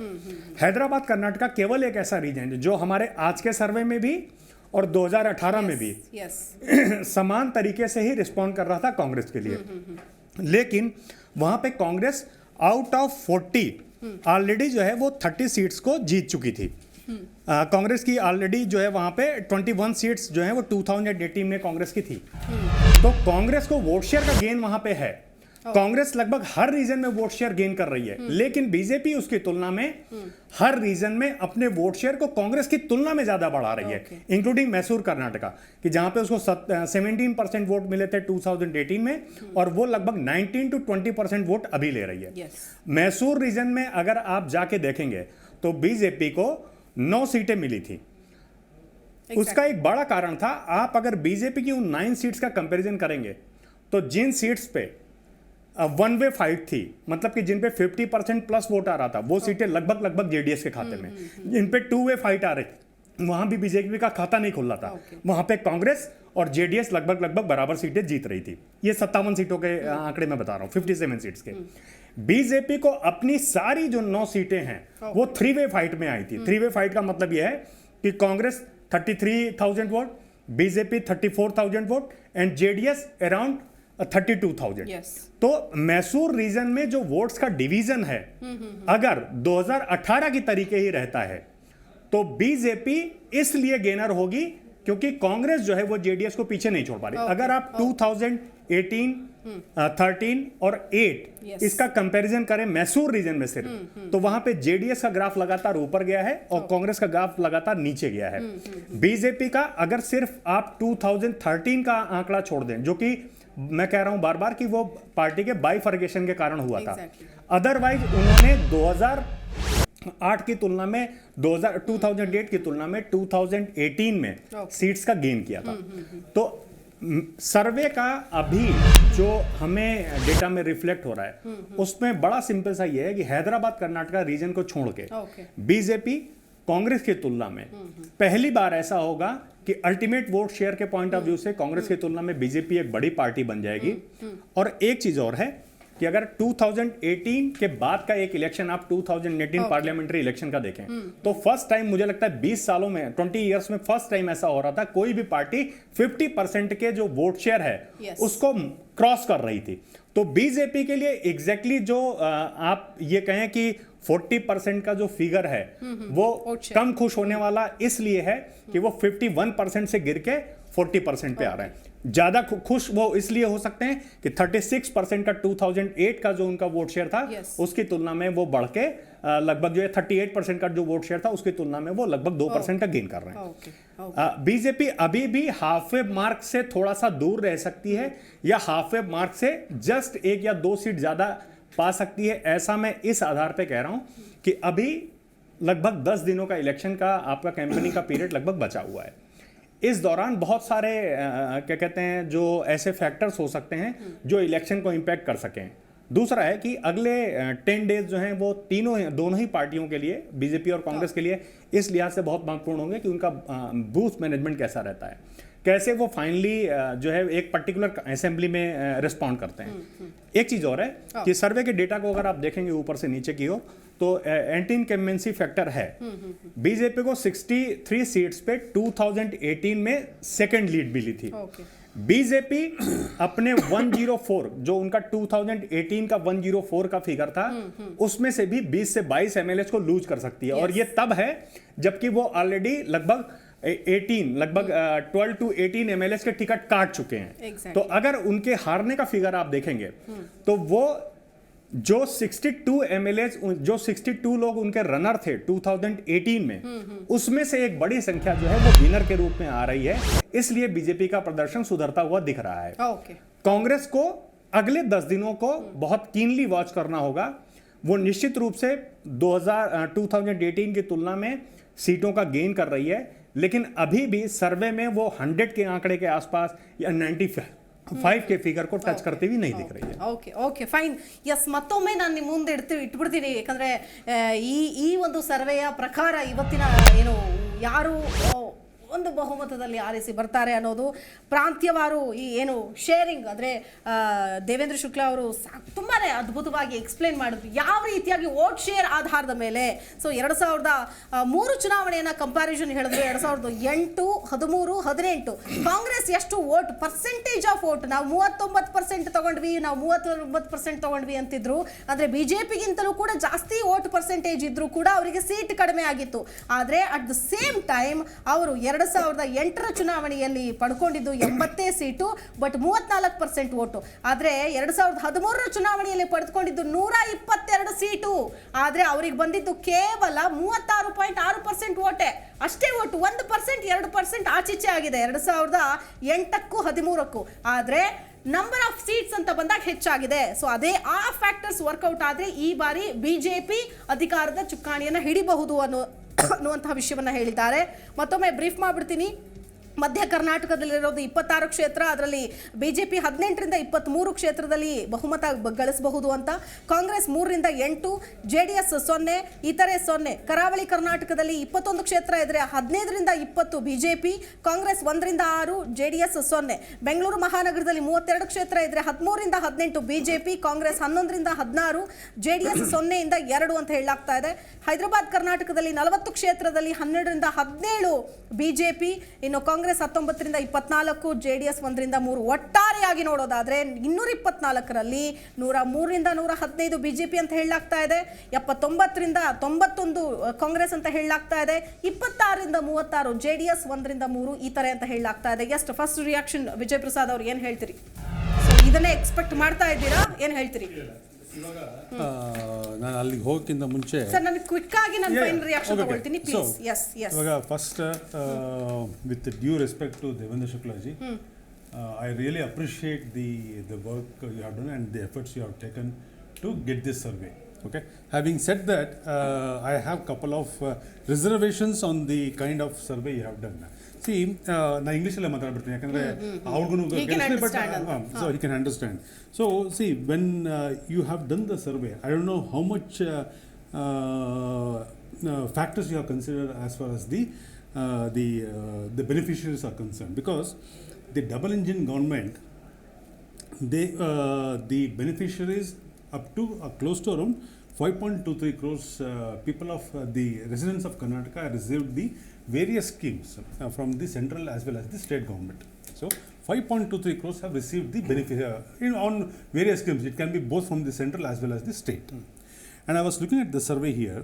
So in one of the survey it says double engine sarkar mein Karnataka ka kitna फायदा. Okay. So it says बहुत ज़्यादा 34%, थोड़ा ज़्यादा 45%, और फ़ायदा नहीं 21%. So if I take the 34% and 45%, it's close to around 79%. 79%, that means what you are trying to say here is 79% of the people. That means, see, sir you are. ಅಲ್ಲ, I got your point. ಅಲ್ಲ ನನಗೆ ಅದನ್ನ elaborate ಮಾಡೋದಕ್ಕೆ ಅವ್ರು ಉತ್ತರ ಪಡೆದುಕೊಳ್ಳೋಕೆ ನನಗೆ ಸಮಯ ಇಲ್ಲ. Okay. ಒಟ್ಟಾರೆಯಾದ ಫಲಿತಾಂಶ ರಿಸಲ್ಟ್ ಅನ್ನು ನಾನು ನಿಮ್ಮ ಮುಂದೆ ಇಟ್ಟಿದ್ದೀನಿ, ಅದರ ಒಂದು ರಿಯಾಕ್ಷನ್ ನೋಡಿ, ಈ ರಿಯಾಕ್ಷನ್ ಅದ ಹೇಳಿದ್ನಲ್ಲ, ಐ ರಿಯಲಿ ಅಪ್ರಿಷಿಯೇಟ್ शुक्लाजी's effort. ये फिगर आपके फेवर में होने के कारण आप appreciate No. Obviously, I should say obviously. ಇಲ್ಲ. So see, you are an independent survey body. So I am not concerned with you, or neither you are concerned with me. So the thing why I am appreciating, because you have put in your effort. Okay. I appreciate that effort. I am only appreciating only because of the effort you have put in. But I have certain reservations as far as the result is percentage of votes ಇದೆ, ಅದು ನಿಮಗೂ ಗೊತ್ತಿದೆ. 1-2% ಆಚೀಚೆ ಆದ್ರೂ ಕೂಡ ಕ್ಷೇತ್ರಗಳ ಮೇಲೆ ಪರಿಣಾಮ ಬೀರೋ ಬಹಳ ಎಲ್ಲ ಚಾನ್ಸಸ್ ಇದೆ. ಓವರ್ ಆಲ್ ಆಗಿ ಏನು ಹೇಳ್ತೀನಿ ಅಂತಂದ್ರೆ, ಸಿ, ನಾವು ಡಬಲ್ ಇಂಜಿನ್ ಗೌರ್ಮೆಂಟ್ದು ಈ ಲಾಭ ಇದೆಯಲ್ಲ ಬೆನಿಫಿಷರೀಸ್ ಯಾವ ತರ ಪಡ್ಕೊಂಡಿದ್ದಾರೆ ಅದ್ರ ಮೇಲೆ ಡಿಪೆಂಡ್ ಆಗುತ್ತೆ. ಯಾಕಂದ್ರೆ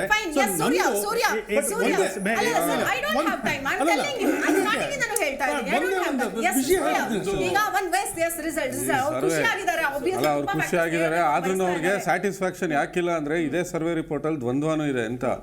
ಅವ್ರು ಅವಾಗಿಂದ ಡಬಲ್ ಇಂಜಿನ್ ಅವಾಗಿಂದ ಡಬಲ್ ಇಂಜಿನ್ ಅಂತಿದಾರಲ್ಲ, ಇದ್ರಲ್ಲಿ ನೀವು ಕೇಳಿರೋ ಒಂದು ಕ್ವಶನ್ ಅಲ್ಲಿ ಡಬಲ್ ಇಂಜಿನ್ ಸರ್ಕಾರದಿಂದ ನಿಮ್ಮ ರಾಜ್ಯಕ್ಕೆ ಎಷ್ಟು ಲಾಭವಾಗಿದೆ, ಲಾಭವೇ ಇಲ್ಲ ಅಂತ 45% ಜನ ಹೇಳೋರು. ಸೊ ಲಾಭವೇ ಇಲ್ಲ ಅಂತ 45%. ಇರಿ ಒಂದು ನಿಮಿಷ, ನಾನು ಲಾಸ್ಟ್ ಮುಗಿಸ್ಬಿಡ್ತೀನಿ. ಸೊ ಈಗ ಒಂದಷ್ಟು ಫ್ಯಾಕ್ಟ್ರು ನಿಮ್ಮ ಸರ್ವೆ ರಿಪೋರ್ಟ್ ಅಲ್ಲಿ ಲ್ಯಾಕಿಂಗ್ ಇದೆ. ಒಂದೇನು ಅಂದ್ರೆ ನೀವು ಜನಾರ್ದನ್ ರೆಡ್ಡಿ ಅವ್ರನ್ನ ಮರ್ತ್ಬಿಟ್ಟಿದ್ದೀರಾ. ಕರಾವಳಿ ಭಾಗದಲ್ಲಿ ಪ್ರಮೋದ್ ಮುತಾಲಿಕ್ ಮತ್ತೆ ಹಿಂದುತ್ವದ ಕಾರ್ಯಕರ್ತರನ್ನ ಮರ್ತ್ಬಿಟ್ಟಿದ್ದೀರಾ.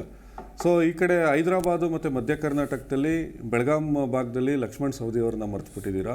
ಈ ಕಡೆ ಜಗದೀಶ್ ಶೆಟ್ಟರ್ ಅವ್ರನ್ನ ಮರ್ತ್ಬಿಟ್ಟಿದ್ದೀರಾ. ಸೊ ಎಲ್ಲ ಫ್ಯಾಕ್ಟ್ರಿಗಳು ಕಳೆಗೆ ಯಾವ ಒಂದ್ ನಿಮಿಷ ಇರಿ, ಯಾಕೆ ಇರಿ ಒಂದ್ ನಿಮಿಷ, ನೀವು ಯಾಕೆ ಮಧ್ಯಪ್ರವೇಶ ಮಾಡ್ತೀರಾ?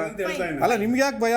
ಇರಿ ನಿಮ್ಗೆ 113 ಸೀಟ್ ಕೊಟ್ಟಿದ್ದಾರೆ, ಆರಾಮಾಗಿ ಕುತ್ಕೊಳ್ಳಿ, ಹೇಳ್ತಾ ಇದೀವಲ್ಲ, ನಾನು ಮಾತಾಡಕ್ ಬಿಡಿ. ಸೊ ಏನಾಗಿದೆ, ಇವಾಗ ನೀವು ಜನಾರ್ದನ್ ರೆಡ್ಡಿ ಅವರು ಮಧ್ಯ ಕರ್ನಾಟಕ ಹೈದರಾಬಾದ್ ಕರ್ನಾಟಕದಲ್ಲಿ ನಮಗೆ ಕಳೆದ ಬಾರಿ ಬಂದಂಥ ಸೀಟು 25 ಸೀಟ್ಗಳು ನಾವು ಸೋತಿರೋದು ಕೇವಲ ಮಾರ್ಜಿನು 1200ರಿಂದ 2000. ಸೊ ಈ ಸತಿ ಮತ್ತು ಮಾಜಿ ಸಚಿವರುಗಳು ಯಾರು ಸಿದ್ದರಾಮಯ್ಯ ಅವ್ರ ಸರ್ಕಾರದಲ್ಲಿ ಇದ್ರಲ್ಲ 40 ಜನ ಸಚಿವರುಗಳು ಶಾಸಕರುಗಳು ಸೋತಿರುವಂಥದ್ದು. ಈ ಬಾರಿ ಅವರೆಲ್ಲ ಮತ್ತೆ ಗೆಲ್ತಾರೆ. ಅದಾದ ನಂತರ ಹೈದರಾಬಾದ್ ಕರ್ನಾಟಕದಲ್ಲಿ ಜನಾರ್ದನ್ ರೆಡ್ಡಿ ಅವ್ರ ಪ್ರಭಾವನ ನೀವು ನೆಗ್ಲೆಕ್ಟ್ ಮಾಡೋಂಗಿಲ್ಲ. ಸೊ ಈ ಕರಾವಳಿನಲ್ಲಿ ಹಿಂದೂ ಕಾರ್ಯಕರ್ತರ ಹತ್ಯೆ ಸಂದರ್ಭದಲ್ಲಿ ಆಗಿರುವಂತ ಗಲಾಟೆಗಳಲ್ಲಾಗಿರ್ಬೋದು, ನಳಿನ್ ಕುಮಾರ್ ಕಟೀಲ್ ಈ ಫ್ಯಾಕ್ಟ್ರಿಗಳಲ್ಲಿ ಒಂದು ಸರ್ವೆನಲ್ಲಿ ಆ ಫ್ಯಾಕ್ಟರ್ಸ್ ಅನ್ನ ತಗೊಂಡಂತ ಸಂದರ್ಭದಲ್ಲಿ ಬಿಜೆಪಿಗೆ ನೀವೇನ್ ಪ್ರೊಜೆಕ್ಟ್ ಮಾಡಿದೀರಾ ಅಷ್ಟು ಸೀಟು ಯಾವ ಕಾರಣಕ್ಕೂ ಬರಲ್ಲ ಅನ್ನೋದಷ್ಟೇ. ಗೌಡ್ರೆ ನಿಮ್ಮನ್ನು ತಗೊಳ್ತೀನಿ sir, final reaction. Yes KBS ಗೌಡ್ರೆ ಏನ್ ಹೇಳ್ತೀರಿ? appreciate Shukla's effort, but not the result is put it across. ಯಾಕೆಂದ್ರೆ ಇಲ್ಲಿ JDS ಪ್ರತಿ ಎಲೆಕ್ಷನ್ ಅಲ್ಲೂ ಕೂಡ ನಿಮ್ಮ ಏನು ಸರ್ವೆಗಳನ್ನ ಪ್ರೂವ್ಡ್ ಇಟ್ ರಾಂಗ್. ಎಲ್ಲಾ ಸರ್ವೆಗಳು ಎಲ್ಲಾ ಟೈಮಲ್ಲೂ 2004 ಎಲೆಕ್ಷನ್ ಅಲ್ಲಿ highest we are given was 18, but we got 58. Last election ಅಲ್ಲಿ ಹೈಯೆಸ್ಟ್ ವಿ ಗಾಟ್ 22, ನಮಗೆ 37 ಬಂದಿತ್ತು. ಎವ್ರಿ ಎಲೆಕ್ಷನ್ ಅಲ್ಲಿ ಇಟ್ ಇಸ್ ಬೀನ್ ಏನು ನಮ್ಮ JDS ಪ್ರತಿ ಎಲೆಕ್ಷನ್ ಅದು ಪ್ರೂವ್ ಮಾಡ್ತಾ ಡಿಬಂಕ್ ಮಾಡ್ತಾ ಇದೀವಿ ಆ ಥಿಯರಿಗಳನ್ನ, ಸರ್ವೆ ಥಿಯರಿಗಳನ್ನ. And also we are proving them wrong every election ಅಲ್ಲಿ. ಈಗ ಮತ್ತೆ ಬಂದಾಗ ಅವರು ಪಂಚರತ್ನ ಯೋಜನೆ ಕುಮಾರಣ್ಣ ಅವರದು 3 ವಾರ ತಿಂಗಳು ನಡೀತಕ್ಕಂಥ ಕಾರ್ಯಕ್ರಮಗಳು ಸಿಗ್ತಕ್ಕಂಥ ಸ್ಪಂದನೆ ಅದನ್ನ ಕನ್ಸಿಡರ್ ಮಾಡಿಲ್ಲ. ಮೊದಲನೇದಾಗಿ. ಎರಡನೇದಾಗಿ ಹೈದರಾಬಾದ್ ಕರ್ನಾಟಕದಲ್ಲಿ ಹೇಳ್ತಾ ಇದ್ರಲ್ಲ ನೀವು, ಹೈದರಾಬಾದ್ ಕರ್ನಾಟಕದಲ್ಲಿ ನಮ್ಗೆ ಆಗಿರೋ ಗೈನ್ ಎಷ್ಟು ಗೈನ್ ಆಗ್ತಾ ಇದೆ ಉದಾಹರಣೆ ದೇವದುರ್ಗ ಎಲೆಕ್ಷನ್ ಅಲ್ವಾ, ಲಿಂಗಸೂಗೂರು ಅಂತ ಕಾನ್ಸ್ಟಿಟ್ಯೂನ್ಸಿಗೆ ಲಾಸ್ಟ್ ಟೈಮ್ ಸೋತಿ ಬರೀ 2000 ಓಟಲ್ಲಿ we lost around 14 seats less than 2000 ಓಟ ಸೋತಿದ್ದೀವಿ 5000 ಒಳಗಡೆ. ಅವು ತುಂಬಾ ಬೆನಿಫಿಟ್ ಆಗ್ತಾ ಇದೆ. Okay sir, fine sir, final comments ಏನಿದೆ ನಿಮ್ಮ ಇದನ್ನ we can't accept it. Don't throw it, we can't accept it. Fine sir, let's wait and see. ನಾವು ಟ್ರಾನ್ಸ್ಪರೆಂಟ್ ಆಗಿ ಮಾಡೋ ನಮ್ಮ ಪ್ರಯತ್ನವನ್ನ ಮಾಡಿದೀವಿ. We did our effort. Let's see. Okay yes Anil ಅವರು quick I don't have time. ಇದು Zee TV ಕನ್ನಡದವ್ರದ್ದು ಪ್ರಯತ್ನ, ಇದಕ್ಕೆ ನಮ್ಮ ಸ್ವಾಗತ ಇದೆ.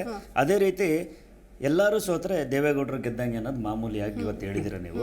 ಅದು ಅಲ್ಲದೆ ಇನ್ನೊಂದು ಮಾತು, BJP ಅವ್ರಿಗೋ ಕಾಂಗ್ರೆಸ್ ಅವ್ರಿಗೋ 102 ಬಂದು 113 ಬಂದು ಆಪ್ ಅವ್ರಿಗೆ 3 ಬಂದರೆ ನಮ್ಮವ್ರನ್ನ ಬೈ ಮಾಡಕ್ಕೆ ಹೋಗ್ಬೇಡಿ, ಅದು ಸೇಲಿಗಿಲ್ಲ ಅಂತ ಹೇಳ್ತೀನಿ. ನಾವು ಖಾತೆ ತೆಗಿಯೋ ಇದರಲ್ಲಿ ಇದ್ದೀವಿ madam. Okay thank you so much. ಎಲ್ಲರಿಗೂ ಕೂಡ ತುಂಬ ಧನ್ಯವಾದಗಳು. Devendra ji, thank you so much for associating with Zee Kannada News and you have done a great job. ಒಂದು ಎಫರ್ಟ್ ಅಂತ ಏನು ಹೇಳ್ತೀವಿ ಅಂದರೆ ಪ್ರತಿ ಒಂದು ಬೂತ್ಗೂ ಹೋಗಿ ಅಲ್ಲಿನ ಜನರ ಅಭಿಪ್ರಾಯ ಸಂಗ್ರಹ ಮಾಡೋದು ಅಂತಂದ್ರೆ ಸುಮ್ಮನೆ ಮಾತಲ್ಲ. ಆ ಟ್ರಾನ್ಸ್ಪರೆನ್ಸಿಯನ್ನು ನಾವು ಕೂಡ ಮೇಂಟೈನ್ ಮಾಡ್ಕೊಂಡು ಬಂದಿದ್ದೀವಿ. ಬಟ್ ಗೊತ್ತಿಲ್ಲ, don't know what may be the result, but close to this survey ಅಂತ we believe it. Just wait and see ಅಂತ ಹೇಳ್ತೀನಿ. Thank you so much sir. I am so sorry, ಸಮಯ ಇಲ್ಲ, ಕ್ವಿಕ್ ಆಗಿ ಒಂದು ಲೈನಲ್ಲಿ. ಈ ಬಾರಿಯ ನಿರ್ಧಾರ ಬಹುಮತದ ಬಿಜೆಪಿ ಸರ್ಕಾರ. Okay fine, thank you so much everyone. ಕಾದು ನೋಡೋಣ ಏನು ಅಂತಂದ್ರೆ, ಒಂದು ಕಡೆ ಜಿ ಕನ್ನಡ ನ್ಯೂಸ್ನ ಈ ಮೆಗಾ ಸರ್ವೆಯಲ್ಲಿ 103ರಿಂದ 115 ನಿಜಕ್ಕೂ ಬಿಜೆಪಿ ಸರ್ಕಾರ ಬರುತ್ತಾ, ಯಾಕಂತಂದ್ರೆ ಕ್ಲೋಸ್ ಟು ದಿಸ್ ಅನ್ನುವಂಥ ಒಂದು ಮಾಹಿತಿ ನಮಗೆ ಸಿಕ್ಕಿದೆ. ಇದನ್ನ ನಾವು ನಮ್ಮ ಒಂದು ಓನ್ ಆಗಿ ನಿಮ್ಮ ಮುಂದೆ ಇಡೋ ಪ್ರಯತ್ನ ಮಾಡ್ತಾ ಇಲ್ಲ. ಇನ್ನೇನೋ ನಾವೇನೋ BJPಗೆ ಹೇಳೋಣ, ಕಾಂಗ್ರೆಸ್ಗೆ ಹೇಳೋಣ, JDSಗೆ ಹೇಳೋಣ, ಆ ಪ್ರಯತ್ನ ಮಾಡಿಲ್ಲ. ಇದು ಜನರು ಕೊಟ್ಟ ತೀರ್ಪು, ಜನರು ಕೊಟ್ಟ ಅಭಿಪ್ರಾಯ. ಸೊ ಜನರ ಮನಸ್ಸು ಒಂದೆರಡು ಈ ಕಡೆ ಆ ಕಡೆ ಬದಲಾವಣೆಗಳು ಆದರೂ ಆಗಬಹುದು ಅಂತ ಹೇಳ್ತಾ ಈ ಜಿ ಕನ್ನಡ ನ್ಯೂಸ್ ಸರ್ವೇನ ನಿಮಗೆ ಅರ್ಪಿಸಿದ್ದೀವಿ. ಅದ್ರ ಜೊತೆಗೆ ನಾನು ದೇವೇಂದ್ರ ಶುಕ್ಲಾಜಿ ಅವ್ರಿಗೂ ಕೂಡ ಥ್ಯಾಂಕ್ ಯು ಸೋ ಮಚ್ ಅಂತ ಹೇಳ್ತೀನಿ. ಎಸ್, ನೀವು ನೋಡಿ ಪ್ರೋತ್ಸಾಹ ಮಾಡಿ ನಮ್ಮ ಜಿ ಕನ್ನಡ ನ್ಯೂಸ್ನ ಪ್ರತಿಯೊಂದು ಎಲೆಕ್ಷನ್ನ ಅಪ್ಡೇಟ್ಸನ್ನು ಕೂಡ ನಿಮ್ಮ ಮುಂದೆ ಇಡುವಂತಹ ಪ್ರಯತ್ನವನ್ನು ಮಾಡ್ತಾ ಇದ್ದೀವಿ. ಈ ಜೊತೆಗೆ ಇಡೀ ಜಿ ಕನ್ನಡ ನ್ಯೂಸ್ನ ಟೀಮ್ನು ಕೂಡ ಇದರ ಒಂದು ಎಫರ್ಟ್ ಹಾಕಿದೆ. ಅವ್ರಿಗೂ ಕೂಡ ನಾನು ಥ್ಯಾಂಕ್ ಯು ಸೋ ಮಚ್ ಅಂತ ಹೇಳ್ತಾ ಈ ವಿಶೇಷ ಚರ್ಚಾ ಕಾರ್ಯಕ್ರಮವನ್ನು ಮುಗಿಸ್ತಾ ಇದ್ದೀನಿ. ನಮಸ್ಕಾರ.